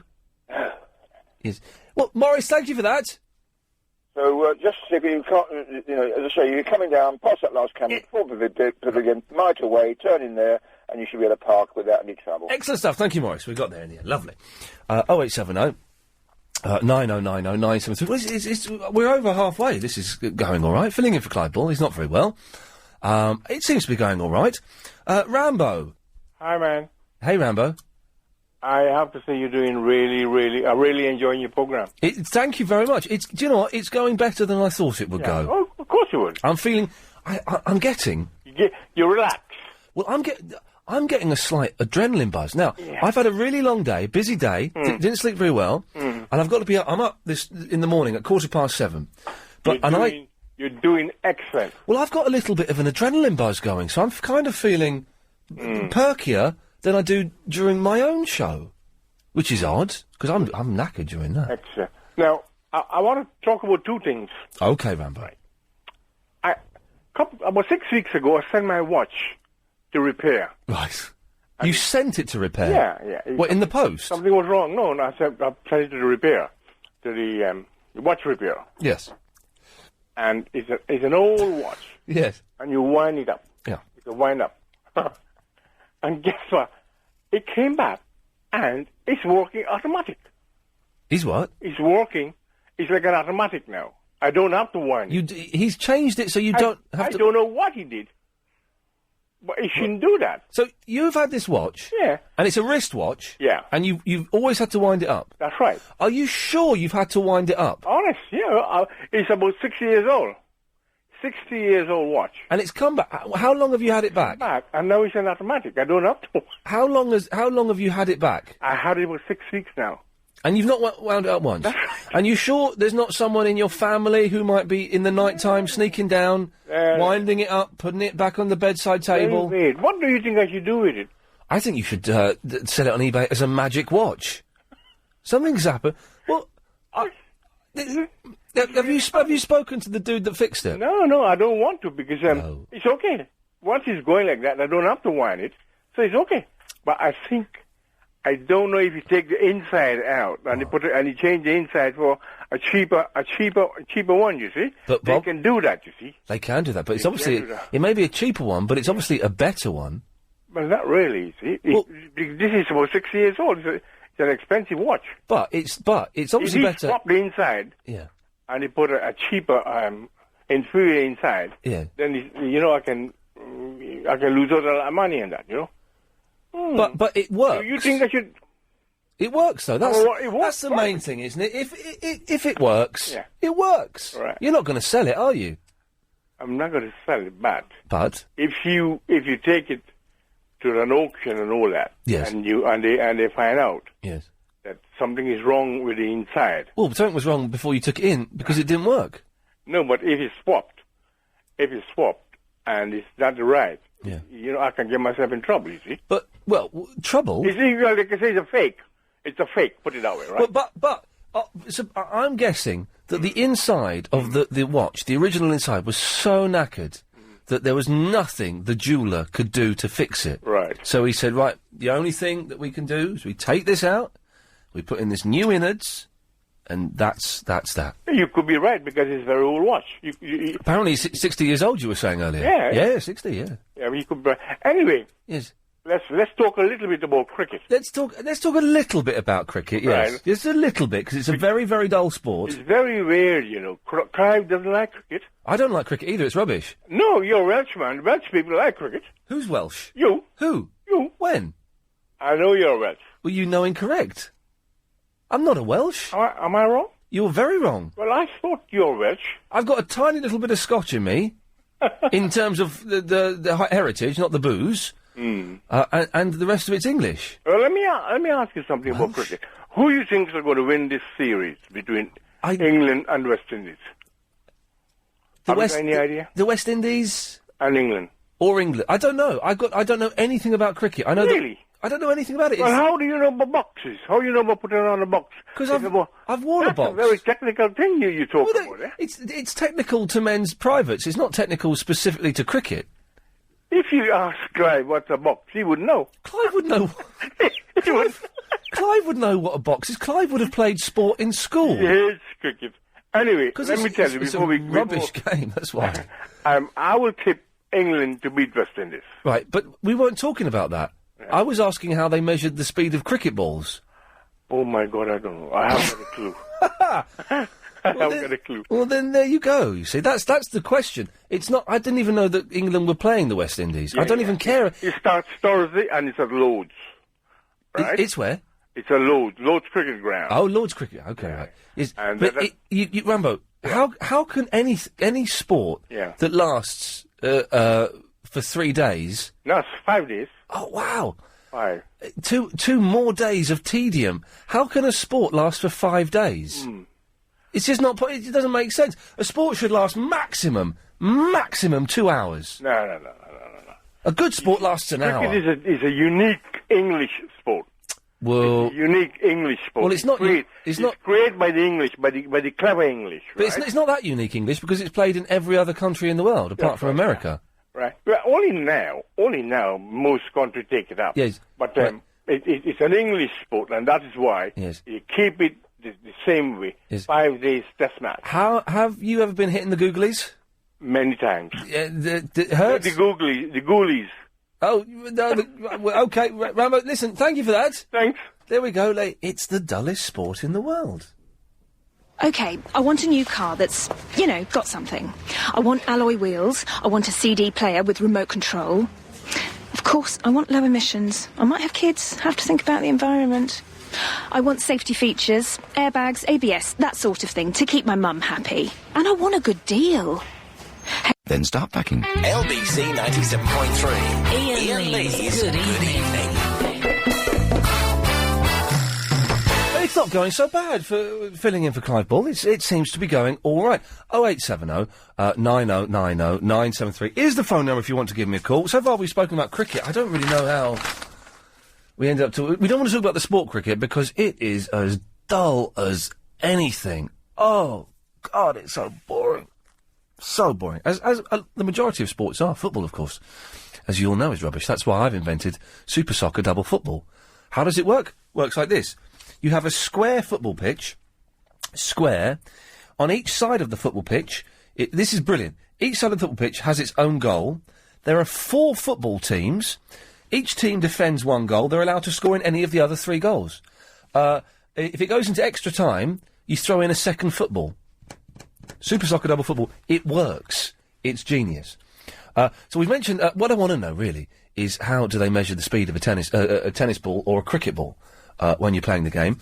What else have we talked about? Mugs. We kind of mentioned mugs as well.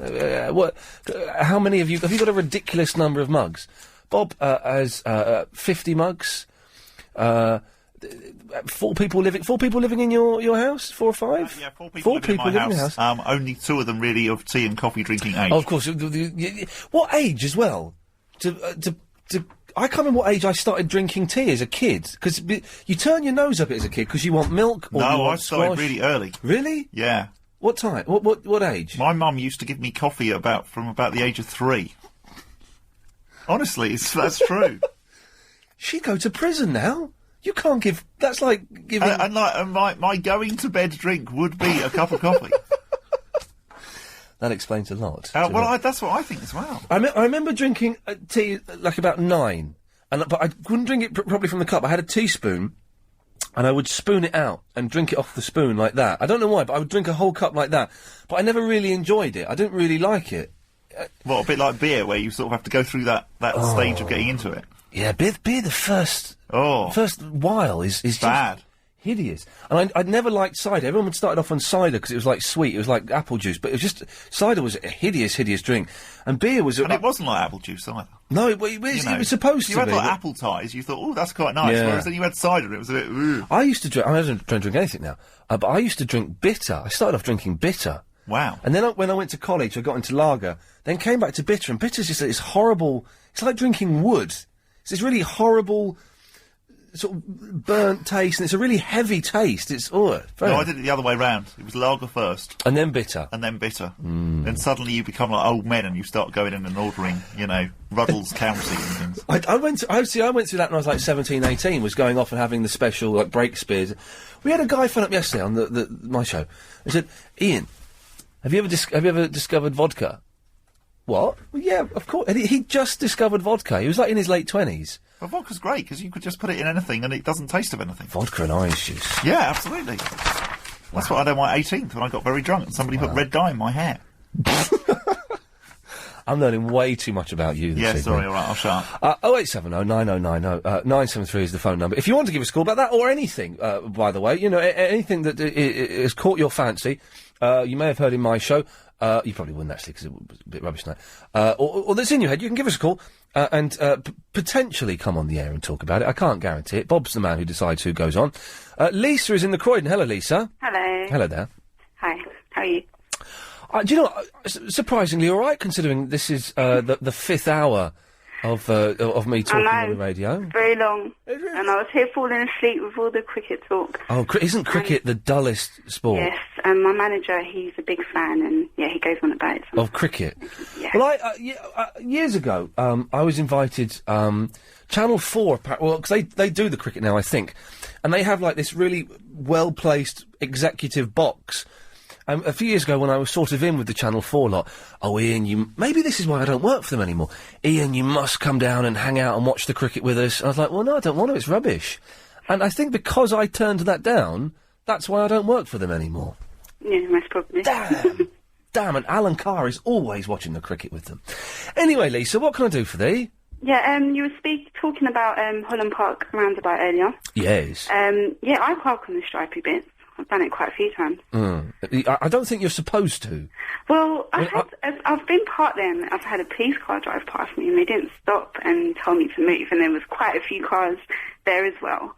I think, like, once the shopping centre opens and people are coming down the ramp, then obviously you can't be there. Yeah. But, I just don't want to drive into the zone before 6 o'clock. Well, that's the thing.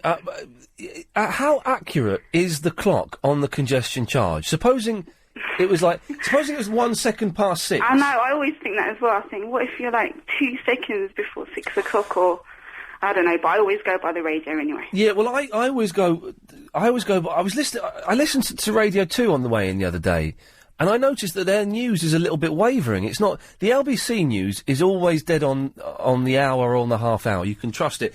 But some of the other stations, Talk Sports News wavers all over the place, Radio 2's wavers, BBC London, God, their news, they can do their news at like 7 minutes past the hour. It's all over the shop. Well, I always wait at least a minute until after 6 and then go in. Yeah. Well, I've cut it quite fine a couple of times in the last couple of weeks, so I wouldn't drive around the roundabout, though. You wouldn't do that? No, because you'd be, it's a bit stupid, really, because you're consuming petrol, aren't you? Well, this is another thing. It's about the congestion. This got me thinking. The congestion charge is supposed to be I'm quite a big fan of the congestion charge. I'm not knocking it at all. I think it does quite a good job.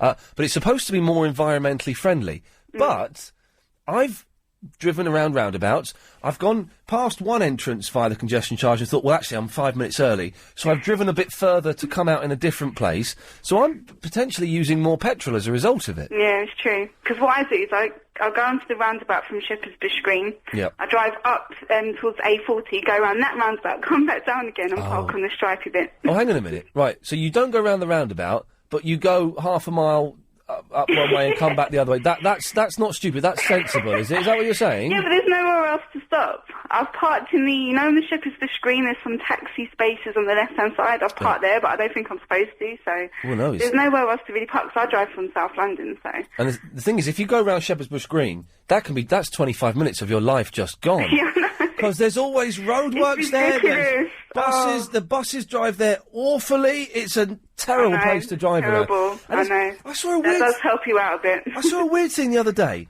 I saw a kid. There were 3 kids, right, running across the road opposite the shopping centre that's there now in Shepherd's Bush. And I guess they'd just got a bag from outside a charity shop. I don't know. I'm hoping they hadn't stolen it from someone. And it was full of clothes. And they were just throwing trousers into the road. And they were wetting themselves laughing as though it was the funniest thing they'd ever seen.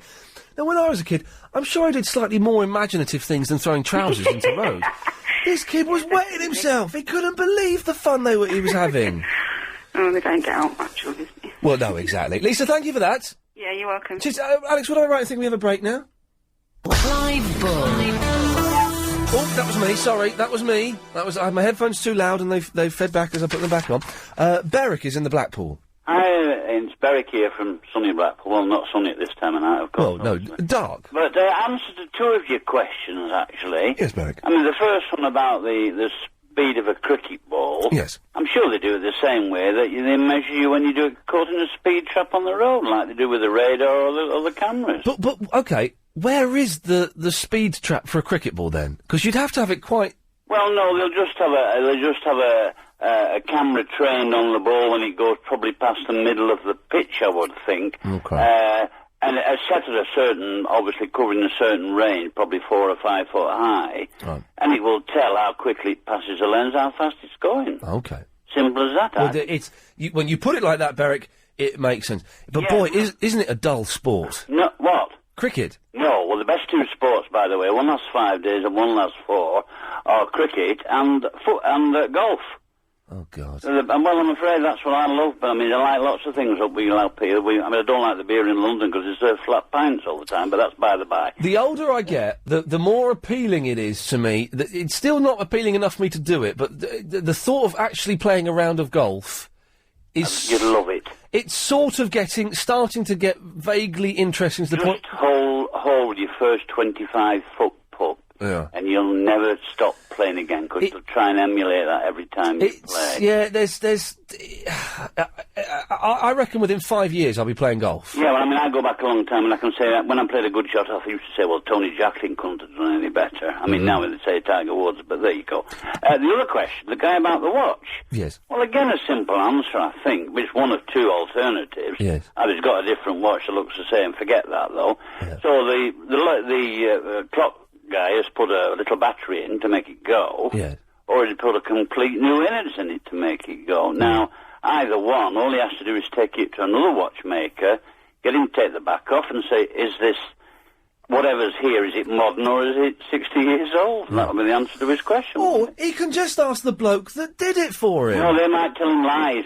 I mean, I'd go to one of a separate, you can go in any market, you can do it in Blackpool, just open the back for you and look at it and that's it. It takes them a second, you know what I mean? Yeah, I suppose so. But, I mean, with no expense for it, they just tell you there and then whether But if the innards were dead, then there's no problem with replacing them, is there? Well, it might not have been the innards, it could just have been, I mean, he says he wound this thing up all the time. Well, he may have overwound it. It may be on a sort of a tight spring that goes... He said he's had it, 6 weeks or something? 6 weeks and it stops. stops. It may go a bit longer before it stops. A watch can't go 6 weeks without being wound up. Well, I don't know. No. People don't have them now, do they?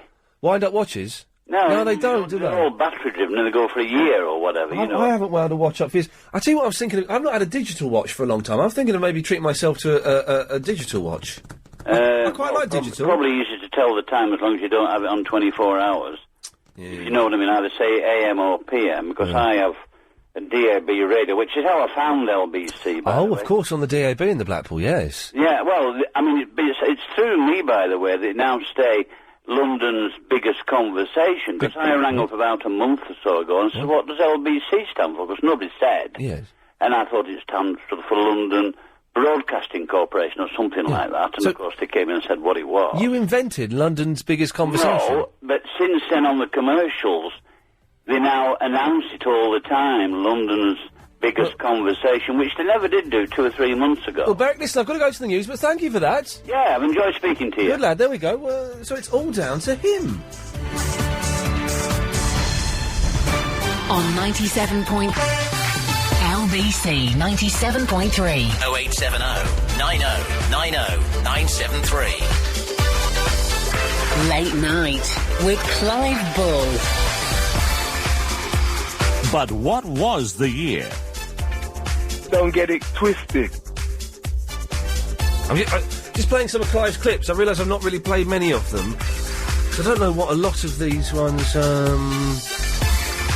are. What's this?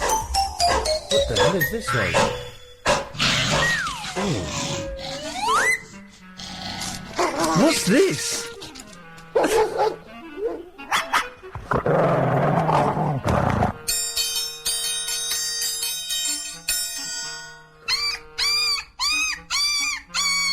Oh no, that's horrible. I don't like that. What is that supposed to be? That's Clive's spoof advert that's meant to be aimed at cats and dogs. Oh, it's horrible. It's just 30 seconds. It's not aimed at human beings. Oh, it's made me very, very uncomfortable. Let's have a bit of... I like this one. Man Cow Bull. The real beef on the bone. Oh, and that's what radio used to be like in the old days. If you've just tuned in, you've just gone to bed maybe, and you thought, well, put that nice Clive Bull on while we doze off. He's not here, he's not very well. He went home, stomach cramps and things. I'm Ian Lee, I'm filling in for him till 1 o'clock. Then Adrian Allen is in. Touch wood. Because Adrian Allen could be a little bit dicky as well, so we need to find out if Adrian's going to be coming in. Yeah, that's true. Did you want some more tea? A cup of tea would be nice, actually, if that's all right. Yeah, that's strange stuff that you like. The red bush. Okay, yes, all right. Thank you. Which you don't like touching, which is. So hopefully we'll. I'm going at 1 o'clock because I'm up. I'll get home about 1:45. I'll maybe have a sandwich, and then I'm up at 7:15. You don't want to hear me whinge. There we go. I think that was the last cup I used, Bob. Thank you very much. You don't want to hear me whinge. I have an easy life. I know that. I'm not stupid. OK, well, don't call up for the next few minutes, because Bob is popping downstairs. I guess at 12:30 we'll do... call straight to air? I mean, that's what Clive does. Bob has to go off and do podcasts and stuff like that, so maybe we'll... Do we do that? Yeah, we're getting the... Was that the nod for that? Was he asking you for a tea? Yes, we got the thumbs up. Call straight to air at 12:30. Always good stuff. Let's see what that little... Oh, OK, right. Where are we? Who's been on the longest? It's Abby. Hello, Abby. Hi, Clive Substitute. I've got a problem. Yes. I want to ask the listeners, is that legal if somebody empties their Hoover bag from a third-floor window in our building? What, they got the Hoover bag and they just emptied it? Yeah, not once, not twice. She's been doing it for the last 1.5 years. I would imagine that is illegal. You're not supposed to toss stuff over the side of buildings. Oh, fantastic. And she dumps her cigarette butts, too, from the window right on the top of us, you know. Well, that's not very nice, but I don't think that's illegal. But the Hoover bag is definitely illegal. Well, I say definitely illegal. I'm guessing. I don't think you could call the police on it, though, could you? What about the Environmental Health Service? You could possibly call the Environmental Health Service, yes. Because I came home last night, yes, and I was trying to put the cat in from the window, and yes, then I thought there was a pile of... I thought, oh, my God, she has again killed a bird and has put it on the windowsill by the way. She kills birds and puts them on windowsills? Yeah. Oh, the cat? She's a naughty... And then, because it was raining... the woman upstairs. I pushed the window out to sort of let the cat in. Yes. And I thought, it's a bird. So I put my hand in, and it's lots of yuck from a Hoover so it bag. lands on your windowsill? Yeah, that's where she empties. Have you had a word with her?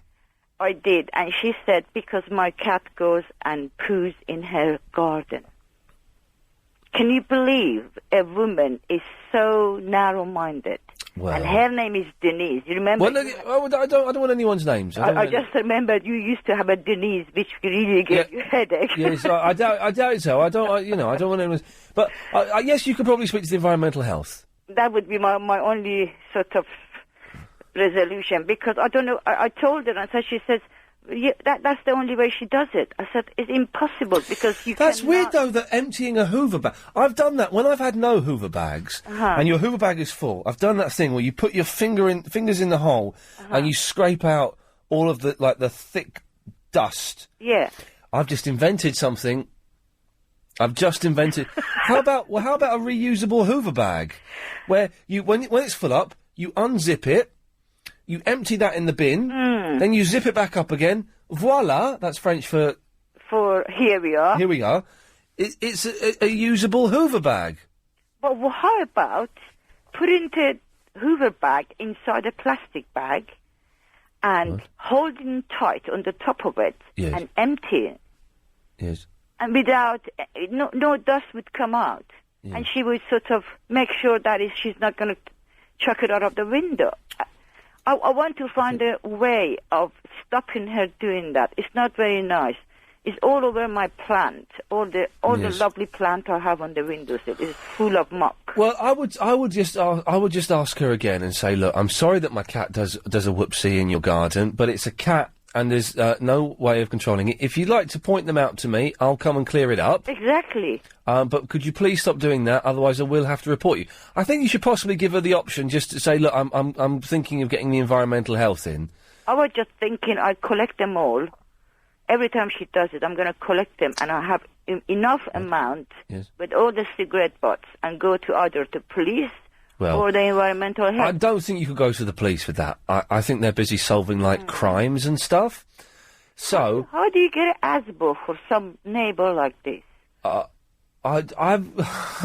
you know, I don't know how you get an ASBO for some neighbour like that. I wonder if our listeners would give me some answers. Well, Abby, if you keep listening, then maybe they will, or they might have sense, and they might not. Lynn is in the Basildon. Hello, Ian. Hello, Lynn. Hello. Oh, that poor lady. Fancy getting the contents of a dust bag all over you. All thrown over your cat. Not nice. Oh, no, not nice at all. Nasty lady. Oh, my cat's not had her dinner. She'll be starving when I get in. Oh, you naughty man, you should have thought of that. Well, I didn't know I'll be doing an extra 3 hours this evening. OK, I'll let you off. So I'll get home, she's going to be starving, and then she'll get her breakfast. Oh, dear. Will she go for you, or will she purr round your legs? Well, my cat's weird. She likes playing on stairs, so she likes me coming up the stairs. All right. And she likes to be looking through the banisters. She likes being higher than me, which is very odd. Oh, she likes to look down on you. She does. But she'll be very friendly. She'll be pleased to see me, but she'll be meowing for her tea. The queen cats, as they're called, queens, lady cats. Well, I mean, they're so superior, they have to make you look up to them. Oh, she does. She loves it. Then there's another set of stairs to get up to the loft room. Yeah. And she goes up on the banisters and looks through there, and she likes to be higher than you. It's very sweet. Oh, yeah, well, they are supreme, you see, aren't they, cats? Well, yes. I don't have a cat. I used to years ago, but I've got a big German Shepherd now. Oh, that's a good cup of tea. Just got a good cup of tea there from Bob. Oh, can I have one, Bob? No, you cannot. He's doing them for me and Alex only. But I've already had more teas from him tonight than I've had from my producer all week. Agent Chris didn't stick around, did he, for a bit of moral support? He naffed off as soon as he got the chance. Lazy so-and-so. Yeah, never mind, eh? So you enjoying filling in for poor... Clive, who's not very well? What's his name? Clive Ball. Yes. Yeah, do you know what I am? It's nice because I'm getting a lot of different callers who don't normally speak to me. Of course, because it's a different time of the day, isn't it? Yeah, it's a different audience. That's right. Me, for instance. Well, exactly. There's some crossover of the audience, but there's slightly different. Oh, yeah. callers. The later it gets, you get the late people that don't listen earlier, because I don't. All the kids have gone to bed, so it's adults only. I don't listen till about 11:30 every night when I come to bed. Oh, well, you should listen to me at 7. Oh, no, I'm watching the telly then. Emmerdale's on. Emmerdale. It's gone. We've gone back to everything goes back to Emmerdale Farm. No, it's not Farm anymore. It's just Emmerdale. Oh, they've dropped that, have they, now, the Farm? Well, they dropped it years ago. They've dropped, Yeah. who was the old woman that used to be in it? I can't remember. What was the name of the I know what you mean, Sugden. Annie Sugden. Annie Sugden, yeah. Yes. Oh, that goes back a little bit before the time I used to watch it. Oh, really? Well, I didn't watch it then. That's when I used to watch it, was Annie Sugden. Oh, did you? You must have been a very young boy then. I was about 6. Yeah, I thought you're not very old, are you? Not like me. I'm an old girl. Well, I'm 34 in about 3 weeks' time. Oh, are you? Yeah. Oh, well, if I don't talk to you, after then or then, I wish you a happy birthday when it comes round. Thank you, Lynn. Now, Lynn, was there a point to your phone call? Yes, there was. Okay. Talk about boring games. Yeah. Like cricket. I agree with you. It's the most boring game ever invented, but so is tennis to me. Knocking a ball backwards and forwards over a net.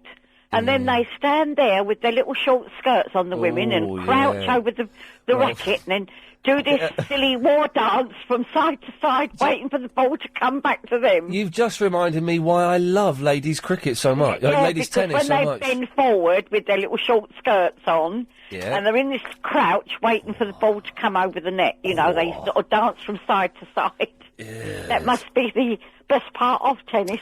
It does kind of... Yeah, it kind of makes it more interesting, doesn't it? It sort of works for me. But I mean, there's a lot of sports, Ian, you could call boring anyway. Most of them are boring. The only things that are any good, I like darts. Yeah, I like darts. I like snooker. Yeah.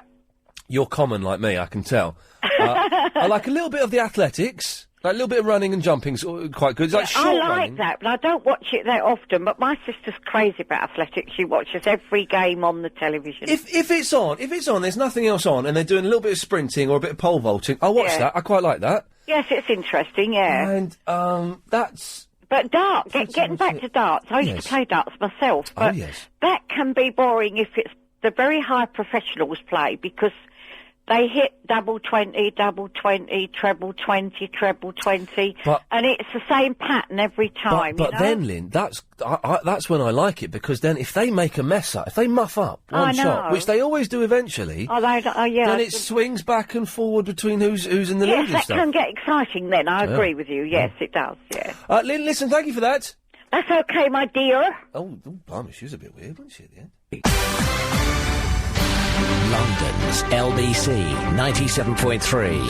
Iain Lee. What was that? Where did you get that from? I just found it somewhere. Oh, Alex is digging through the box of delights. We were just having a conversation there that's inappropriate to have on the radio, and that's good to know. But if I had to lose one or the other, it would definitely be my legs, I think. Yeah, definitely. Anyway, 0870 9090 973. So we agreed with Bob's going to go off and do the podcast at 5:30. Is that right? And then we'll that's straight fine. to air. Lovely. Okay. You've got to behave yourselves in here, though. I will be listening downstairs. We're allowed 30 minutes of free swim, aren't we? Yeah. Well. Okay. Yes. All right. Free swim. So 0870 9090 973. You've got sort of 15 minutes, just under, to phone up to speak to Bob, and if you want to come and make a valid point, or at 5:30 you can come on and talk nonsense. It tends to be. I've missed the last few Clive taking calls straight to air, because I've sort of been dozing off. Just as the 12 o'clock news comes on, it seems to knock me out, and I seem to go to sleep. So we'll see what happens. Let's go to Jean, who's in the Leighton. Hello, Jean. Hello, Clark. Hello, Ian. We got there on the third attempt. It's Ian. Hello, love. How are you? I'm all right, consider him. Did you see the osteopath? Oh, blimey, you're shouting tonight, aren't you? I'm sorry, how's your shoulder? The shoulder is absolutely fine. I saw the osteopath, it's fine. I'm going to the... Do you know what? I'm going to get into bed tonight just after 2 o'clock. Yeah. I'm up at 7:15. Yeah. I've got a meeting ridiculously early in the morning. Yeah. Yeah. And then I'm in the gym at 10 o'clock. Oh, yeah. I'm going to be knackered. You are, yeah. Yes. You'll do well tonight. It's all right, isn't it? Quite good. Yeah, it's all right. What do you think of Eurovision, Ian? Sorry? Eurovision. I didn't see it. Oh, it was no rubbish. Well, I was reading about it today, that everyone was saying that the person who won wasn't very good. Now, is that just sour grapes, or were they genuinely awful? Oh, awful. Really? I think it was Siberia. Was it Siberia? How to pronounce it? Was it Serbia? Yeah, that's it. Yes, okay. Very similar, yes. Yeah, they won. Right, but was she genuinely bad? She was bad. Really? And 19 points for England and Well- 5 points for Ireland. But let's be honest, Scooch were atrocious, weren't they? They were, weren't they? I saw them on the Graham Norton show like a couple of months ago. Oh, really? Oh, it was we sent that over there to represent us. It was awful. It was awful. One of the worst acts. I knew they wouldn't win. Well, of course they're not going to win. Yeah, we never win. Bucks Fizz won. I mean, Bucks Fizz were on the news the day before saying, "Oh yeah, we won't win because of we're allied with America and with the war and stuff like that." But And they're showing Ray tonight, aren't they, Ian? it's what? Ray Charles. Ray Charles? They're showing the film Ray. What, on the telly? Yeah, but I'm not watching it. Well, no, but anyone who didn't realise it was on and is a fan of that genre will now be switching over Yeah. to watch it. Did you like him? I like Hit the Road Jack. That's a good song. Yeah. It's a really good song. Yeah. I don't really know any. Georgia is a good song, I think, and Yeah. that's all I know of him. I don't know much about Ray Charles. We'll go and watch the film. I can't, but I'm going to go to bed. All right then. Okay, Ian, bye. Cheers, bye. There we go. Well, absolutely bonkers. Sifu. She's one of my favourite callers. She is. She's like I can't work out if she's real or not. Ian, I'm surprised tonight. What's going on? I thought, you know what I thought happened? Yeah. I had a little power nap after you'd gone off air earlier. Oh yeah, or 10 o'clock. All of a sudden, yeah. No. I thought it was Sunday night in Triple M. You thought you'd slept through the entire week. That's a common occurrence for me. I do like my sleep. Oh, I was saying this earlier. I've not had a good night's, like a decent night's sleep all the way through for about 2 years, where you go to bed and then you wake up the next morning without waking up a couple of times in between. I'm always waking up in the night now. But when I was young, right, when I was like 17, 18, 19, I once slept for 17 hours straight through. That's a regular occurrence for me. I miss those days. You got to do it, Ian. Well, I can't do it now. I wake up 3 or 4 times a night to go to the toilet. Is it insomnia, or are you just too busy and you worry? There's a little bit of worry. I do stress a bit, and I'm kind of fueled by stress. You said earlier you got to be up. So when you go to bed now, you think to yourself, "Oh no, I've got to be up for 7 o'clock," and then you get more worried. I'm gonna tonight when I'm only gonna get 5 or 6 hours sleep. I do worry quite a bit. So yeah, I'm gonna stress tonight. But the good thing is, after this thing in the morning and after the gym, I'll be home from the gym at 11:30. I'm not doing anything tomorrow until I come back into LBC. So I'll probably go and have a little doze tomorrow. Get your head down. Beg your pardon? Get your head down. And that's not the first time you've said that, is it? But no, I'm filling in for Clive because he's poorly tonight. So I'm impressed. Do you get a cut of his wage tonight, or? Well, this is what needs to be negotiated. Have I done am I doing a long show, in which case I get nothing, or is it a fill-in? I don't know. I'm sure Clive will slip me a few quid. He owes you a drink. He'll take me to McDonald's in the Shepherd's Bush shopping centre and buy me a fries and a shake. Yeah, do you want to talk about? I want to talk about vegetarian. Vegetarian. You want to talk about vegetarian? No, vegetarians, right? And I want to talk about sports as well. Okay, well, yeah, you can talk about those things. I'm going to bring Tallulah in. Hello, Tallulah. How are you? You don't call me anymore, do you? I did a few days ago, and I was not called back. It was yesterday. I don't believe you. Oh, yeah. I wanted to talk about the Tallulah impersonator and... oh, yeah, we have a woman called the Rubbish Tallulah impersonator who's getting more and more rubbish as she goes on. It's true. Yeah, because I know. I heard her yesterday, and I was not impressed because she gives me a bad reputation. Well, I think you give yourself a bad reputation, but anyway, Sifu wants to talk about vegetarian. Do you think bacon looks too much like flesh? Listen to this, Ian. Yeah, I'm listening. I haven't eaten pork for about 4 years. I never used to like pork. And about 2 weeks ago, one of my friends was cooking some bacon. I thought, yeah, and I had a bacon sandwich, but it was like on a bun, and I enjoyed it. But bacon isn't pork, is it? I know it's pig, but isn't pork a specific part like of the cut? I don't know. That's a good question. Educate me, Ian. Educate me. Oh, I'll try. Tallulah, is bacon pork? Pork is everything that comes from a pig. Is it? I thought pork was a specific chop. No. Pork is everything that comes from a pig. Oh, well. Listen to this one, Ian, yeah? Yeah, okay. And I bought some bacon. Yes. And I took it out the packet. It looked good in the shop. But then when I had to manhandle it, I wasn't happy. It doesn't feel. I cook bacon for my mum and stuff like that. On Christmas Day, I sort of do a big fry up for everyone, and bacon doesn't feel very good, does it? It was just nasty. I couldn't eat it after. I just been a lot. But you're not a vegetarian, though, are you? No, I'm not. No, I eat chicken. I like steak. But surely bacon is one of the nicest, one of the tastiest meats around. I'm not so sure. So I think steak and chicken's good. I think the thing is with bacon, when it cooks, it smells good. It does. But chicken's really bland. I don't think so. You're wrong. I'm not wrong. I can tell because you're wrong. You're wrong, Seafood. Chicken is bland. Listen, yeah. I come from a family where we like season the chicken. You like Caesar the chicken? I reckon you just put the... Do you mean Caesar the geezer? No, not Caesar. No, I don't like him. No, I don't. I'm not a big fan. He's an idiot. He was an idiot, yes. Right. Not being nasty. If one person I could punch in my lifetime... And you can't say that. You can't say that. Right, but I understand what you're saying. Your interpretation of seasoning a chicken was just salt and pepper. I tell you what, I'm laughing at this. I think I've gone a little bit delirious. And I've never had a steak in my life. That's a crime in itself. Well, it is. I once ate, right, I was in America, about 3 years ago, and I once ate a 32-ounce steak. Oh, no.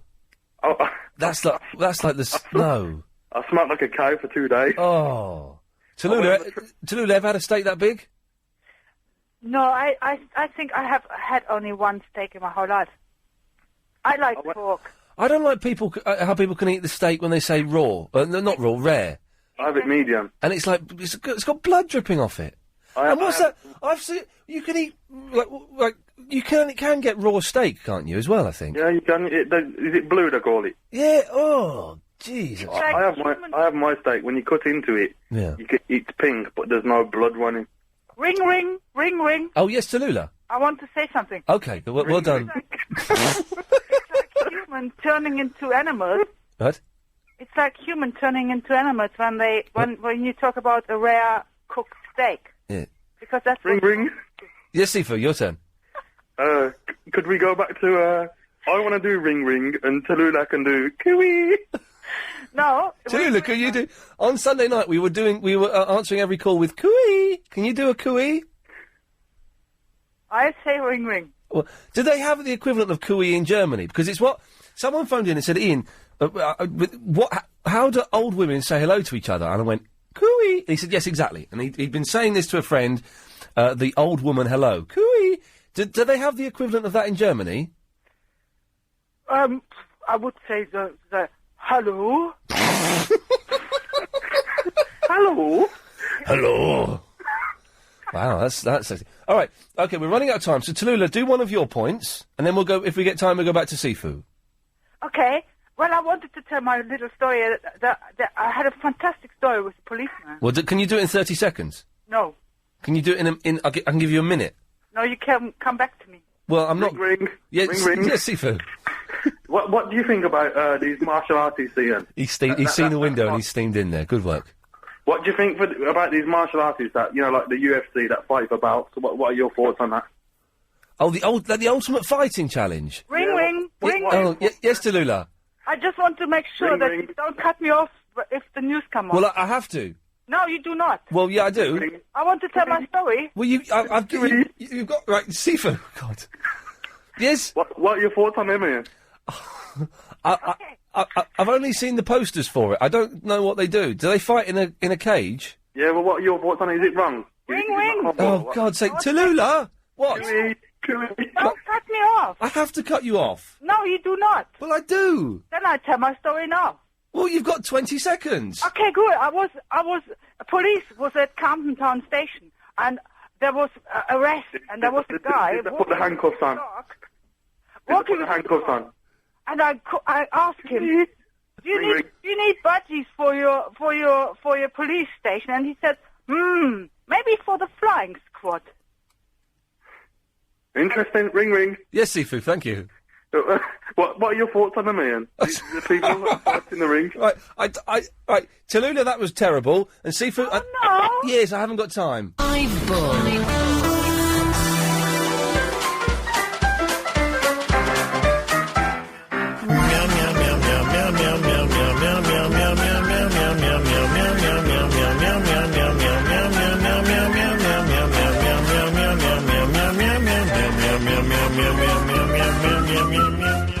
Okie dokie, it's the last 30 minutes of the show, and we end this with the way that we start the first 30 minutes of my show by calls going straight to air. 0870 90 90 973 is the telephone number. The rules are the same as they are when Clive takes calls. By the way, Bob has gone downstairs now. He's doing the podcast. He's doing what it is he needs to do. The rules are the same. Don't swear. Don't be libelous. Apart from that, pretty much anything else goes. You can play stuff down the phone. You can carry on talking about what we've been talking about. You can dick around. It's all entirely up to you. 0870 90 90 973. Let's start by going to line 6. You're on the wireless. The horse and mare live 30 years and do not know of wine and beers. The goats and sheep at 20 die and never taste scotch or rye. The cow drinks water by... At 15, life is almost done. The dog at 14 years packs in without the aid of rum or gin. The modest, sober, bone-dry hen lays eggs for years and dies at 10. But sinful, ginful, rum-soaked men survive till 70 years and 10. And some of us, the mighty few, stay pickled till we're 92. There we go. 5, you're on the wireless. Yeah, hi, Ian. Your colleague... That was an energetic entrance into the phone call, yes. Natasha Desborough. Oh, yes? She wrote a big up for you on the... I read it. Independent I read it. I like Natasha. She's lovely. And I sent her an email yesterday, and she has not sent one back to me. Well, she works on the BBC now. So Yes, no, she was lovely. We did the XFM Breakfast Show for a week together, and they really wanted us to do it, and I couldn't be bothered. Oh, but she's nice, Natasha. I sort of had a little crush on her as well, a long time ago, and then that wore off quite quickly. It did wear off. Well, hubby wouldn't be too pleased. Doing. No, but yeah, no, she's very nice. Okie doke, mate. Cheers, mate. Bye. Bye-bye. Let's go to line 8. You're on the wireless. Evening, Ian. Hello there. Well, good morning, rather. Yes. I don't know what to say. I'm just on my way home and I'm bored, so I thought I'd give you a call. Well, thanks very much. I'm not going to... I usually invite you to play poker, but I've stopped playing poker now. Oh, why have you stopped? Because you kept losing money? Mostly, yes. Yeah, exactly. So it's a mug's game, the poker. I couldn't really hear what he was saying, but he's a very nice lad who kept encouraging me to join his poker club, and I didn't. 3, you're on the wireless. Anyway, can I just say what I wanted... Well, actually, when I first Where would you start with the kiss? Sorry? Where would you start? Where would you... It's James Whale being sexy with a girl. I like my kneecap sucked. Do you? Kneecap? Mm. Oh. Thank you for that. Line 5, you're on the wireless.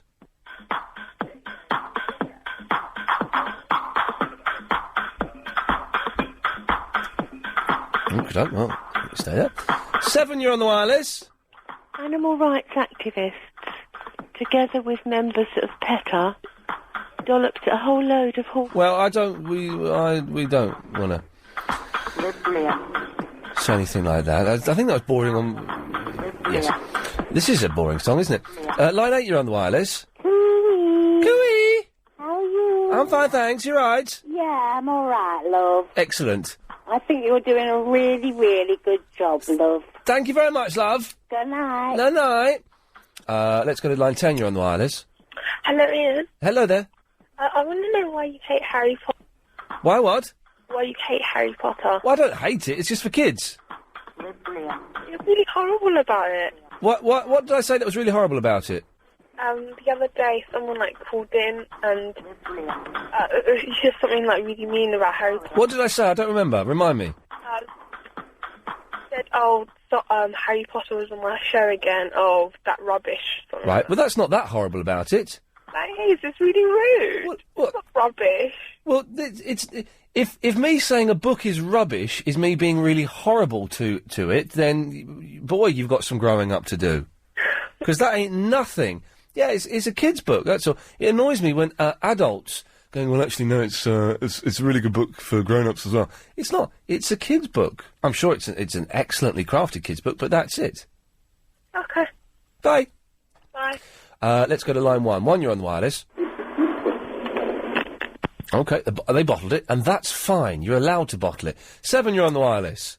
Hello, Ian. Hello there. Just to let you know, you were asking about the German for QE. Oh, yes. I think, well, in German, of course, the word for hello is hallo. Oh, yeah, hello. Someone's on TV, they tend to say halli hallo. They say what? Halli hallo. Halli hallo. Yeah, that's it, and it means sort of QE. Halli hallo! Halli hallo! There we go, thank you. Thanks for the blog as well. Oh, he's gone. 1, you're on the wireless. Good evening. Good evening. Ian, what a pleasant surprise. What a delight to be here. I was going to talk about, Foreign Minister, Tony Blair. Tony Blair's? Yeah, no, Tony Blair. Tony Blair's what? Well, he's finally left he's quit his job, isn't he? Yes. And I was wondering, But he hasn't quit yet, has he? He's announced his intention to quit, hasn't he? Well, he's going to quit. Well, he's announced his intention to quit. Yeah. But, I mean, if you were to have a new cabinet... Yes. Like, Foreign Minister, who would you have? Gordon Brown. I'll say Sylvia Saint. Cynthia Payne? No, Saint. Cynthia Saint? Yeah, she's foreign. Who's she? Well, she's foreign, and I think she'll liven up any meeting because she's a porn star. Oh, Mitch, I'm looking her up on the... Cynthia. And how about Justice Minister? Judge Dredd. There's no such woman as Cynthia Saint, according to... No, Sylvia. Sylvia? Yes. Oh, I know. Do you know what? I know her, yeah. Do you not think, as a Foreign Minister? Yeah, I know her, yeah. She'd be good. How about Justice Minister? Yeah. No, how about Justice Minister? Who would you have? I don't think I can look at that on this computer. A Justice Minister? Yeah. Adjust this, Minister? Yes.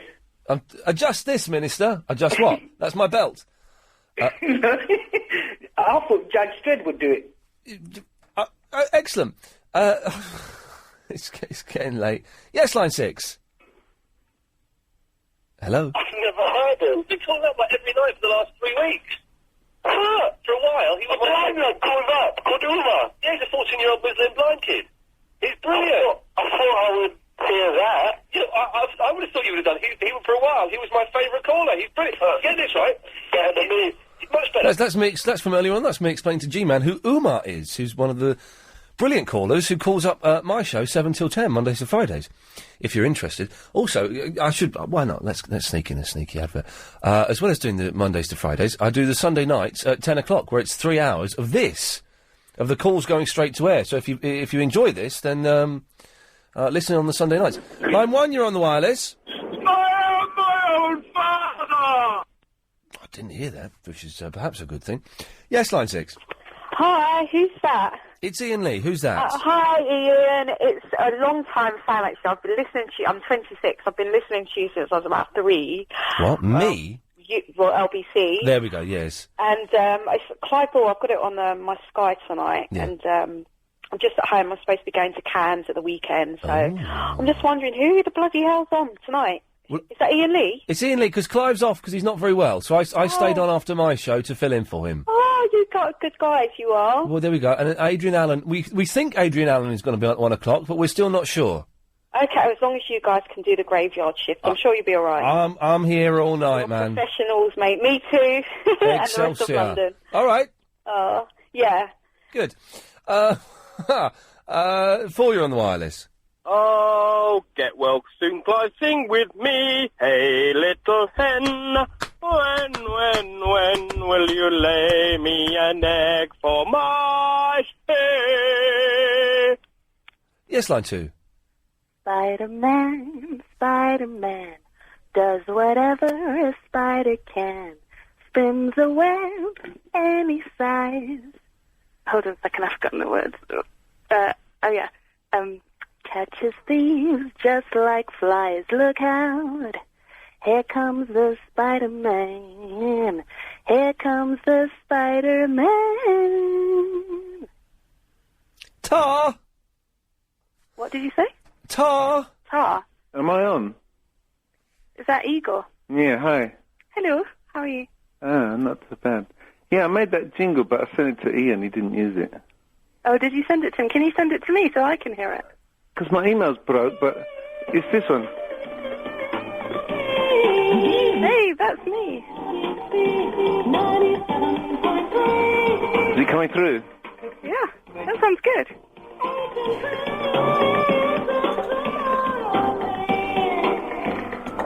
That's maybe Agent Chris didn't want that one. Yeah. Igor, send it again, because I haven't got it. Sorry? I send it again, because I haven't got it. I was thinking of something else that you'd sent me. No, what? Well, I've got something here. What's this thing you sent? Oh, no, this is an old one that you sent me. Yeah, send it again. Send it to me as well. Hello? Hello? Send it to me as well. Send it to me as well. And me. And me. And me. And me, and me, and ba ba ba ba. Can I say something? Yes? Yeah. You know you said I can come in as a guest in 2 weeks? Well, hang on. I don't think I said 2 weeks specifically, did I? Well, a month ago, 2 weeks ago. Okay. I mean, you said a month 2 weeks ago. Well, I think I was speaking metaphorically. Metaphor. Okay. So Zara, I met her for dinner, and she said she would come in. Could we come in together? Well, maybe, possibly, maybe not. Let's see. We haven't arranged a date for you to come in yet. So let's just all calm down. Let's back away from the gun, and let's see. I was going to bring guitar. She could do a new song. Well, maybe. Yeah. Why are you so dithery? Because we haven't. Scared of meeting me. No, I'm not scared of meeting you. I don't think. You're too scared. Yeah, I'm scared. I don't think. Did I say you could come in a month? I don't remember. Yeah, 2 weeks ago. I Okay. said Jimbo was going to come, but he's bottled out. He doesn't want to learn all the guitar songs. Okay. Well, let's see. Why? Just say, be a man. All right, no. No? Well, you just told me to say. You put me on the spot. If you're going to put me on the spot, I'm going to say no. Why is everyone on the spot saying no? Because you just put me on the spot, and I don't like being put on the spot. Okay, so it's Zara then? Because you said I could come. What? So you don't like her? No, Igor, why are you putting me on the spot? She hasn't even got socks. She can't put a knife in them. Okay, right. Well, neither of you can come in now. Why? Because you're putting me on the spot, and I don't like being put on the spot. I don't think it's very fair. Okay, can you play my Eurovision song? No, because I haven't got it here. I don't. That was a bit odd, wasn't it? I don't like being put on the spot. I don't think that's particularly fair to do that. So, no, you can't come in. London's LBC 97.3. Iain Lee. Is that a real sting? Because I've never heard that. Yeah, it's called News Iain Lee. So what was that? Oh, maybe that was when we did a proper show. Do you remember that one? We did a proper show. I think that could be from that. 0870 909 973. Don't phone up and put me on the spot. It makes me very uncomfortable and backs me into a corner, which I don't like being backed into. So, don't. Calls going straight to air. 7 second delay. Don't swear. Don't be libelous. Line 6, you're on the wireless. Gadang, gadang. Gadang, gadang. Gadang, gadang. Gadang, gadang. Gadang, gadang. Yes. Okay. Line 9, you're on the wireless. The boy began to scream. Roger hit him across the mouth. Come on, out with it. The novice held up his hands for mercy. I'll tell you all I know, but it's nothing. Only what I heard Master Bryu, the bishop's emissary, say to the prior. Okay, well, I'm not quite sure what that was, but thank you. 10, you're on the wireless. Oh, God. Hello, Ian. Hello. Sorry, mate. Igor, you mustn't speak. I'm going to speak, yeah? Igor was a bit out of order. If you let on, he's supposed to come on with his girlfriend. So what happened there? The Beaver is talking nuts. There's phone upgrade. Anything you like with her, express the text and that's all they want is to sign up again. Rambo's watch, yeah? Yeah, okay, I didn't get a word of that. I did not understand a word of that. I hope there were no swears in there. I think he said Rambo. Good film. Good film. Yes, line 10, you're on the wireless. Yeah, hi, good evening. I'm ringing about two of your callers. I believe, I know this may sound a bit strange, but Chicken and Chips Boy and, what's the other one? Seafood. What's that all about? Well, you can speak to Seafood now if you want. I don't know what to say. It's just that, I only recently started listening to, to your slot. Seafood, you've got a fan. So, what am I missing out on here, so... Live and direct with the Seafood. Let's go. What do you want to ask Seafood? What's your concern about him? I haven't really got a concern. I just wondered, Seafood, where'd that come from? It's Seafood, not Seafood. Seafood, S-I-F-U. It's Cantonese for master or teacher. Ah, right. Okay. And Chicken and Chips Boy will be in bed now, because he's... what's that all about? Chicken and Chips Boy? Chicken Pie and Egg Boy is his official name. He's basically chicken egg pie and chips lad called in and named himself that, and for a while he was a bit of a don, was kind of bossing everyone around, but he seems to have wimped out a little bit recently. He challenges Seafood, and now he bows down to the master. He does bow down to the master. It's quite hard to follow. You kind of need to keep listening, and it's sort of... Well, no, it doesn't make much sense then either, I'm afraid. Sorry. I've only been listening now for about a year. Oh. For some weird reason, I've never heard of LBC before. I just accidentally turn on the station. Oh, right, okay, this is okay. Yeah. And I started listening. I only heard of you only recently, as in the last few weeks. Okay, right. But like the other lady that said earlier, she watched all her soaps and that earlier. I know, pretty sad. I have to watch all my soap and telly programmes, and then about 11:30, 12, I tune in. Well, this, as you know, my daughter goes to bed. I'm filling in for Clive this evening because he's not very well. But I normally do 7 till 10, and then 10 o'clock on a Sunday night. How early is that? I thought you were coming on later. No, I do 7 till 10 normally. Now, Adrian Allen's on at 1. Right, yeah, okay. He's a ninja, that man. He's a ninja. And you can ring and talk about absolutely anything. It's not a particular subject every night. You can ring and... On my show, you can talk about anything. Right. Clive's show, you can talk about pretty much anything. Adrian's... Pretty laid back, then? Yeah, it's pretty laid back, yeah. Oh, that's all right. Yeah, it's just... Adrian's show is different. Adrian's show, you can sort of talk about anything and talk about stuff that he sets. Each presenter... Anything about, being a ninja or being a Reiki wizard. Well, you could talk about a little bit more. I'm not used to this freeway conversation. Yes, you could talk a little bit more than stuff like that. But yeah, different presenters have different styles, and some of the shows in the morning, they're a little bit more strict about what you can and can't talk about. But I think as the evening sort of wears on, it's sort of pretty much anything goes, really. And some people like it, some people don't. Oh, yeah, one more thing. What was that caller about, that lady Denise? Because I just got back from my parents, and I just turned you on, you were just in the middle of an argument. What was that all about? I know you're finishing, so you're going to have to tell me quickly. What? Was that the one a few weeks ago? Yeah. I just turned you on and you were halfway during an argument. And then yes, that was... You hung up on her? That was on the Sunday night show. Well, she was on for about 20 minutes, and in the end it was best to cut her off, I thought. I don't quite know. She'd been listening for a year, but she didn't like me, and she didn't like the show. Got some issues. Well, my argument was, well, why... Well, listen if you don't like it. I mean, go and listen to 5 Live. Like over telly, isn't it? BBC you don't like something, you turn it off. Well, exactly. That's the thing. But some people don't How hard do can that be, isn't it? Okay, well, listen, thank you for that. Yep, Glad you found us. Bye-bye. Sorry. Need to clear my throat.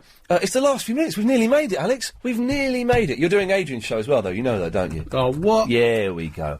0870 90 90 973. Line 1, you're on the wireless. Cock-a-doodle-doo! Oh, blimey, I'm cleaning my ears out. Yes, line 3. Oh, this is better.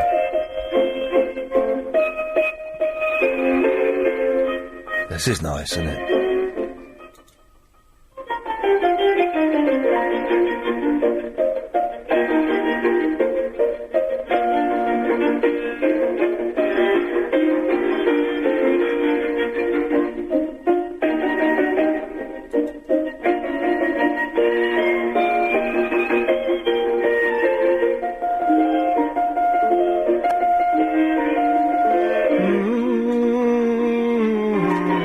Okay, well, let's, line 8, you're on the wire. Oh, no, press that, haven't I?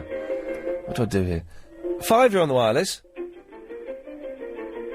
Iain, I'm looking for... Oh, no, can't hear anything there. 5, you're on the wireless. My wife really appreciates the smooth cue action. Yes, snooker is a fantastic sport, isn't it? 7, you're on the wireless. Hi, Ian. Yes. Hi, just congratulate you. What a great show you've done. 2 shows, that is. It's been all right, hasn't it, filling in for Clive? It's been all right. I've loved it because when I started work, you was just coming on, and I'm just finishing, and you're just finishing yourself. It's been great. It's a long old night, but never mind. Hopefully Clive will be back tomorrow, though, so fingers Hopefully. crossed. I mean, I've got a bit of a dilemma, and you're the man. Yes, sir. Right, I think it's come the time of my life that I want to start getting a computer game. Yeah. And I was going to buy the PS3. Yeah. And I was offered it at a really good price. Oh. £300. Oh, that's a good deal, yeah. Yeah, but now everyone keeps telling me at Blockbusters, everyone that's buying these PS3s are bringing them back and swapping them for Xbox 360s. Really? Yeah, and that's what's put me in this bit. Well, do you know what? I've never played it. I sometimes play the soccer ones on the PlayStation 2. I'm not really that great, but I thought, is that something great for me to start off with, the Xbox? I would probably recommend an Xbox. Yeah, because they've said 300 with 4 games. Yeah, exactly. So it's a better deal. I mean, PS3 will get cheaper and stuff. I would go get a nice deal with the Xbox. Right. The Xbox 360. Yeah, that's it. Yeah, you want to get your hands on that. Iain Lee. Oh, it's nearly home time, ladies and gentlemen. Thank you very much for being patient with me. Let's have line 5. You're on the wireless. Oh, Iain. Hello. I'm sorry, I've got a bit of a sore throat. I need to clear my throat, sorry. You know the lady you were talking to before? What was her name? The first lady I heard, anyway. Yeah, the first lady you heard, What was yes. her name? I don't remember. I don't know who the first lady you before heard. the German lady. So Tallulah was the German lady? No, before her. I can't remember. What was she talking about? Well, I enjoyed it. You were good. I've not heard you in that sort of chatter before. I listened to you quite a bit, but I enjoyed that. What were we talking about? She was talking about... Well, you were talking about your cat looking through the stairs at you. Oh, yeah. She likes poking her head through the banisters. She was... But I love the chatter. You were like the bloke next door, you know. Oh, well, thank you very much for that. Thank you very much. Cheers, take care. Bye-bye. Bye-bye, there we go. This is unusual for me, getting people phoning up saying nice things. Let's see if we can change that. Line 9, you're on the wireless. Oh, God. OK, well, we'll keep that going as we go to 4, you're on... Oh, I need to do that, don't I? 4, you're on the wireless. The next sound you're going to hear will be almost unbelievable. I am the god of hellfire, and I bring you... Reasons to be cheerful. Part 3. There we go, that was a nice little mash-up. 8, you're on the wireless. Gooey! Gooey! Oh, I got Midge here. What's that, Midge? No girlfriend again? No, I didn't think so. Well, you wouldn't say something, Midge. Alright, go on. Because, but something I hope you will love as much. Thank you very much for that. Oh, dear. It all gets a bit weird at this time of night, doesn't it? 8, you're on the wireless. Good night, Iain. Good night. Bye. Bye. That was sexy. That was kind of sexy. 5, you're on the wireless. Jeremy the Frog didn't realise the jacuzzi was getting hotter until it was too late. Impressive double show, Mr. Lee. Thank you. Double show. That's what we've done. We've done a double show. 10, you're on wireless. Immediately sideways, hippopotamus, carbuncle, globule, harpsichord. Those are words. If Adrian wants to come in here and do a quick hot seat, do you want to do it in here, or are you doing it in there, or... I don't mind. I can be out within seconds. Let's go to line 2. You're on the wireless. Good night, Iain. Good night. OK, let's do a couple more quick calls. Line 8, you're on the wireless. Hello. Hello. I want to thank that lady for saying she enjoyed your banter with me. I'm Lynn Basildon. It was you, was it? Yes. All right, cheers, Lynn. Bye. Bye. Hello, Adrian Allen. I heard my name being taken in vain, Mr. Lee. This is your normal studio, isn't it? No, that one. Oh, is it? Other one. You do it in there, do you? Oh, I thought you did it in here. I hot-seated with Clive. Oh, I see. That's how it works. So you're well enough to do your show, are you? Yeah, I've used a bung about my personage, and it's fine. OK, good lad. Well, I'm going to take one more call, and I'm going home to sleep for 4 hours. You deserve it. See you later, sir. Have a good one. Well done. OK, the last call of the night. What's it going to be? Let's hope it's a good one. Line 7, you're on the wireless. No. It was a rubbish one. Never mind. You can't have everything. Listen, that's it from me. That's 6 hours of radio done. Thank goodness it's home time. I'm shattered. Thank you very much, Alex, for sticking around. I appreciate that a lot. Hopefully Clive Ball will be back tomorrow. Adrian Allen is on next. And I'm back at 7, I think. Is there anything else I need to tell you? No, that's it. Ta!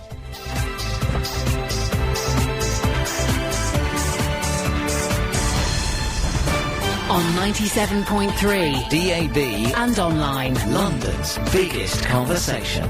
LB